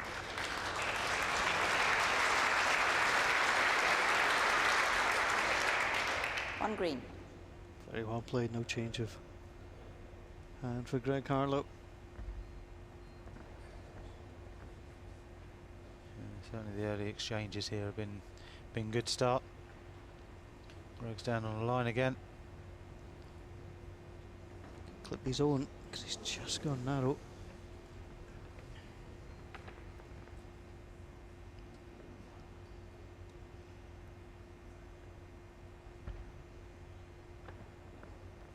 The backhand seems to be favoured on that side, coming down towards the commentary box by the players. Yeah, I mean everyone's slightly different. We all generally use slightly wider drawing bowls, and that hand's just suited them this week. It's a slightly better finish.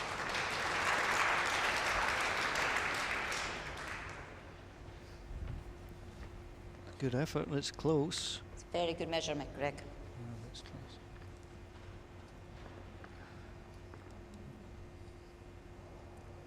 Got a great deal of adjustment to make on his last, Greg. You can get down to the jack, you'll make a good double. He's going with a little bit of pace. Certainly in the ballpark. Good connections now. Well, there lies one. The way Jonathan's drawing, you would expect him to put it back. One red. You're always concerned when you've only got one ball in the head as well. You always think, can your opponent work it out somehow? Yeah, I think John with 18 inch just over just to draw this. Yeah, I'll take that. Be confident. So a repeat of his last two deliveries will.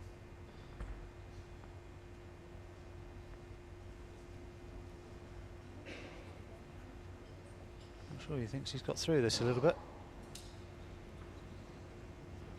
I think he has.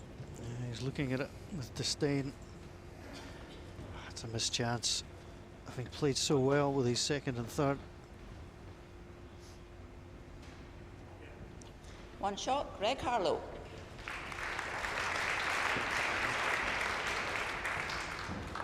I'm not sure it's a proper word, but I think he's being harlowed at the moment. From the point of view, that's just what Greg does to you.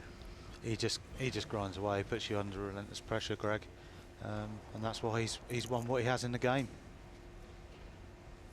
As soon as he builds pressure, more pressure, you make one mistake and you're dropping a count. Length 29.5 metres. And he just starts building a lead, as he's doing in this set.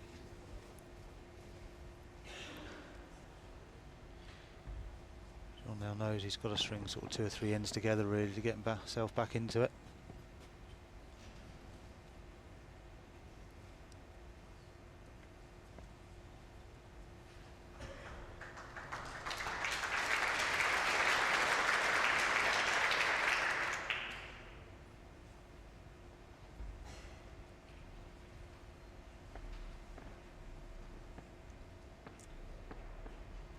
Jonathan Ross, so successful this time in Ireland. 2 Irish indoor titles, 9 Irish outdoor titles. A real force.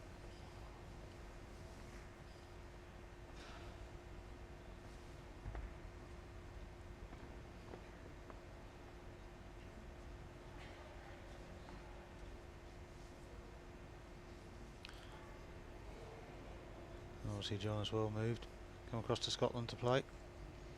He's played internationals both indoors and outdoors for Scotland, and picked up the singles outdoors as well, which is no mean feat. We're happy to accommodate. It just proves what a good player, singles player John is. Yeah. Which is surprising. He's never had the real breakthrough of a tournament win on the circuit, to be honest. Well, looking through red. things, I mean, Robert, you know, he's still looking to reach his first ever Just over final. 2 feet. You know, it's not like he's got to that hurdle and fallen a couple of times. He's never even got there.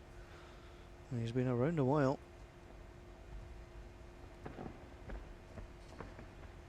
And his debut in Scotland in 2004, this tournament, reached the quarter-final. That's the best he's ever done.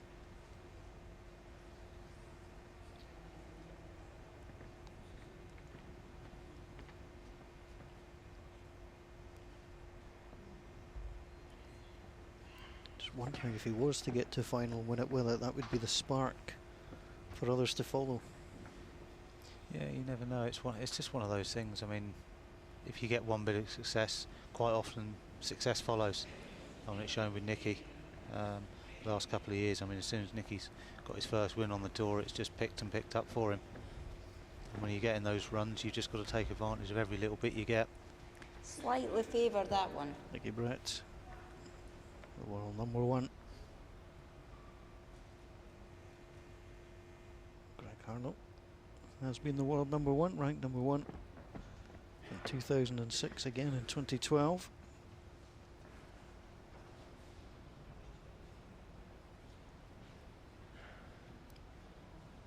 It's a looser end this time. Just keep waiting for somebody to drop in on the jack. That will be the shot. 2 red and a measure.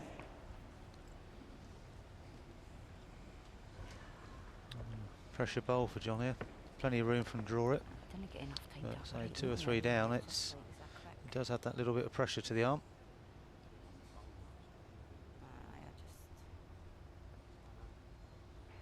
I like to see both sides and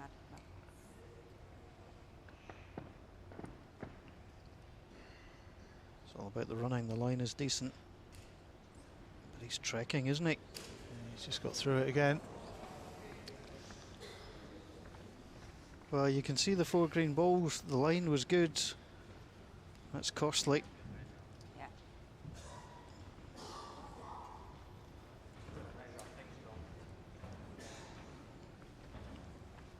Certainly 2 will be a measure as well. Last one, right. Yep. Dan Blewett stands by to come on. Not these. And these 2, yeah. That was a bad miss from Jonathan Ross. I mean, it's easy to be critical, but we try and put it into context of what he's capable of, and he'll know himself that was a miss. Yeah, definitely. I mean, Greg will feel really let off because, I mean, Greg didn't have the best of ends there. I mean, probably 14, 16 inches to draw the winner. You'd expect most players, given day, to be drawing that. But he's just made sure he's up, and of course, if you do that, you're just not getting back.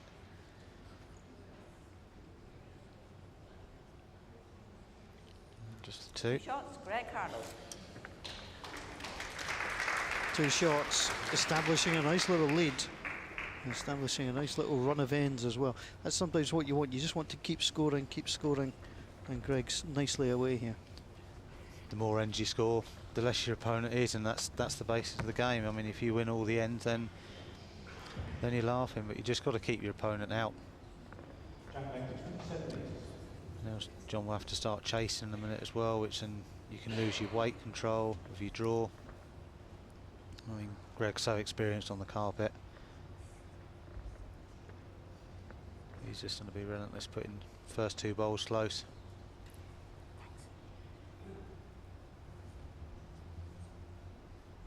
So we see again another really good opener from Greg.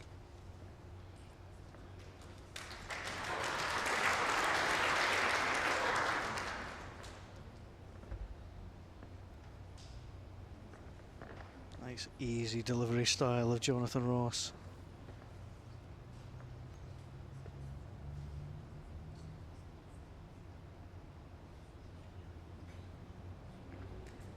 My ball. 8 inches. Sneak the one.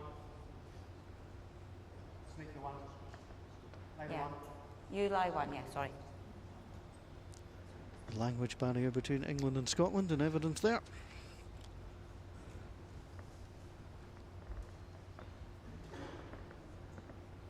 Scottish marker Sandra McLeish, Greg Harlow from Cambridgeshire.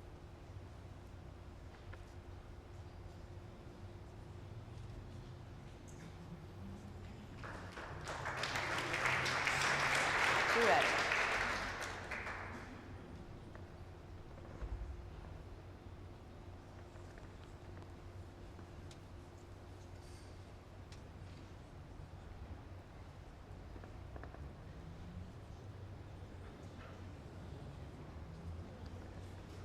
Two red. So John's not playing badly, but Greg's just finding those. He's not giving him enough room out there at the moment for John.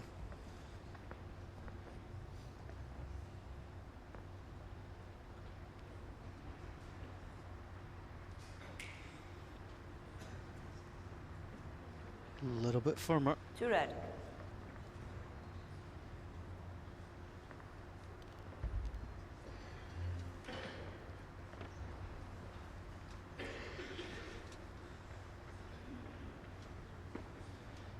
John, is he running? Oh, once is unfortunate, twice. It'll annoy him. Big ball from Greg here, actually. He needs to get another one in there. If he does foul, John has got a chance to take Greg's 2 bowls out.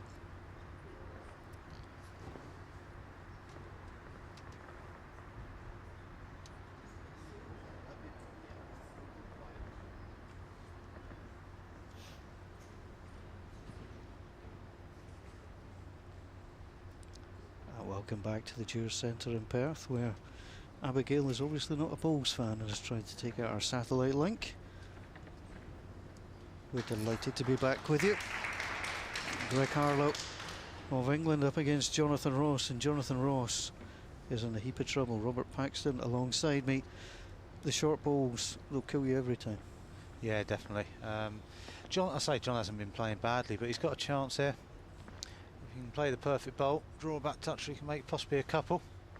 He's certainly got to get back on the board on this end.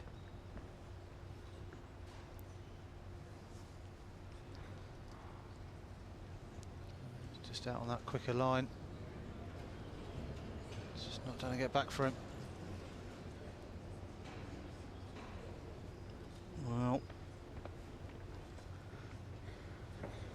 Not sure it's like come out, mate, to be honest.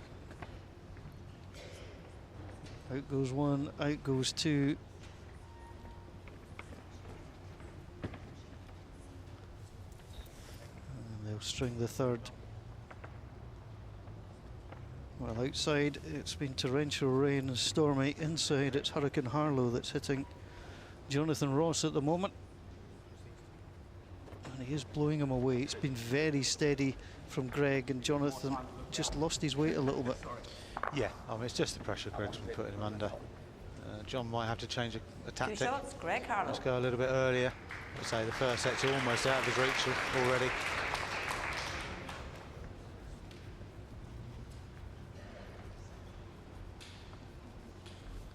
What might have concerned Jonathan as well in the last few ends is he's not making Greg work. Yeah, that's the main thing. He's not putting him under pressure. He's always chasing himself. Greg's just finding the first couple of bowls and gets a single on this one. It's the end of the first set anyway, so that's all John will be thinking about really now. Just to change the tactics and start well in the second. Well, it's the beauty and the joy of sets play. And if the first set gets away from you, you just double down, concentrate once more, and try and take that second.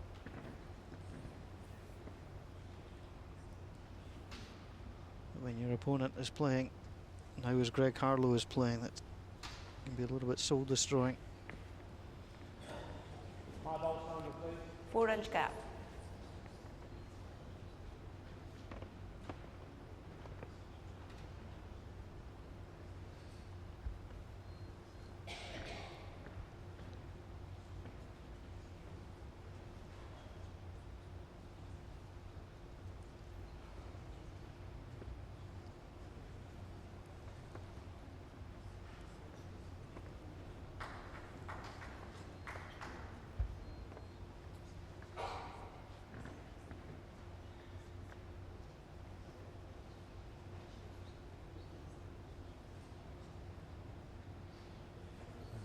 bit of track, John.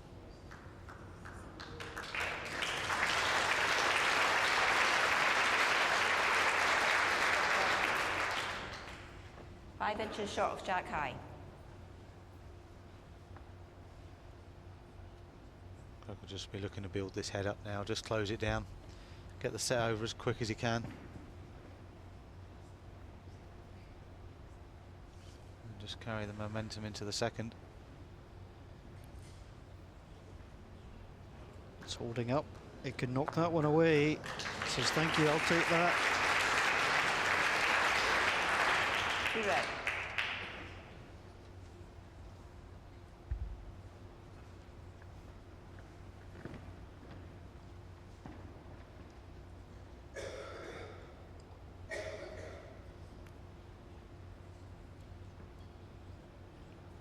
Close again, but just going to slide past. We could be having a look at the respot here. What? Possibly just slipping past just to cover. Well, there's a little nest of green balls. If it somehow could be moved across to the side, even gently, that will factor in as well. Timeout called. They'll call the timeout. Greg has 4 timeouts remaining. It's a good idea. You're trying to close down the set. Why not use the timeouts that are available to you? Especially a situation like this. I mean, he's got to work out what different angles there are for John, what he might be playing. So 30 seconds there, there's no point rushing it.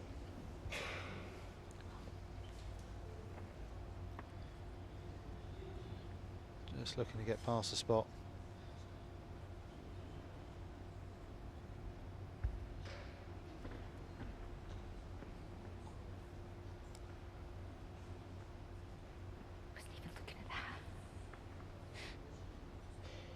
Right, he comes. You can see the little white dot. That's the respot. That's where he's come to. John does have a chance off the other hand as well now. That's the thing. If he drives the front red onto the jack, jack gets on the other respot. The back red goes as well. Can still leave himself with a potential 3. We need a little something here.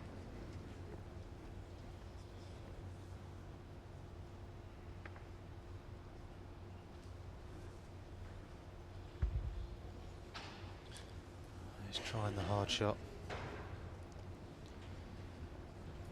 He's trying to get this jack and sneak it over. It's a great try. That's a great effort from John. Well, credit for One trying. shot, first set, Greg Harlow. It was a tough shot to play. And Greg Harlow wins the opening set with 2 ends to spare. The good news for Jonathan is he will get the jack to start the second set, but it's comfortable and as comprehensive as the scoreline suggests. Interesting what John does here now. Obviously definitely going to be a change of length. Just brought the mat up another couple of yards. Still keeping the jack near the tee.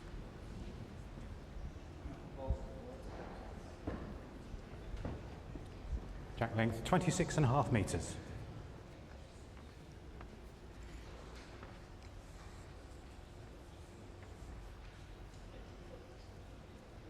It's been strange this week. There's not been many short jacks played by any players really.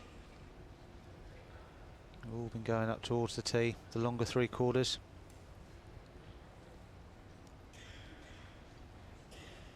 You've obviously practiced to the shorter length. You're just not happy with the way it's Almost finishing. 2 feet short of jack high. Yeah, I mean, we've all practiced. I don't think they're too bad lines, the short jacks. Sort of your 23, 24s. I mean, Paul and Alex are normally always playing those lengths. Same as Mark Royal, but I mean, Mark said speaking of Mark yesterday, he's never gone long from the off, but he's done that all week so far.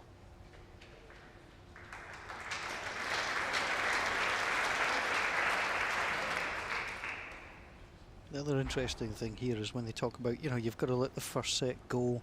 You know, you've been well beaten in the first set if you're Jonathan Ross, but it's not like you get a 10-minute break, 15-minute break to think about things. You're straight off again, and you've got to try and somehow break mentally from how it's been going for you. Yeah, it's basically a different game. It's still, this is still the same match, but it's basically a different game. Green. And you just clear your head and you just get on with what's in front of you. New a piece, and you just got to grind a result out now, basically, for John.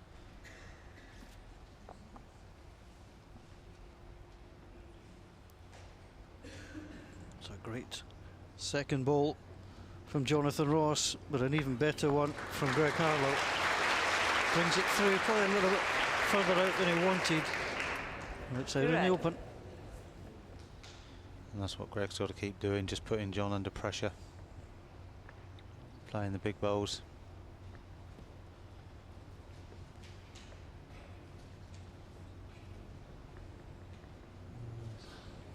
Good shot by John. That's the win back. Good response. The gap of the last ball is 13-14 inches. The way Greg's playing, I think he'll be drawing this one.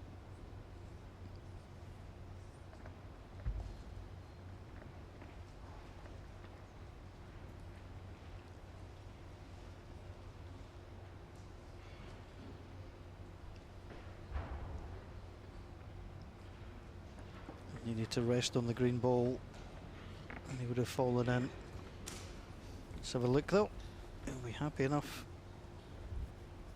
to come through. That's one of these ones. Still favour you, John. You start looking left, right, up, down.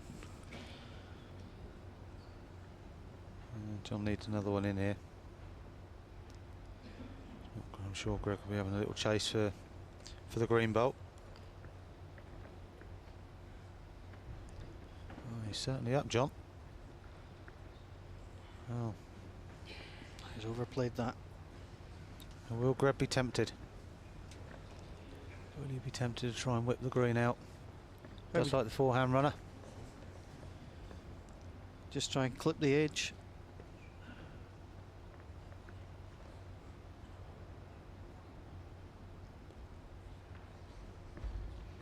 Here he goes. Plenty of second shots for Greg Harlow. Red ball solid. Wasn't far.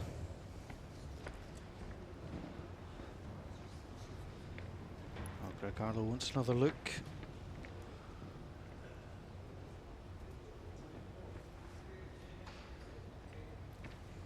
One shot, Jonathan Ross. Oh, Jonathan Ross gets on the card at the start of this second set. Much needed for him. And again, he'll take the mad up the green as he looks to win back-to-back ends for the first time in the match and try and put a halt to Greg Harlow.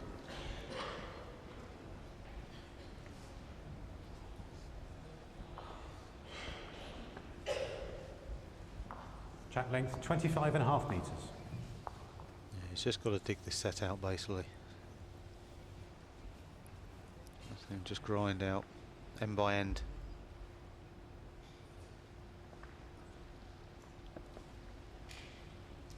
Needs to get the first and second balls working for him again.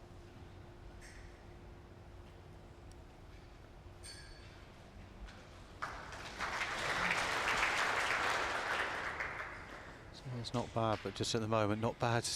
Not good enough for John at the moment. Yeah, not bad. Won't defeat Greg Harlow in this form.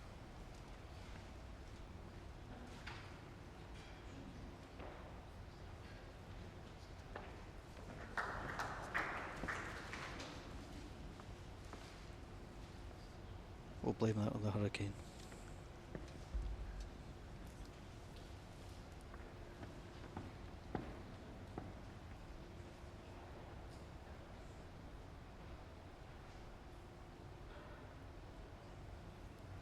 Coming around now. 18 inches past.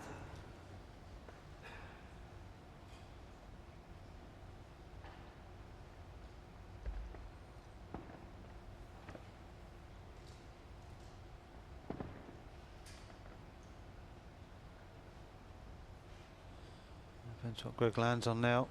Needs the bowl. Yeah, just needing a little catch. John changing over. And the four. two red balls, which you'll see on your screen to the left-hand side. And he dropped now, he's pretty good. Running.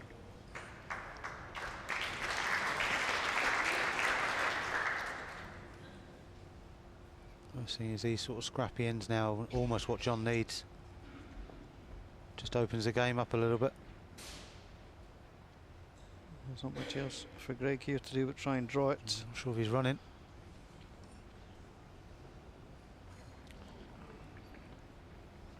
Still too green. And John will be turning over again, down the backhand again, trying to get another one in. Put Greg under a bit of pressure for the first time in the match.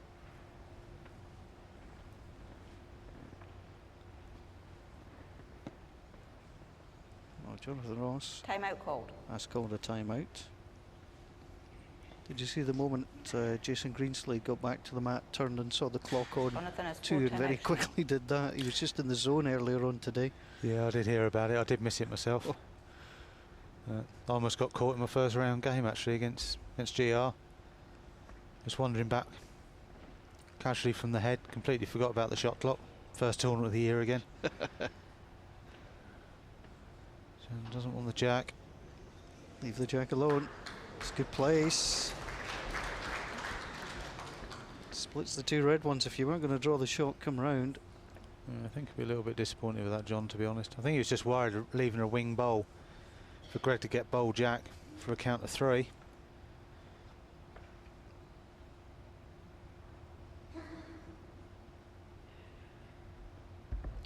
He's still playing it. Oh, he's going to have to get fortunate here. Two shots, Jonathan Ross.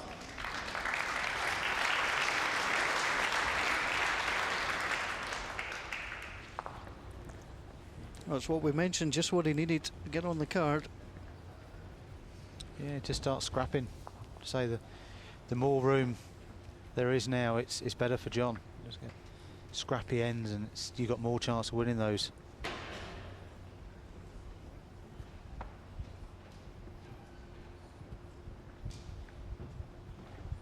Jack length, 25 metres.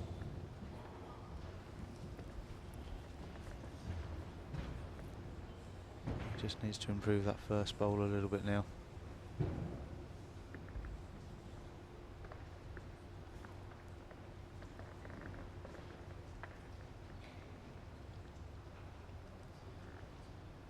He's certainly better with this one. That's a great opener from John.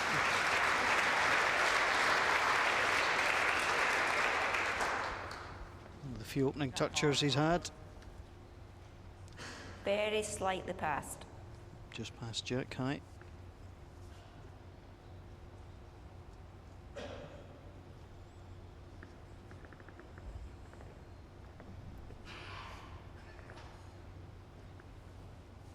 Well, this has been a tournament where top seeds have struggled. As Greg Harlow comes in. That's a great shot. Beautifully done. That's what Jonathan Ross is having to put up with at the moment. Play a great ball. Oh, grimace as he moved across there.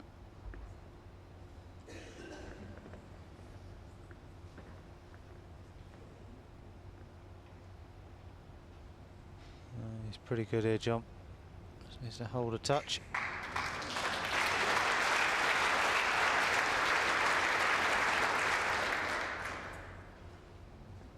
Have one or two shoulder problems.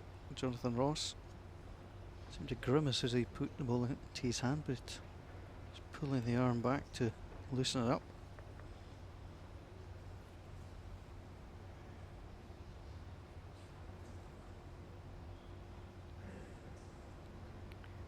One green.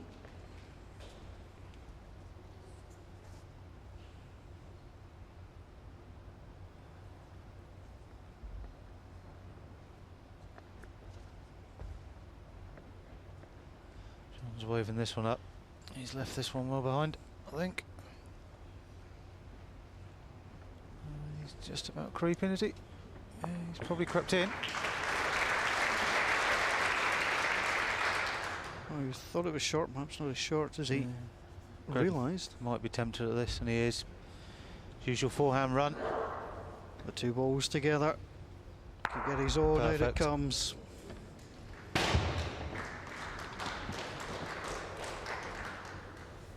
Certainly one red.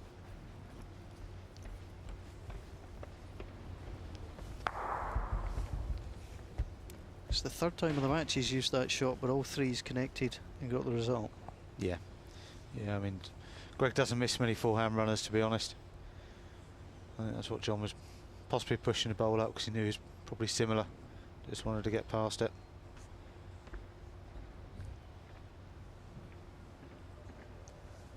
Can he draw in here? Jonathan Ross, keep this good start to the second set going. Needs to land something.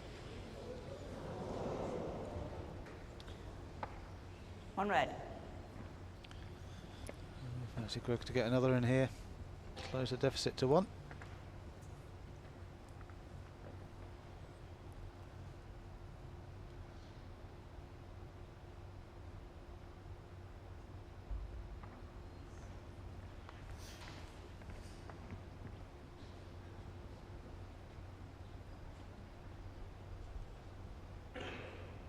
Any drop now, he's very good. He's in for the double. 2 shots, Greg Harlow. Little chance missed there by Jonathan with his final ball, just to get in there, keep Greg off the card. Yeah, I'd be disappointed with that. He only had to repeat, but just got to make sure you're up. That's the thing at that stage. Yeah. So he's back in the set now. He's making Greg play some bigger bowls. And that's all he had to do. Just keep the set tight. Jack length 29 metres. The winner of this tournament in 2008. Took the opening set 10-1.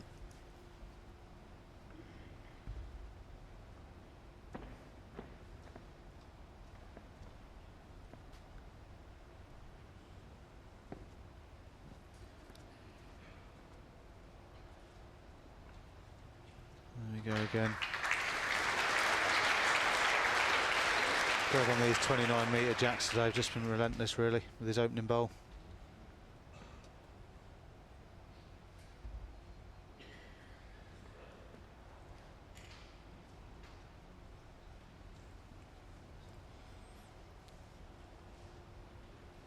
That's a great reply from John. That's a great shot.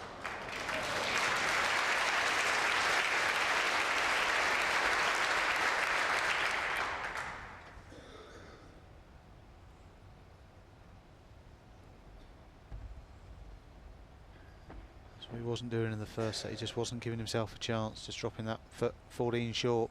He gave that a chance, and that's what shows what happens. There's a great reply from Greg again.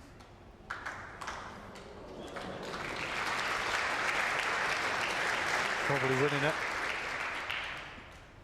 Well, it fell down to his advantage. Slightly favour green. But it is close. Between the two balls, 9 inches.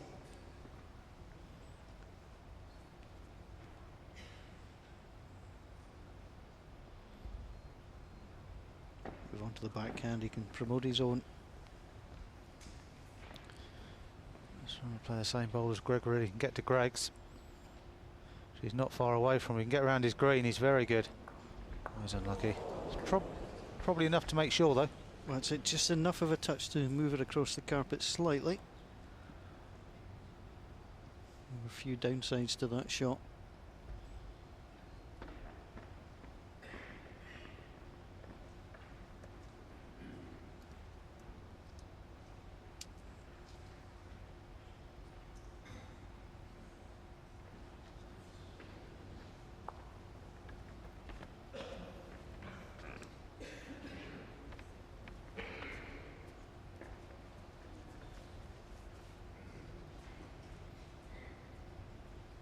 Does he play the same ball here, just the same drawing shot in? If he's got shot, I think he's got to. He might just about get round John, round Greg's to count. Time out called. It's not as easy. But if he has got the win, he can't afford to play the forehand, just get the touch on the jack. Always let your opponent get the shot.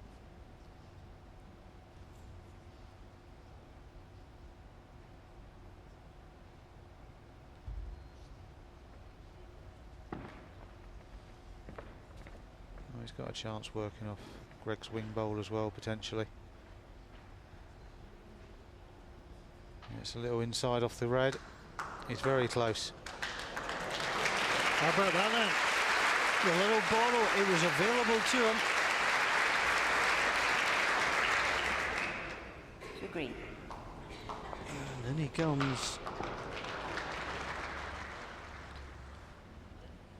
Greg may he's strong at this, but he knows his opponent's got final ball. Looking for the perfect bowl here, Greg. Front touch to make 2. He's watching it closely. Great line. He's just up. Well, you'd rather be through than short. Didn't miss it by much.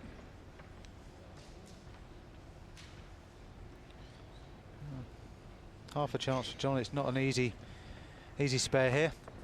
Similar sort of bowl to his last. Just trying to get under the red this time, getting off his back green.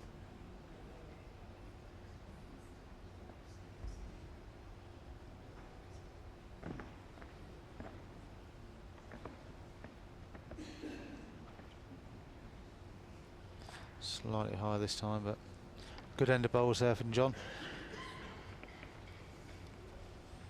Yeah, just running with a little bit of extra weight. Greg's having a look.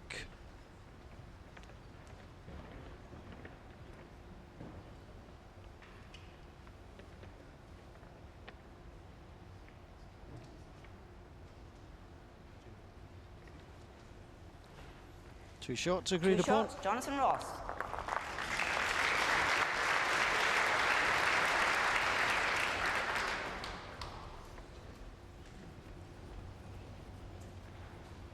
So Jonathan Ross has won 3 of the 4 ends to open the second set. And again, he'll bring the bat up. Jack will be shorter. Just having a little smile with 1 or 2 of the crowd here. Been a good crowd in Tour Centre this afternoon. The players do respond. I mean, it was almost full here today, and the players do respond to that. Oh yeah, it's great playing in front of decent crowds. I mean, you always generally play better as well. You got the crowd there supporting and that, and you obviously want to put a show on for them as well, which is always good.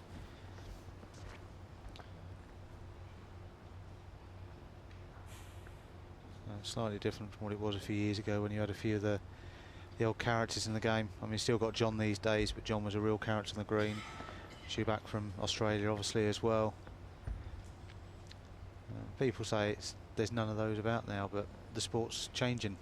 It's turning professional, and obviously there's more at stake now with the tour. So you've got to look at that as being professional on the green.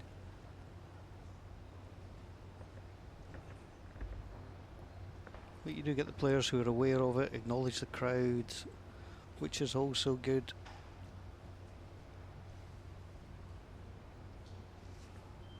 Definitely still acknowledge the crowd and have a laugh and a joke occasionally, but we're all out there to do a job, and that's to win 2 sets.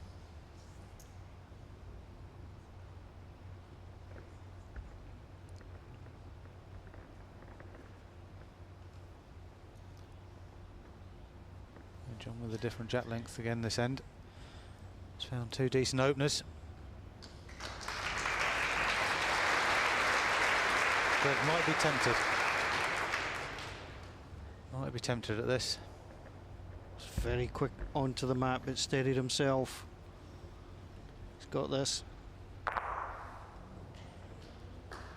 Well, going to the race spot, green will lie, but that's besides anything. It's going to be just a chance to draw now. It's another good hit. Yeah, he's certainly hitting well out there today. Same as Darren in the last game. And it's such a big part of the game these days.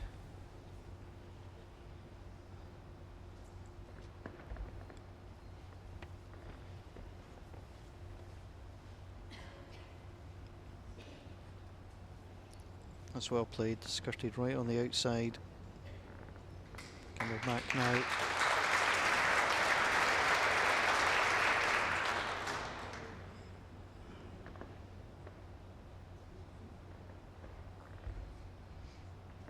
Both players with 2 balls to the respot. Close and learn from the first one. Ricardo just going to go through. 2 feet. John will certainly be looking to improve with this one. Looking to certainly get something with inside a foot.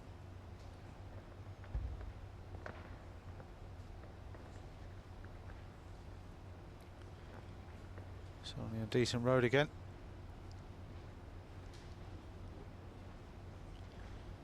He's just lifted a touch. Well, he's not closed it down by any stretch of the imagination. 2.5 feet. So the back ball is 2 feet away. That's what he's got to draw in. We'll just be looking to drop a yard off his last. Doesn't He want to seems go to be 4 up. down. He is up, isn't he? He is going to go 4 down.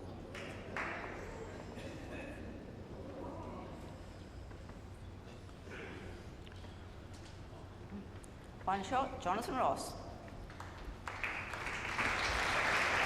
Well, with 2 balls for Greg Harlow, you had a bet on him getting closer than that. Credit to Jonathan Ross. Doing just enough.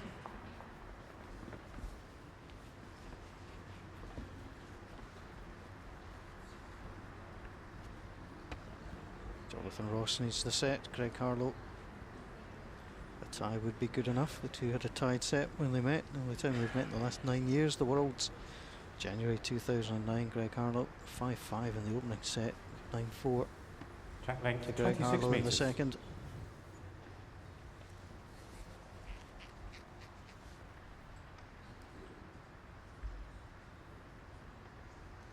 Just a little bit loose, Greg Harlow, in the last couple of ends. Yeah, it's just a bit of pressure, John. John's putting Greg under now. He's just starting to find the first couple of bowls. He's changing the mat length most ends a little bit as well, which can upset your pace.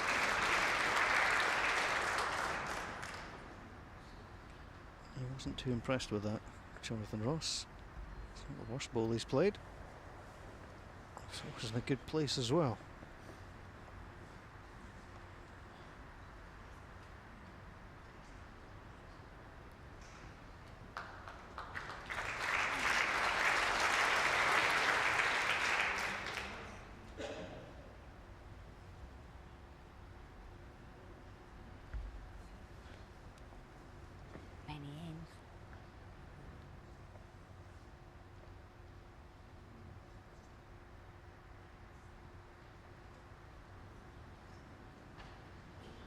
John can't afford now to loose end.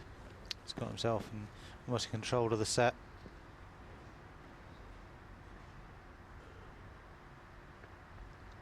There's no Greg's done a stamp on it with this one. Not really had the opportunity in the last few ends to get his first 2 inside Jonathan, and he's left it short. 1 red.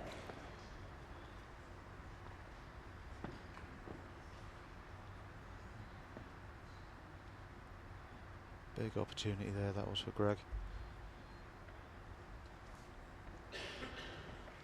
Well, Jonathan, you've now got to improve on your last.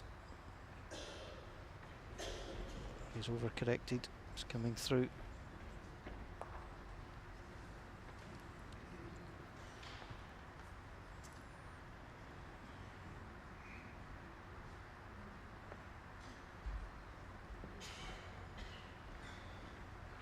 Greg's out on a higher line this time.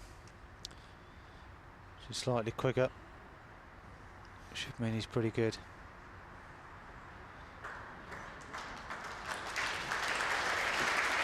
Well, John.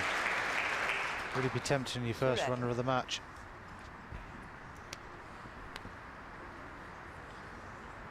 Greg Harlow just dropping another one in here. I think he's got to be playing this firm. Firm down the backhand, both bowls, chance of running through and getting a bit of the jack as well.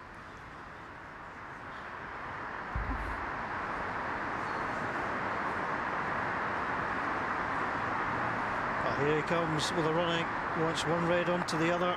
Oh, he's got him. That's really well played.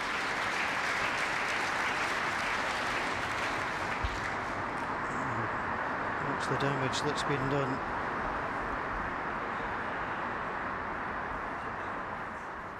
Favour 1 green, Greg.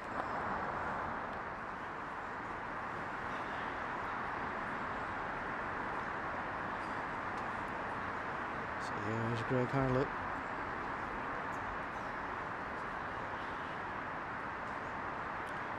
Certainly on a decent track. That's good enough to win. The shot is drawn.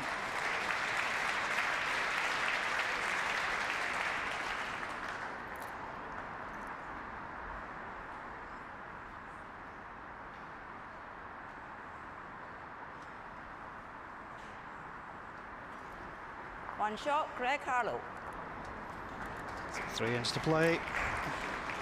Greg. Jonathan Ross leads by 3 in the second set.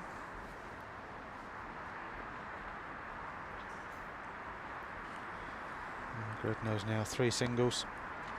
Gets them over the line. That's what we'll be looking to do now, win all 3 ends.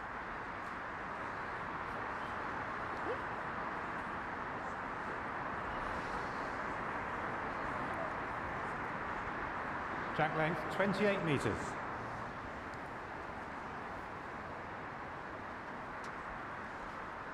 Well, if anybody's got a pile of wood, some nails, and start rounding up the animals 2 by 2, because it's torrential rain in Perth, and that's why we've dropped off air. We're glad to be back with you. Abigail has arrived. Coming here for a good number of years, I've never heard rain on the roof of the Dewar Centre. Quite like it. Inside, safe, secure, and enjoying another good quarter-final tie. And people say they prefer outdoor bowls. Well, give me a warm building any day of the week. We could be here sometime. That's a decent opener from John there, after led off from Greg. Left his front one short.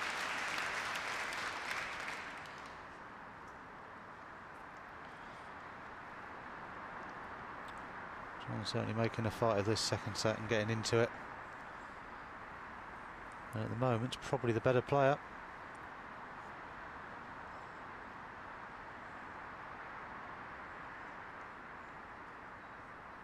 It's just not going to roll out for Greg.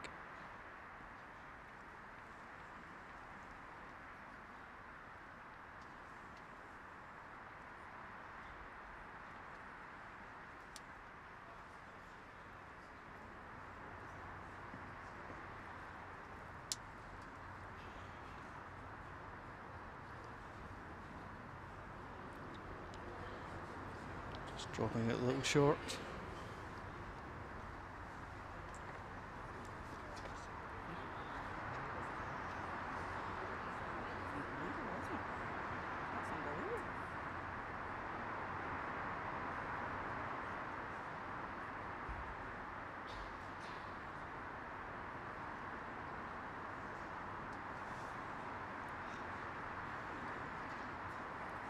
Certainly got through this one, needs the back edge of his own. No, well, chance here for John. Just got to make sure with this one, I think. On green.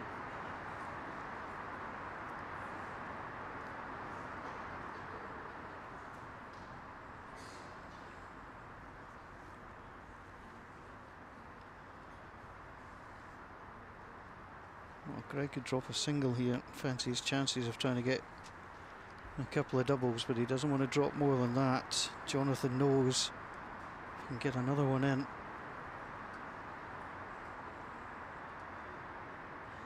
Make a big difference. Here he comes. He's almost brought both in. Well, that's well played.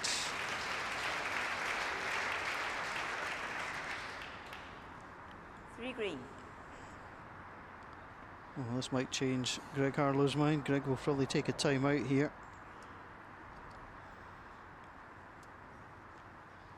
Just to try and find how this set's not going to get away from him. Just checking the score and ends out. Just making sure. Timeout called. Greg has 3 timeouts remaining. Is there any way he can lift all those 3 green balls? But you've got to bear in mind his opponent's still got 1 to play. Just imagine he's just looking, drawing a good second really. Just keeps himself in the set. And there is still plenty enough room there to draw the winner.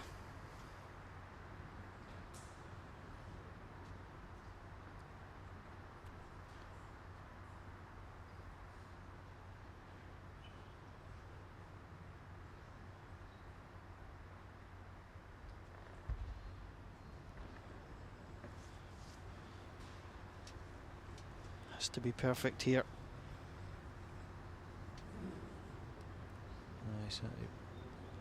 Gives it a chance if he gets through. Not quite the nick he wanted. Needed to try and get past it cleanly. Could be third shot. Green. It is third shot. I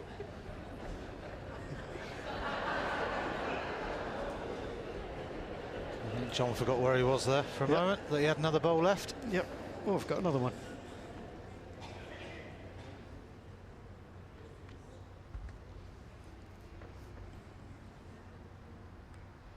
Nothing too fancy here. Just like to come in and draw in beside his last. Quick now. Problem is he rushed that. He should have taken a time out, to be honest, after that. There's a big bowl in the context of it. Jonathan Ross. Opted not to. He's played much better in the second set. Yeah, he's played better bowls, and the game's turned a little bit scrappy. The head's not quite as good, which is what Jonathan needed, basically. Yeah, there's not been the same opportunities for Greg to, remove balls as he has done in the first set. Greg hasn't put as many in the head. Yeah. The last few ends. Jack length 24.5 metres.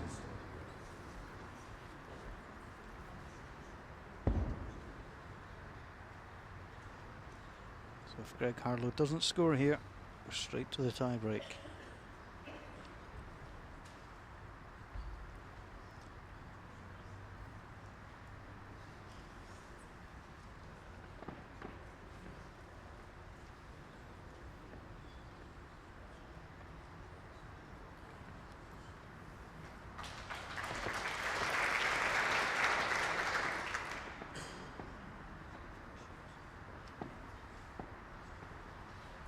Greg will certainly be looking for a treble this end, really.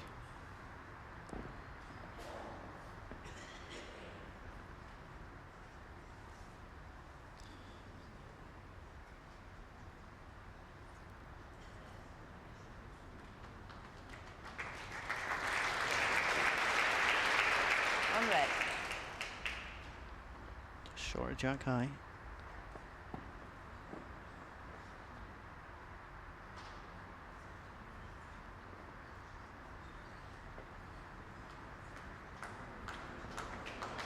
Great shot by John.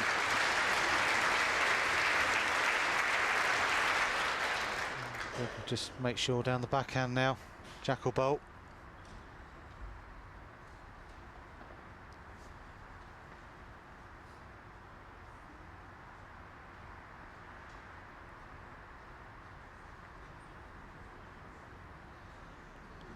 Idea was right, just landed on the wrong side.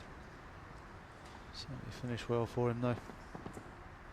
John will be looking just to probably get to that bowl.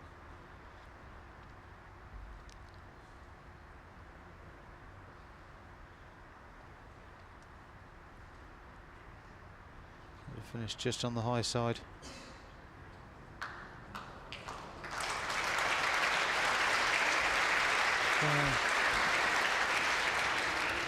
green. It's good, but there's still opportunities here for Greg.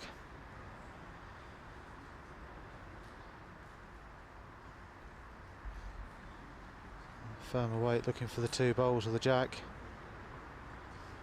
He's certainly in the picture for the both bowls. Solid, he gets them both. Great shot. Bit unlucky, really. I was unlucky he didn't take the other green ball just another turn, but it's still a chance. Yeah, if he got the other green bowl through as well for 3, whatever John had done with this bowl, he had a bowl out for 3.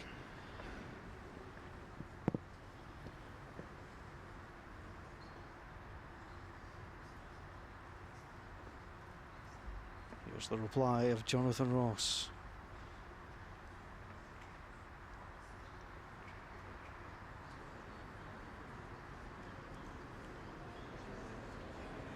Stops on the back red ball, and just stops there, that'll do. 1 green. Shot drawn.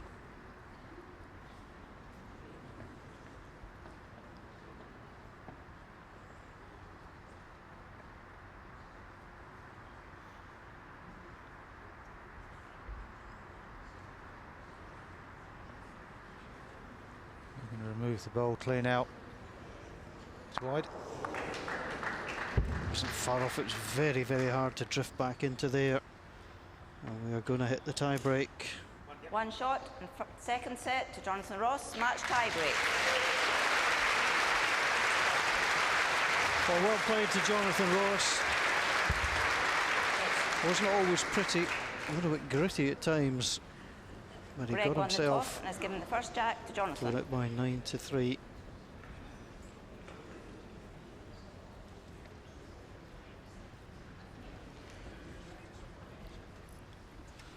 So there we go, 10-1 to Greg Harlow, 9-3 to Jonathan Ross. It's a 3-end tie break. Single shot. Yeah, so what the players, spectators love to see, the tie breaks. The only ones that don't are obviously the 2 on the green.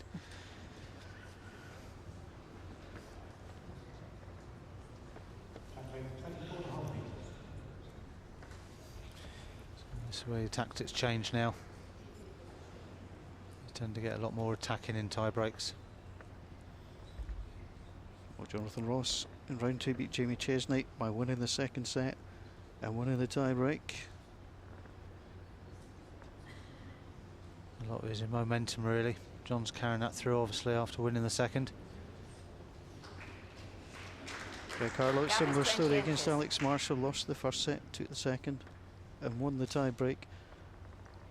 I had a look about a year back just at that, whether you win the second set, do you win the tie break first set?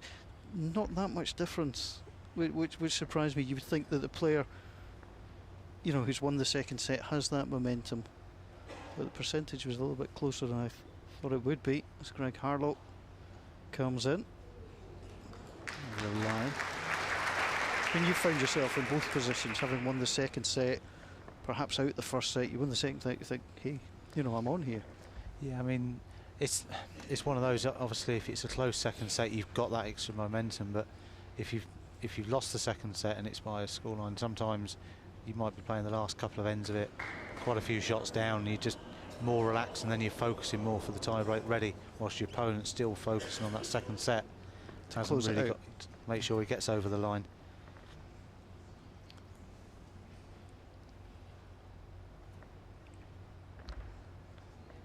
Jonathan Ross couldn't improve with this second. Let's see what Greg Harlow does. So good ball from here from Greg now, and really close this down. He's just slipping through a touch.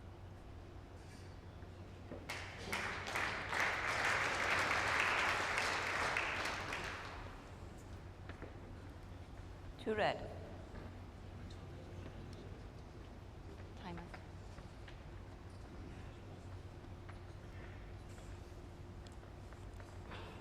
Both players now getting extra time out as well for the tie break.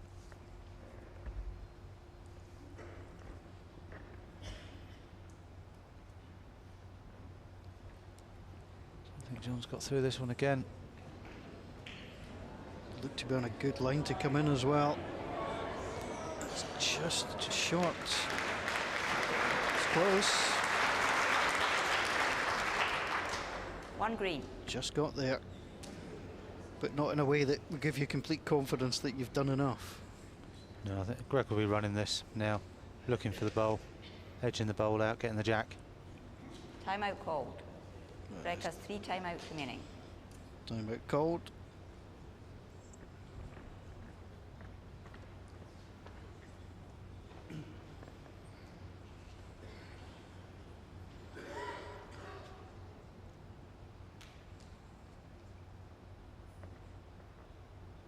Well, there's 2-second shots.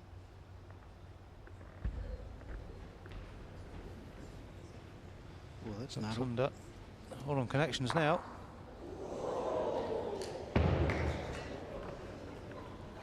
Well, the only thing he couldn't afford to be was tight. He was. John's got to look at the respot now. It's tough because Greg can still get the 2 bowls away. 2 green. Well, it's 2 green, the number. It doesn't matter. It's just a single shot at each end. John's certainly got to be through here, looking to cover the respot. Pretty much bowling as Sandra's feet. Was a good guide.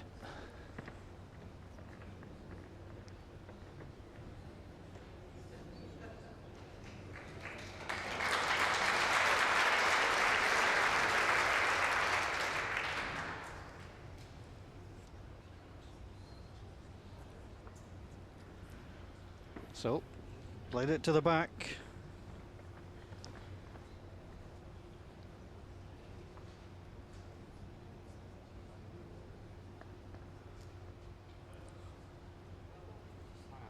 Timeout called.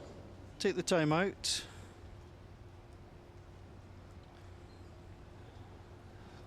Greg will be looking to repeat his last bowl. He'll be looking for green bowl solid. Even if he clears out his own back red one, he would lie the shot at the front. He's dangerous coming through and taking the jack off the rink.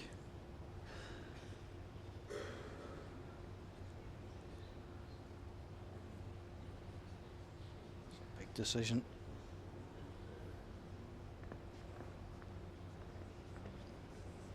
You take the time that's given to you.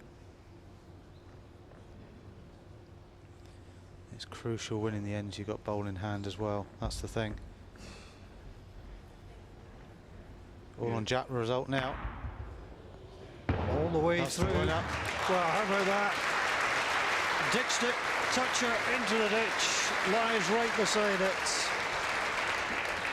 Great shot. Greg Harlow. Well, if he was going to take the jack, he had to follow it. And he just got the nick off the green ball, which allowed him to do so. Watch the contact on the green ball. That's what sent him past his own one. Great strike. Great result.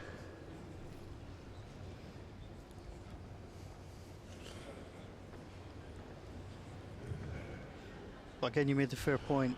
If it's your end, you've got the final ball. You don't want to lose, because you know your opponent then has the final chance.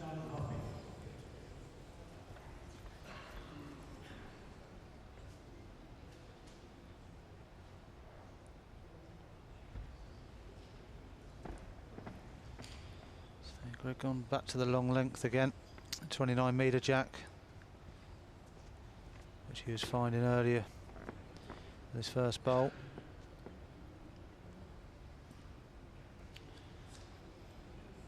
Chance for John now.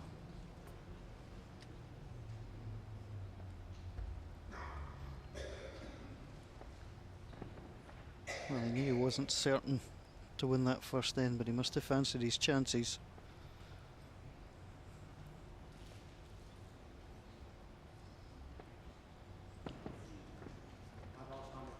Nearly 3 feet.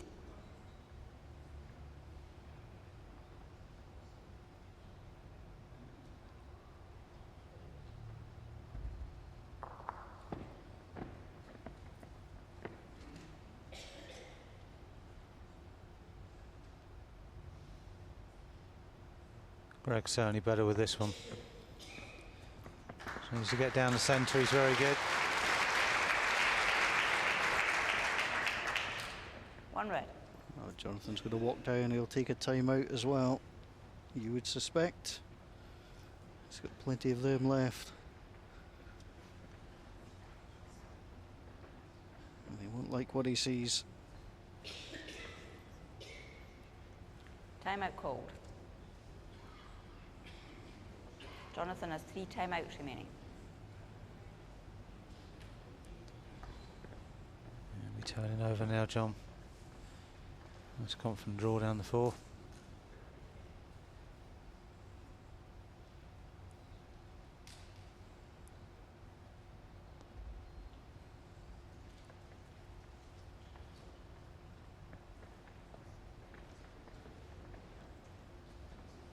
He's given this a chance, just needs to run up, needs to run to the red and drop.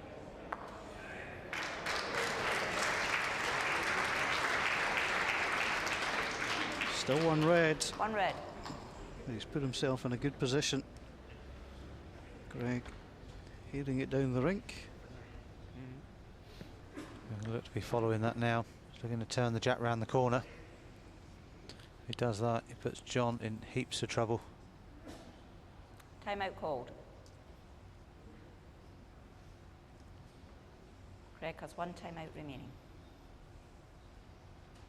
It's a big ball. Quite right, take the timeout.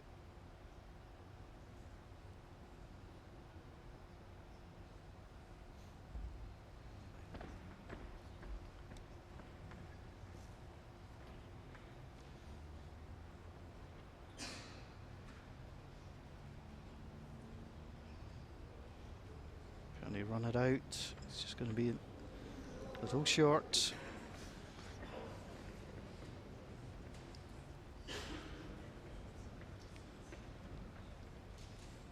There's going to be another timeout coming. He's got them, so he'll use them. Timeout called. Jonathan has 2 timeouts remaining. So it all depends how confident John is on the forehand draw. Wasn't far away last time. He has got the chance to push up down the backhand, which he's looking like he's doing. A couple of chances down there. That's his 3rd ball. He's playing tough weight at this. Holds the front, he's got a chance. He's going to hit the red ball. So Greg Harlow will play. Yeah, and he'll be going deep here. Well, he's got the match lie. Looking to beat John's back bowl.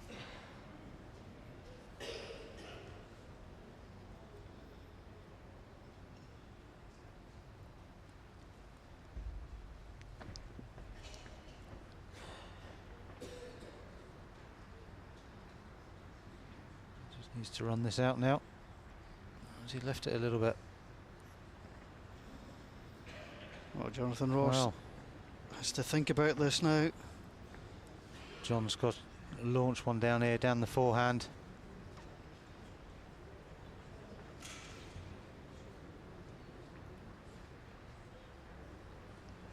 Red ball solid on the jack's probably enough. Get back off the edge for the jack himself. Timeout called. Well, he's called the timeout. Jonathan has 1 timeout remaining. He's at 3 in this end.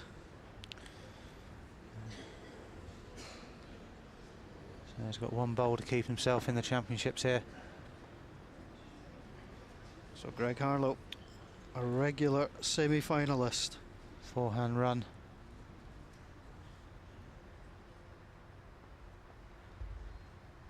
Here he goes. It's all or nothing for Jonathan Ross. He needs the end. He's outside the line. He's playing the timer and he's wide. Greg Harlow wins. Greg Harlow's in the semi-final of the Scottish International Open. It's a popular one round here. Congratulations to Greg Harlow. He's through. Thank you for joining us. Join us tonight for the Highlights programme.